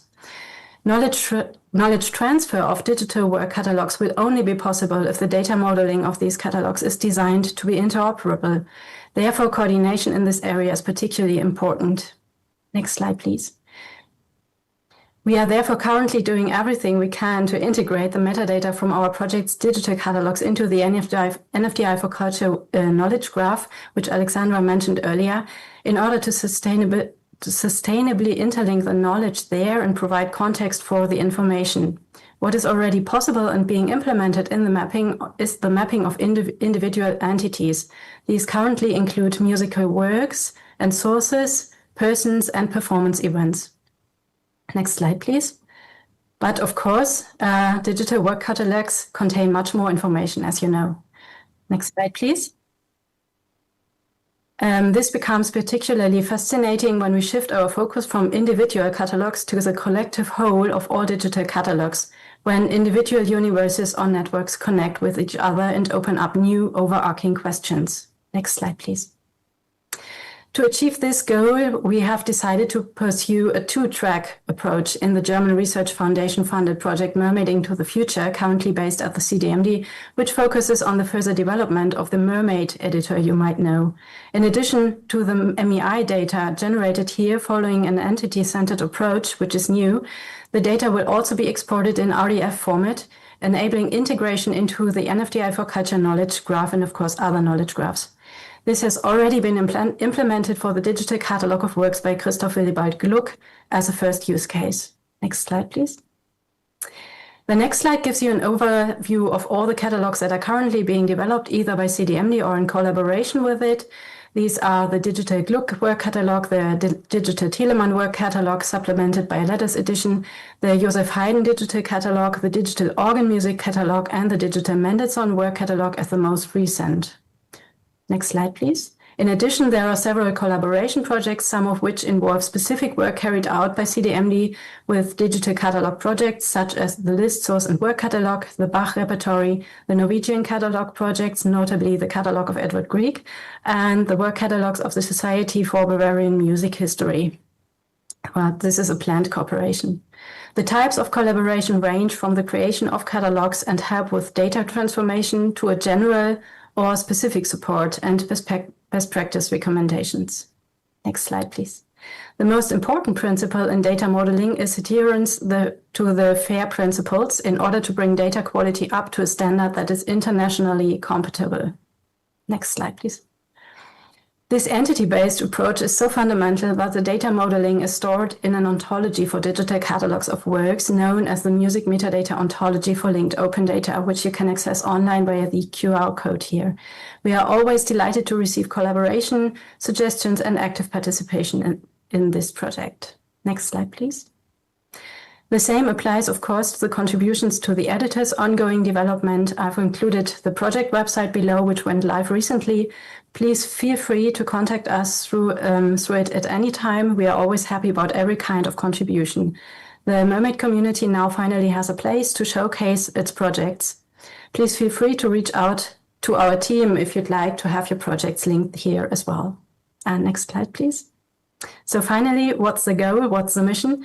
The goal is to make the information from digital catalogs of works available. As you know, in today's world, anything that isn't available digitally runs the risk of being considered non-existent. We must actively work to prevent that from happening. The mission is to design the data model in such a way that it is internationally compatible and interoperable and can also be integrated with other disciplines. Thank you for your attention.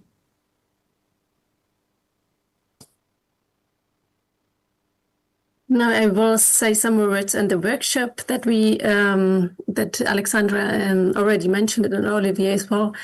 About 1 month ago, in the beginning of May, we had a very productive workshop of several international partners in Mainz. Next slide, please.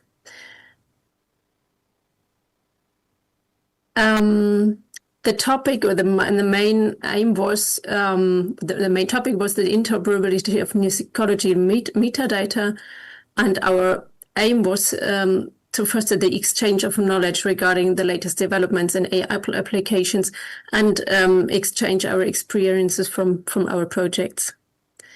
The participants can be seen here, and there was Musical Star. RISM was present as well, the MishMash Center, NFTFI for Culture, and Musicon. This is the specialized information service for musicology in Germany, based in Dresden. And last but not least, the Center for Digital Music Documentation. Some words on our workshop results. So we started with some small steps, but further steps will hopefully evolve from that. So we will try to make the services, guidelines, and software of the partner projects visible in our NFT5 for Culture portal. We will work on integrating databases from the NFDI for Culture consortium into the musicological data search engine Musica Search. And we are strengthening contacts between the partners and explore further potential links. So, for example, there's the Augustin already mentioned the French Digital Archive of Musical Performance, DZ, and DZ and Music and Performance, a German musical performance database, are in contact to try to evolve the interconnections with these between these databases in connection with RISM. And also, sorry, I forgot to mention there is this screenshot of the guide to digital music editing that Augustin already showed.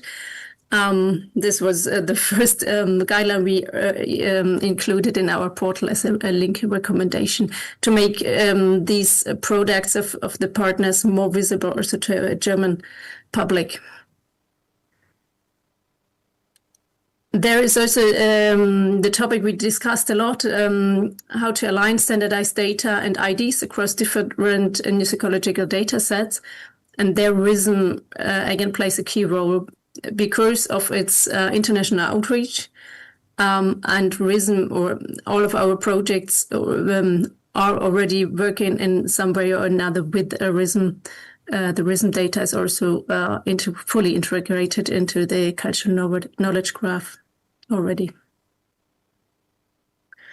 And finally, we also decided, and this is one result, that we will include the partners in upcoming events. So we are presenting our projects here.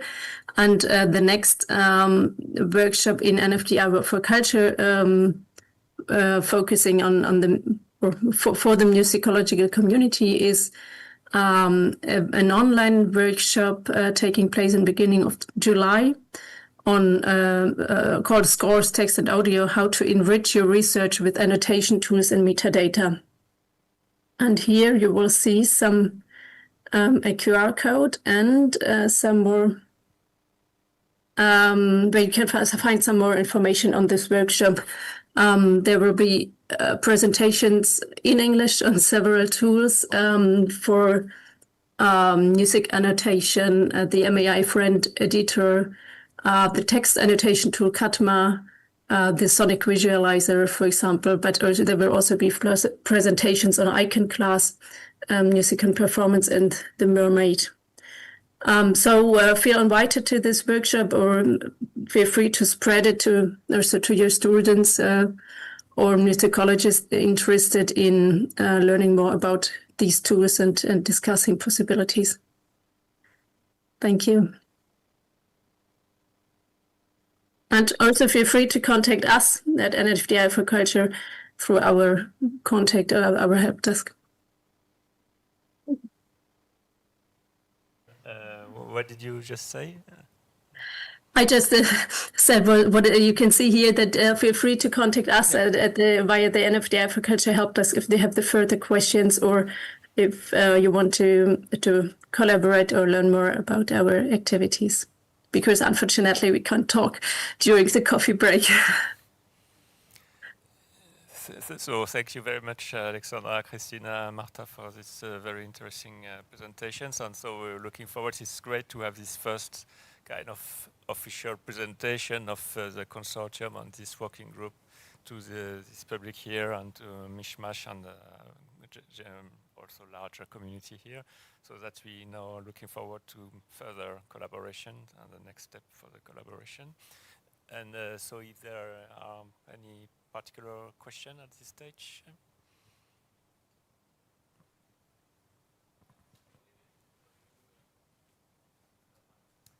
So, but this is Zoom, this is... Hello, hello. Yes, this seems to be working. So my name is Troels Linde, and I'm from another field completely. But what you're doing is very intriguing to me.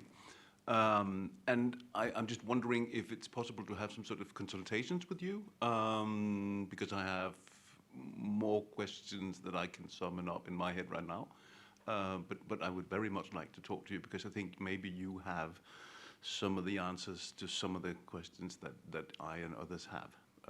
So is it possible to arrange meetings with you, and do you have some sort of outreach function?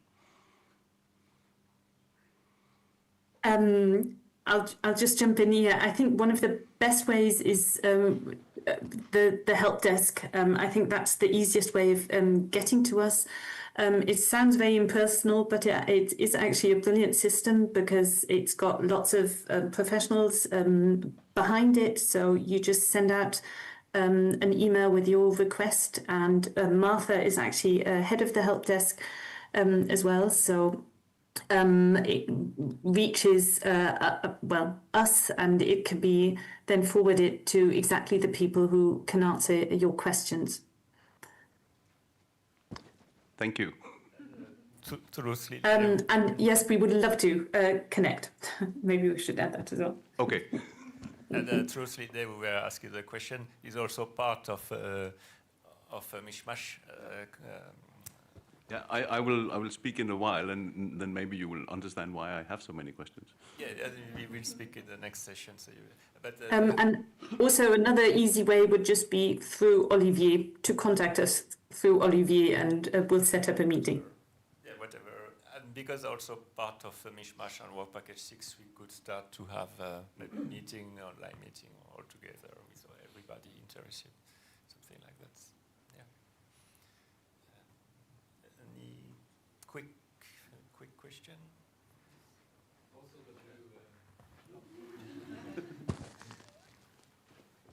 Hi, I'm Franz Wiering.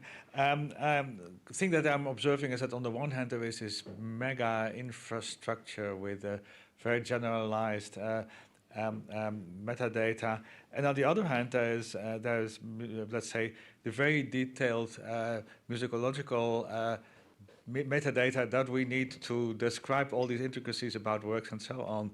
So apparently the two are somehow interrelated. Well, I've often seen that there is something going on then. So my question is, where does this hurt? Where is it painful to be part of this? And how do you deal with that?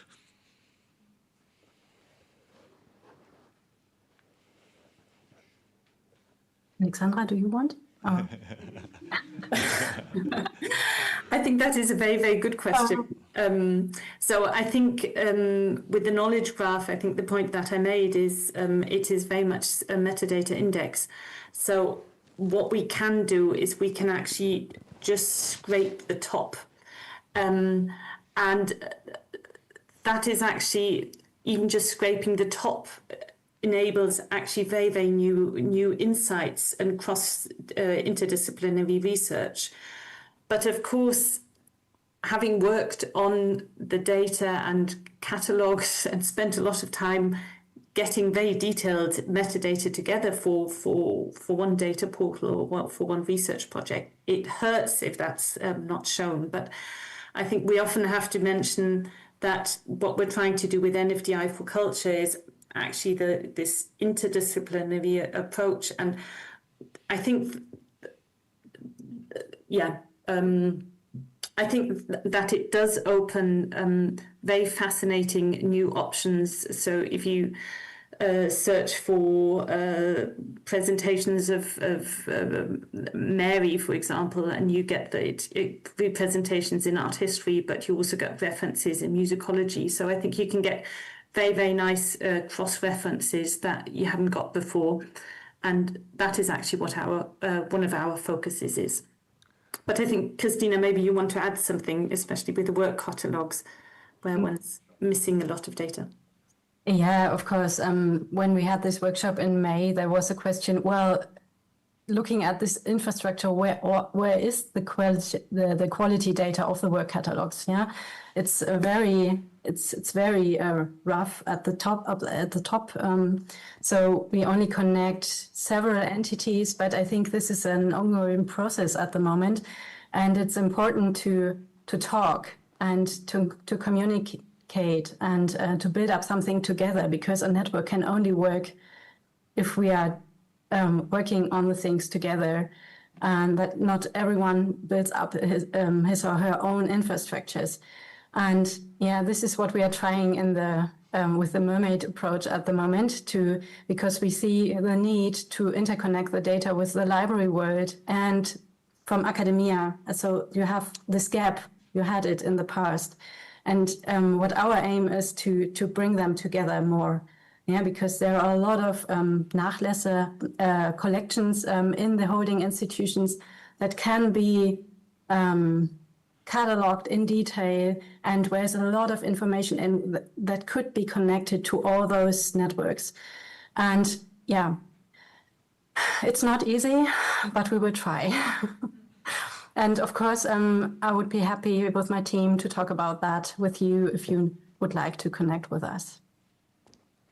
Great. I'm afraid we have to end this discussion now, but feel free, Alexandra, Christina, Marta, to join the final panel session as a participant. Maybe you can contribute. Yes. Thank you very much. Thank you very much.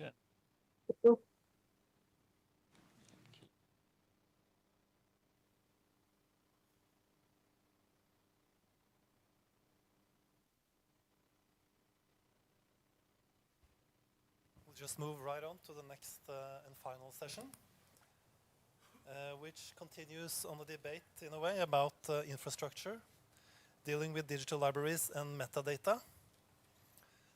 And yes, so it's the final stretch. I think it's comforting to see that it's not very tempting to go outside, so we can stay in here for a bit more. Yes. Okay, first out is Thomas Bårdsen, who is a senior researcher at the National Library of Norway with a background in audio engineering, ethnomusicology, and music technology, who will be talking about migration from Mavis to axial collections. My clock here. It's going to peep in 10 minutes. Yes, I worked at the National Library since 2001, so it's been a long time. I started out as an audio engineer. And most of my years I've lived happily unaware of the complexities of music metadata. So I work at a department called Cultural Heritage Digitization, which primarily focus on digitizing physical objects like films and newspapers and books, and for my part, audio formats like everything from wax cylinders to reel tapes. So a few years back, I was asked to take part in the replacement of one of our biggest asset management systems, Mavis. And this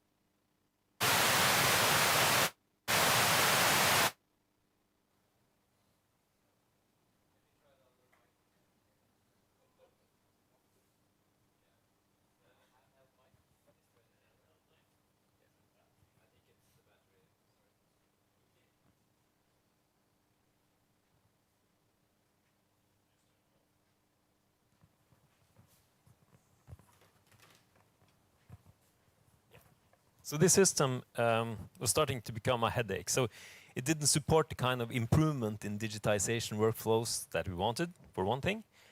So I accepted the challenge of being part of this, and I thought, this is going to be easy, just like the title says, migration from Mavis to axial collections. So we didn't know it was axial collections at the time, but this has been a learning curve. It's nothing but easy. So the Mavis database. This came into the National Library in the 90s. The National Library of Norway is quite young. In 1989 it started out. And during the 90s, this was this kind of state-of-the-art audiovisual database. And if you go back to the 90s and you see what audiovisual archives were concerned about, it was preservation. It was like a rescue operation. Everything was drowning, you know, have to rescue something. So it's a lot of preservation metadata, as we call it, about conditions and treatments and stuff. And it's been used a lot. And one of the things about Mavis, it's both a media asset management system for physical media, but also a digital assets system, or kind of what it was in the 90s at least. So you could have both analog or physical objects and digital. So it was well suited for digitization, so it got used a lot.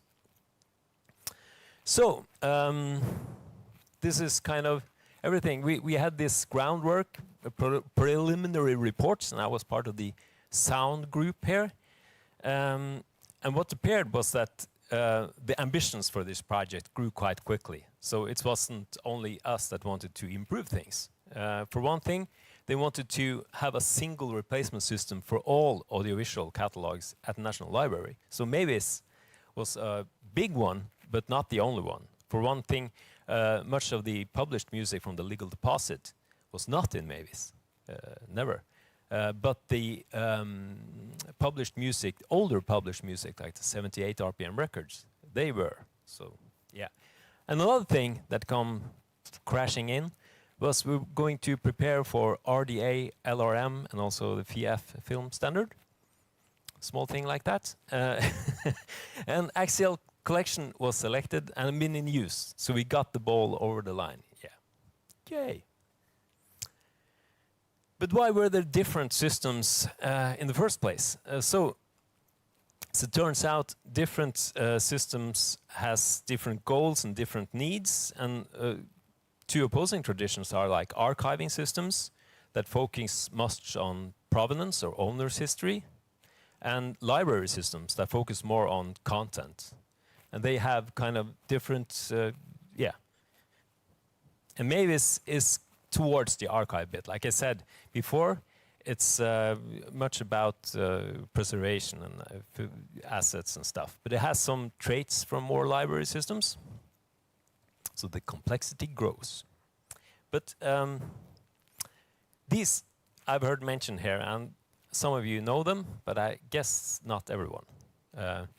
So LRM, the library reference model, is a conceptual model, and RDA is the cataloging standards built on LRM, and at the core of both sits this VMI structure, work expression manifestation item, which also been mentioned here. Yeah, and coming from an archive tradition, you would say, the striking thing is the abstract layers. So all but the bottom layer here are abstract. So you have this very abstract work entity, which gets expressed some way and embodied in the manifestation, and then you get this item that you have in your archive. So then my simple project here returns to this. And of course, in the musicology, this is something we could talk about, I guess. But I hoped in the bibliographical standard that, you know, this would be kind of defined. You know, I want a solution. But it's turned out, even in the bibliographic communities, this is a debate. This is something not so easy. And one, like Chris Holden, points to that it's really derived for Western art music, and we should look more at the recording. Kishimoto and Snyder pretty much agrees, also throw in a bit of other things, like the album work and stuff. Yeah, so we looked at the music industry, and they have less abstract levels. Now, they like the DDEX model, which the music industry uses a lot. It's more about relationships. They also have quite a strong focus on releases, you know, catalog numbers or the releases that are in the shop. Quite easy to understand, but also to the recordings. Going all the way back to the start of the music industry, they've used these master numbers, often called matrix numbers for 78 RPM records, which is then international and standardized in the 1980s for the ISRC numbers. So they use these both, and increasingly, the last years, they've been increasingly using the ISWC identifier. So they are interested in these quite simple identifiers, and they have kind of structures for them. And yeah, not everyone follows those, but that's another thing. So what did we do?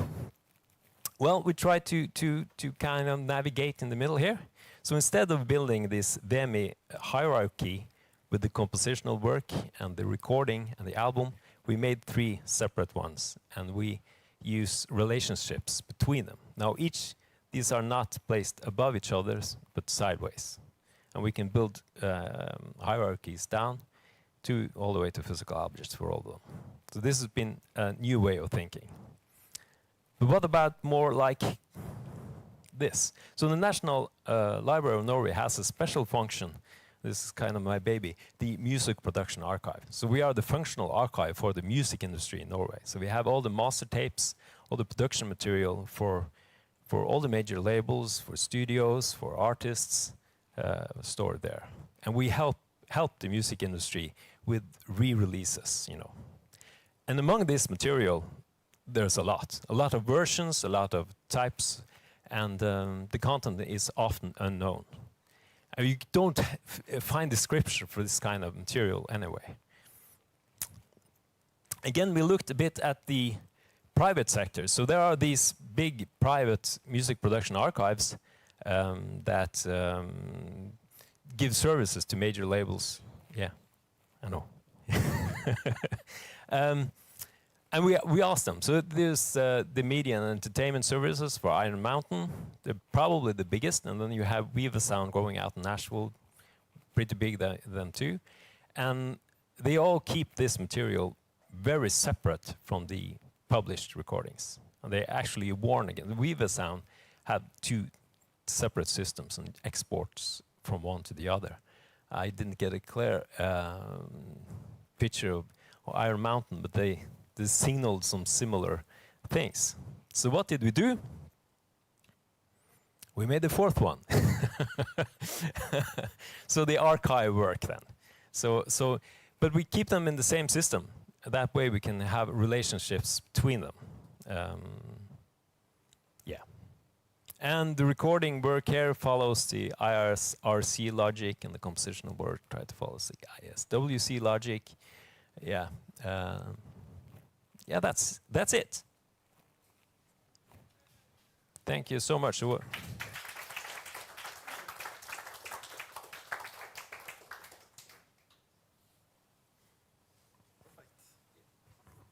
Olivier, you said we should keep questions for the final discussion, or should we? If everyone have any pressing, burning questions, we could take it right away, or we could have a final discussion in the end. Okay, I think we'll go for the final panel. Oh, sorry. Oh, we have two. Yeah, I guess the burning question is, do we have to pay for it? The axial solution.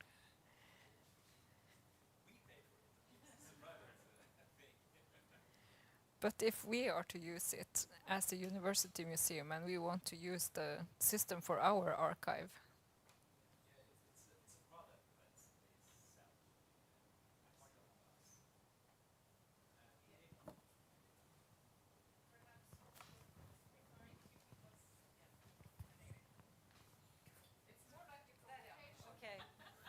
Yes, because we have many catalogs. We have also a catalog only for Norwegian folk music that Hans Hinrich is managing. And we want to use collections for that as well. And we have this quite fragmented folk music field in Norway, and where these archives would like to use the same system, or would like the National Library to take kind of a responsibility. And then the economic side becomes a question. Who should pay to migrating this data, or and managing it? So that's another discussion, but it's relevant. Yeah, I think that was what you were referring to, Camilla. Yeah. A bit political, actually. Yeah. Good question. Thanks a lot. We'll move. No answer, but good question. Yes, then it's Olivier. Final talk by Olivier today. Music data, a planned research infrastructure, and the National Library of Norway. Does it work? So yes, this music data proposal that we have put together with the National Library is an answer to a call for funding for research infrastructure of national importance. And the idea, so a part of the collection is only available, the music library is only available in the computer system, and a lot of the material is not digitized yet.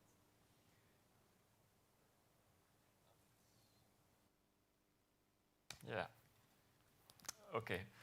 So we just I can go back to this project is a proposal that we have developed for this goal of funding for research infrastructure of national importance. And as I mentioned, that's a part of the National Library music collection is still only available in internal system. Not a lot of the material not yet digitized. So one aim is to have a kind of unified, easy to access digital library, at least for a small scale, for some prototypes that we could extend further, to make a collection available in a sustainable way. So using best standards, and with the fair type of approach. So to use state-of-the-art research infrastructure. Here we have, for the project, a particular emphasis on Norwegian folk music. So aim at different public researchers and wider research fields. So basically, there is a collection, there is score collection, audio collection. There is this idea of further continuing digitization and getting, for instance, music encoding from both score using OMR and from audio using automated transcription. Getting metadata on curating the metadata using the best standards so that we could interlink with knowledge graph, with authority database ontologies. and to get some kind of platform with a user interface, API visualization that could interconnect with music as such that Augustin was presenting from the from Musica Star, and linked music that I can mention afterwards.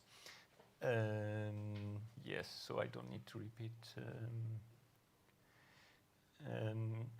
Yes, so again, it's a kind of the same thing that, metadata, segmentation and transcription, working on the data platform, interface visualization, having the possibility of developing AI analysis and ourselves, or letting other providers developing analysis of the collection that could be added to this platform, and with a connection to international music libraries. And so for the metadata, that's where actually we started this discussion of collaboration with Musica 2 at the time, and now Musica Star. That's how we started also this collaboration with an FDI for culture. Ricerca Data Lab is a part of this where Augustin and Philippe work, and also starting a closer collaboration with them. And also so there is this interesting project from Michiro Fujinaga, Link Music, also to link music database through metadata schemas. So how to get the best of all these different approaches and interconnect, work together to go towards these ideals. So I don't need to go too much into further details because it's just so far a proposal, but with the idea of developing also interface and visualization. And so a particular interest in, again, segmentation of the, especially the folk music collection, identification of piece of music, and transcription. So we integrate those research we have already mentioning before as part also of this type of, it's part of the infrastructure to have these tools, transcription and analysis tools as a kind of infrastructure. And also temporal alignment of these different, so if you have the score, if you have the audio, then to have the way to have the proper alignment between all of this. So which I guess is kind of explained in this way. And how to possibly generate, infer metadata from all this information, and how to interconnect with other metadata using this authority, knowledge graph, and so on. Yeah, so yeah, that's a bit of that was also a kind of reason, one of the initiative, or the reason that we had this initiative to organize this workshop was both for MishMash, Richmond, National Library, but also as part of this new project, Musicdata project. So yeah, thank you.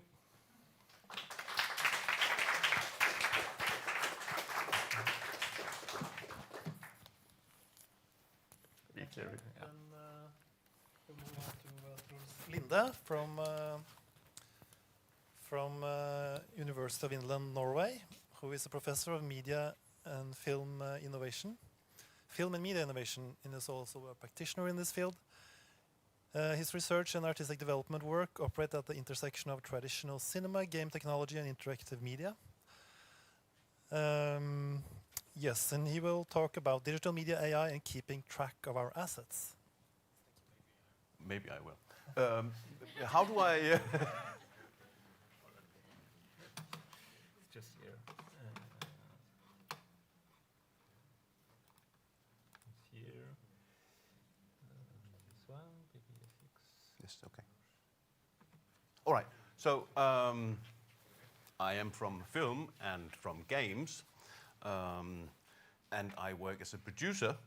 So I have to tell you, today is I think, maybe my first serious encounter of the shock of interdisciplinarity, right? Because I have worked a lot with digital media, and it is a particular interest of mine. But one of the things that I have learned over the years is never talk about this. Never talk about data structure, don't talk about pipelines and workflows, because no one cares. And I was in this room for approximately 30 seconds, and I thought, oh my God. It's upside down day for me. So now you know, right? Because normally what I would do is like say, yes, I'm not going to talk about this. And then I would move on to, what do I press? Do I press this one or this one? This one, yes, okay. Because normally I would just say, okay, let's look at this not from the inside out, but from the outside in, and then work our way into the inner workings of it. And that normally works really well, because I think most people can relate to all the weird and wonderful stuff that we can now create with AI.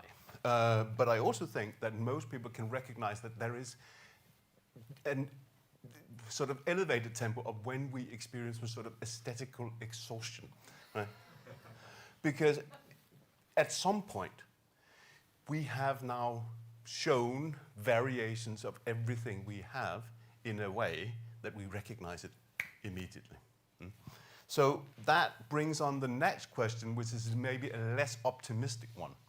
Because where's all the new content going to come from now that the internet has been scraped and has now produced what it could?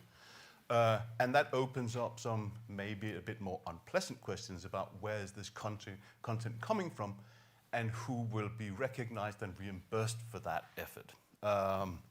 And I think that creates the sort of the first real tension for me, which is there is a need for a balancing of original content and derivative content.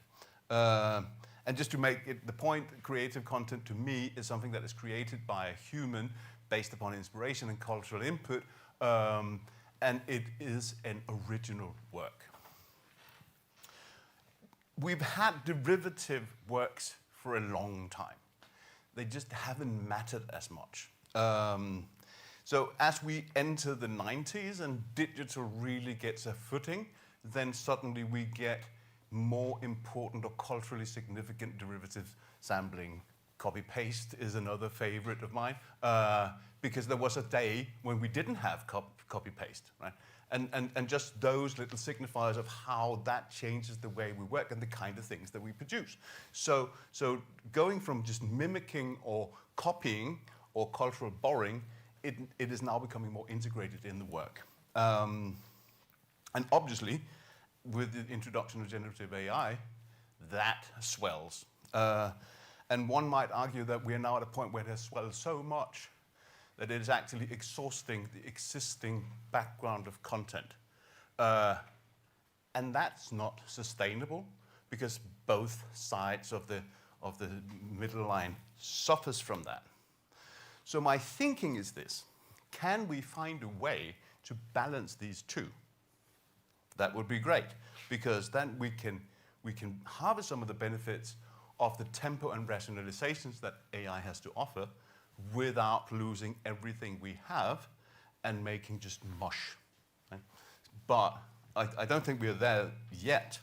But I think there may be help to get from another aspect of AI, which is agentic AI. Because in my experience, AI is now so fast, so efficient, that it's almost impossible to keep up. The only thing that can realistically do it is another AI. So my thinking is, if we can use AI to harness AI, then maybe we have a fighting chance. And that would require a collaboration. But it's fairly uncharted territory, so venturing into this is just, okay, what do I know for a fact, at least for me? And one of the things I'm convinced about is that we need to protect intellectual property, because otherwise we're just digging our own graves. We need to preserve artistic control, because otherwise it won't be original, it won't be touched by human hand and heart.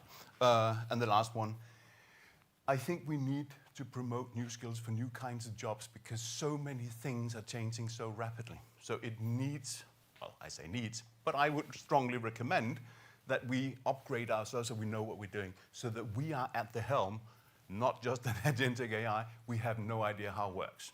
That would be problematic. Okay, so one of the things that makes me a little bit less worried is there are certain things that we as humans can do.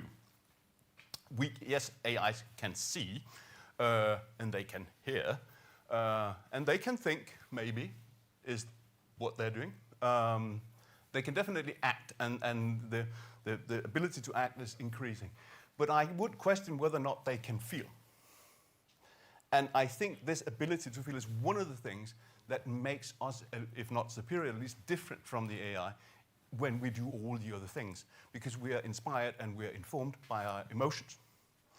And I think that may be our antidote to the superiority of efficiency of AI, because they can do things much faster at much larger scale than we could ever possibly think of doing. But if we can work hand in hand to the extent that we are the ones who control what happens, then maybe we can actually use this to our benefit rather than suffer from it. At least that's the idea. But that takes us into unknown territory, because there are a lot of things we don't know about what will happen once we start trying to control things or make the ability to act sort of spread out into a lot of the processes that we have. And the reason I have this example is because I just did a European innovation project on something called virtual production, which kind of is what it says on the can. It's film production, but with a much, much larger digital element. I'm not going to explain it too much in depth because I'm running out of time. But it makes a lot of sense because there are lots of processes that can be handled that previously were physical actions. Anyway, so on that journey, I'm thinking, okay, one of the benefits of being in unknown territory is it teaches you some of the things that you now know that you didn't know. And I feel my little stub that I can stand on in the river has grown enough that I will now venture into the world and ask questions, because now I have a lot of questions. When I began, I had fewer questions. I had assumptions. One of the questions starts at the beginning. I'm not going to go through the entire production process, but at the beginning, where ideas are formed, is a critical point. Here, we can use generative AI for research purposes. We can use it for elaboration. We can ask questions, we can generate an overview of all our ideas, and we can start working with them from a higher vantage point. And we can use the LLMs for dialogue, and we can also use other kinds of tools for simulation, which means we can be more clever, we can see more results of our ideas earlier on. However, when we do that, we need to be a little bit careful. We need to protect our IP, as in our ideas, because the Berne Convention isn't as active and as natural in this world, because if I am asking questions from an LLM and it's telling me suggestions, who formed that idea? So things like that. And the same rule applies less so, but still, on the preservation of artistic control. We need to think about what kind of collaboration with the AI will we, if nothing else, permit ourselves.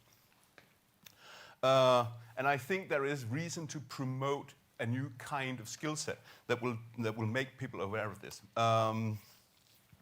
Because like I said, the Berne Convention isn't as immediately reasonable in this world, because where is the ideas coming from? Who is actually creating the work? Sure, there are measures on the way, but they don't cover all the ground. So, just as an example, script writing. Someone has an idea, they start writing it down, they start putting papers on walls and shuffling things about, and out comes a treatment, and later on, out comes a script. Here, you have to be very careful about where that idea is noted. Is it here or is it there? Yes, so preserving artistic is obvious.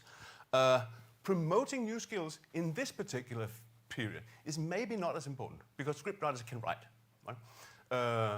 But we need to give them the tools so that that's what they're doing. Next step, where you look at what are the consequences of a script, the script breakdown. We say, oh, we need a car, we need a hill, we need people, all of that is more open to automation. There are lots of tools for it, and it's less dangerous because it's already been automated and software carried for a long time. So the reason I'm here is actually to seek answers from this area, because there are lots of knowledge that I sense are already in this room that will be super useful for us. So for me, the reversal is, I'm not here to tell you things, quite the opposite. I am here to learn from you, and I must say I'm thrilled by the ability to have this kind of conversation.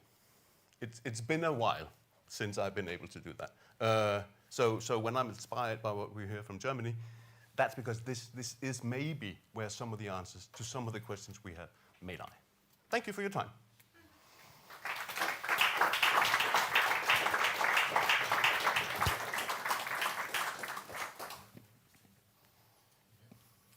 Thank you, Truls, for this intervention from your field. I think we'll wait with questions to a final panel after Alexander will present his final talk here.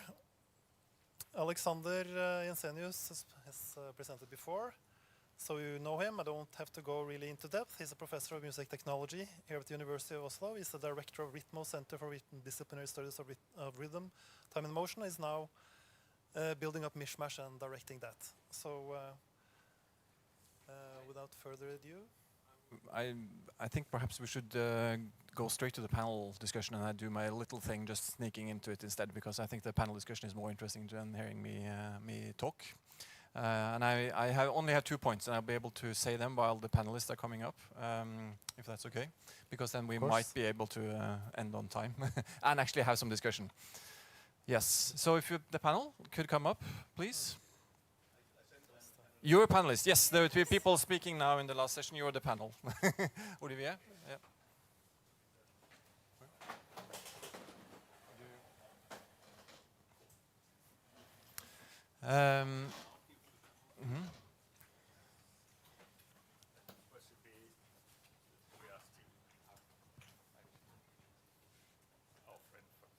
Oh yeah, on Zoom as well, yeah. So talking about metadata, libraries, etc., I just had 2 things that I would like to add to this discussion. And one was brilliantly introduced in a way from Truls now, in the sense that expanding beyond music, which is an interesting thing, because there's been a lot of talk about music now these days, which makes sense, and we're also in a building where we study music. But the question then is, what is music? So what are we actually preserving?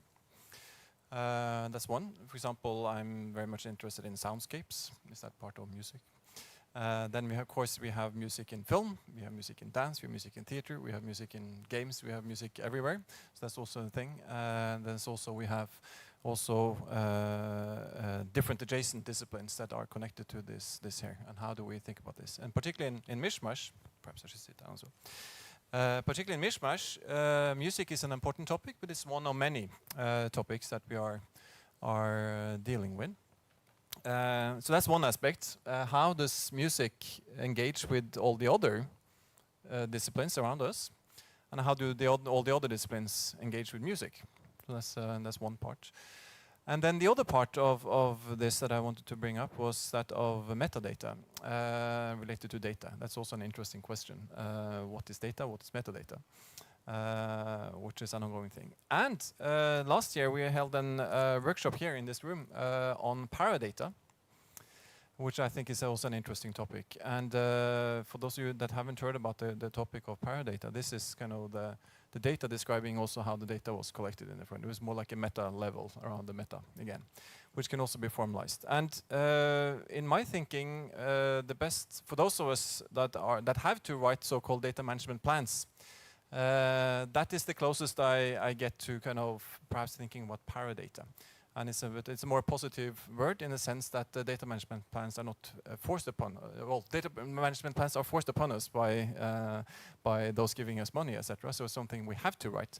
While paradata perhaps is something that we would like to write. It's part because it's coming from the inside instead. But it's basically covering information about that you need to be able to understand any data at all, because you can have a data set and you can have related metadata at the technical level, but still you don't really understand anything about what's going on.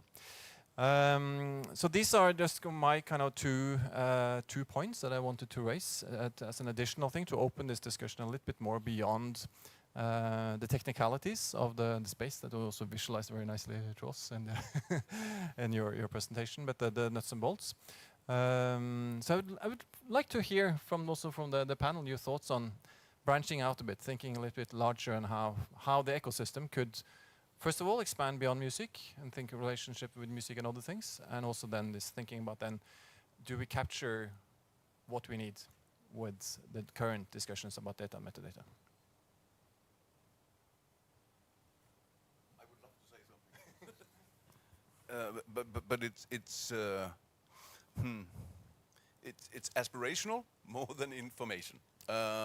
Because when I see what musicology and this room seems to be working with, I have maybe a grasp of what is going on, but it's different kinds of data, it's different kinds of processes, right? What I am sort of accustomed to is visual data and data in terms of creating images, but I think there must be overlaps, and I hope that these overlaps are big enough that we can reuse some of your knowledge and put it to good use in our little pond. I don't know, but I think so at just a glance, right?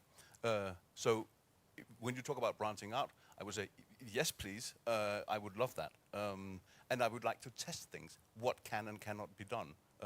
So for me, it's aspirational. I really hope so, that we can do that.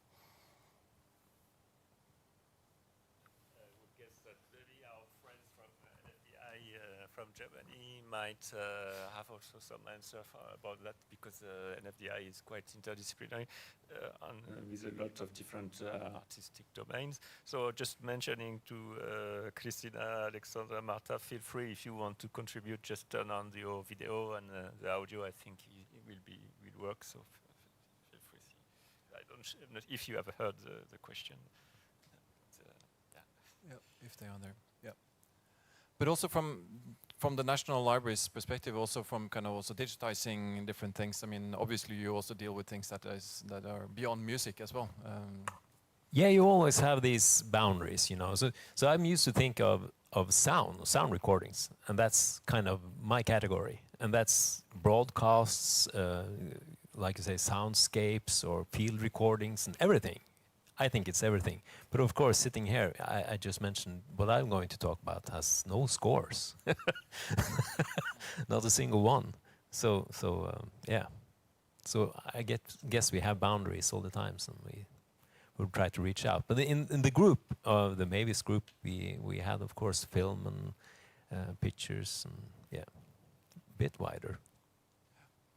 And also there, one term that often also comes up when we're discussing these things is also that of multimodality as a term, which is I'm a bit skeptical about for some reasons. But first of all, because for those of us working between technology and psychology, multimodality is tricky.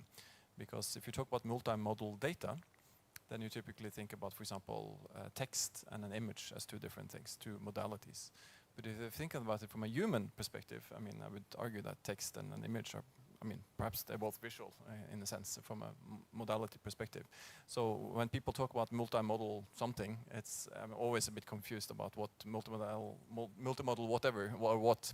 So that's also a thing. But also in music, I think it's important that for those of us working on more on multimodality from a musical perspective, in terms of, for example, embodied music cognition, we do, then we have sound, we have perhaps some lyrics, we have different scores, we have video recordings, we have motion capture, we have sensors, we have whatnot.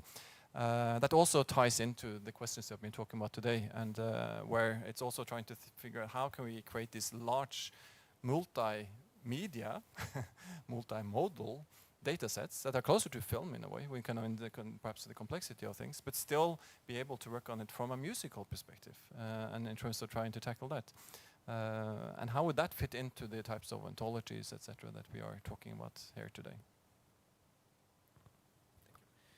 Maybe is it done? Yeah. I was wondering when you talked about that, it made me think about a use case that we actually had last week, because as I showcased, Musica is a really disciplinary project, so it's really focused on musicology, and even more, I would say, on traditional musicology, because there are not a lot of colleagues that are diving into signal processing in the consortium or MIR and this kind of thing. So we often go from the score, but last week we were trying to work with the consortium Canva, and they are working on the video. And right now they are trying to have a new metadata formatting, because they are always lost with having, some kind of XML or JSON files with like basic metadata, the date, the place of recording, the hyperlink for the source. But when they describe the content of the video, what's actually happening, the protagonist, the schedule, everything, it's always like a string of characters, and so they want to bring a level of semantic information into this kind of files.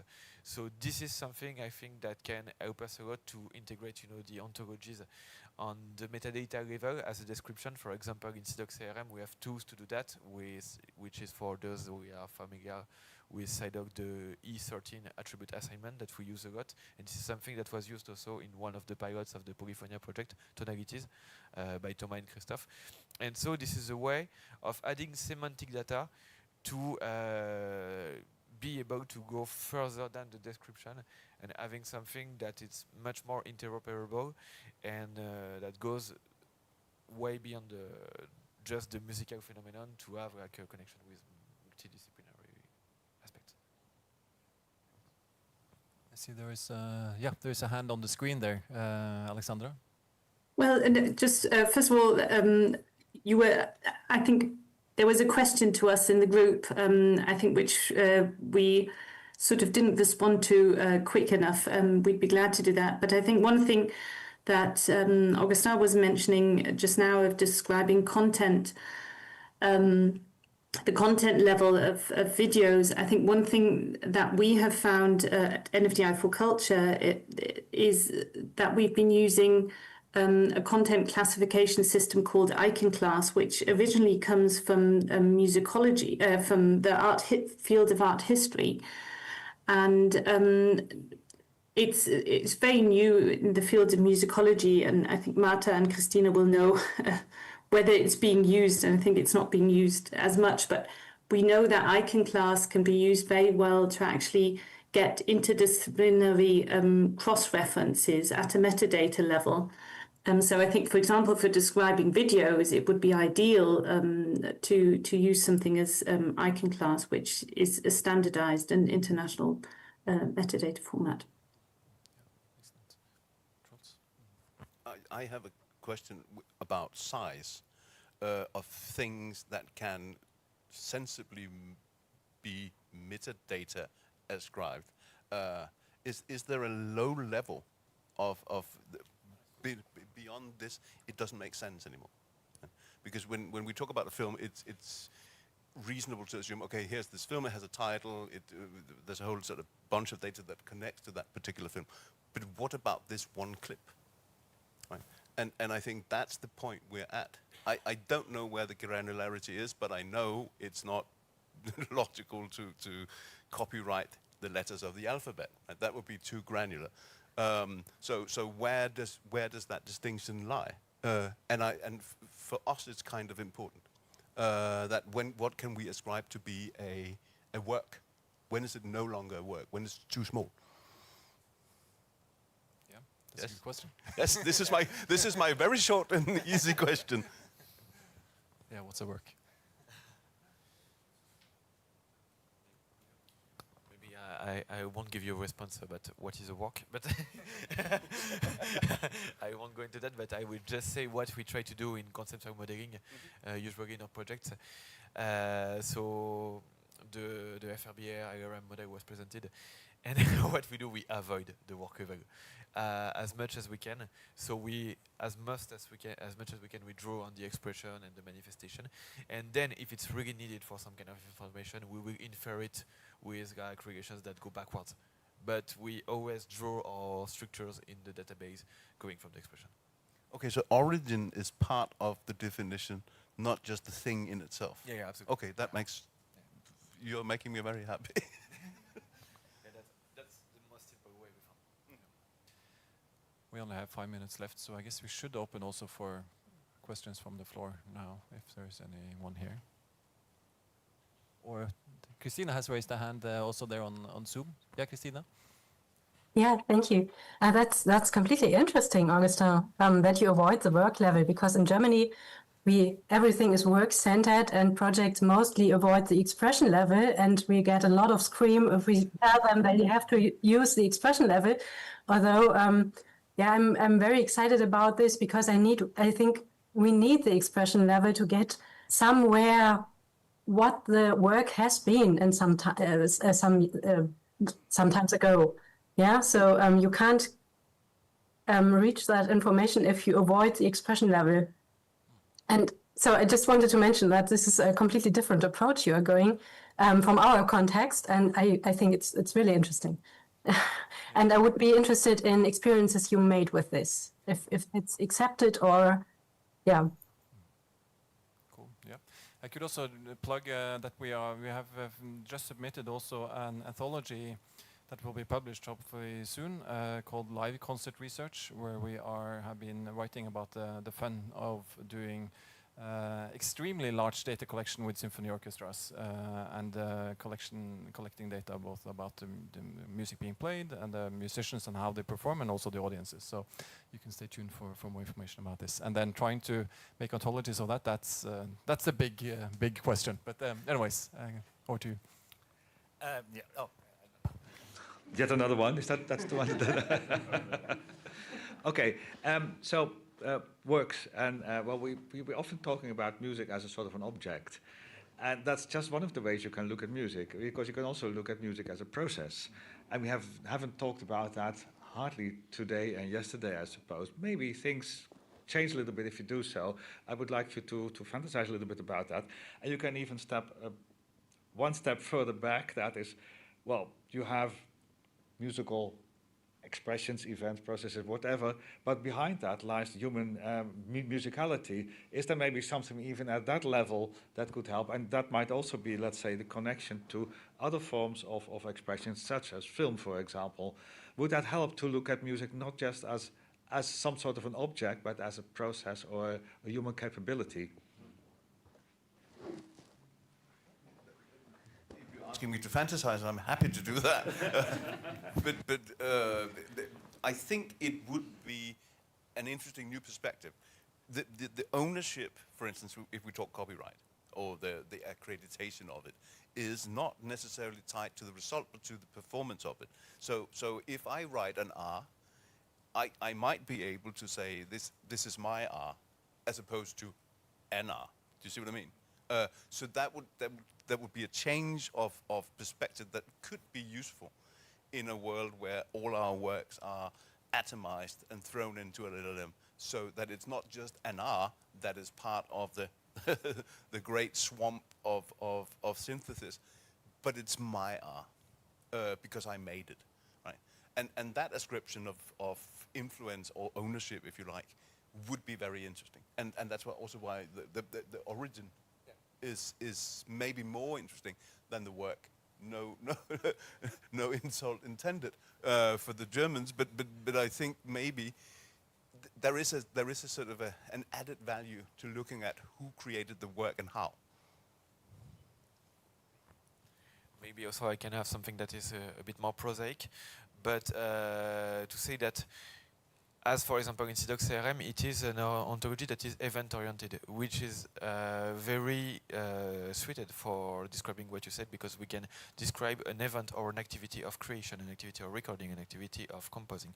And it's very simple because you need to have the very basic capabilities, you know, there is an event, there is a time span, there is something that happens, and then after that you type that however the hell you want. So if you want to say it's something, it's anything else, but for the implementation part, you have to be like very basic, and then after that you can add some information. And if you want to go deeper, as you have created your own ontology, there is also the DoRemus ontology, the polyphony ontology, and all those very good ontologies that can help describe the processes a bit further. So, but I think like it really needs to be narrowed down as much as possible on the start. Well, now it's 4 o'clock, so I guess we are supposed to wrap up now with some closing words. But I guess there is more coffee and cake outside as well for more discussion as well. But Olivier, do you want to say the final words? This is the end of this symposium, so I would like to thank the audience for coming for these 2 days, and a big thank to the presenters and the invited guests who came from abroad. A big thank to the organizers, Ritmo, Alexander, the Department of Musicology, Ingvar, National Library, Ingrid and Pierre. A big thank to Alexander Tiedemann for the help today, for the technical help. It was fantastic. And yes, so I hope that starts a conversation that we can continue forward. We will add some slides maybe on the online program, so you can check on the video, you can see the video. But yes, thank you very much.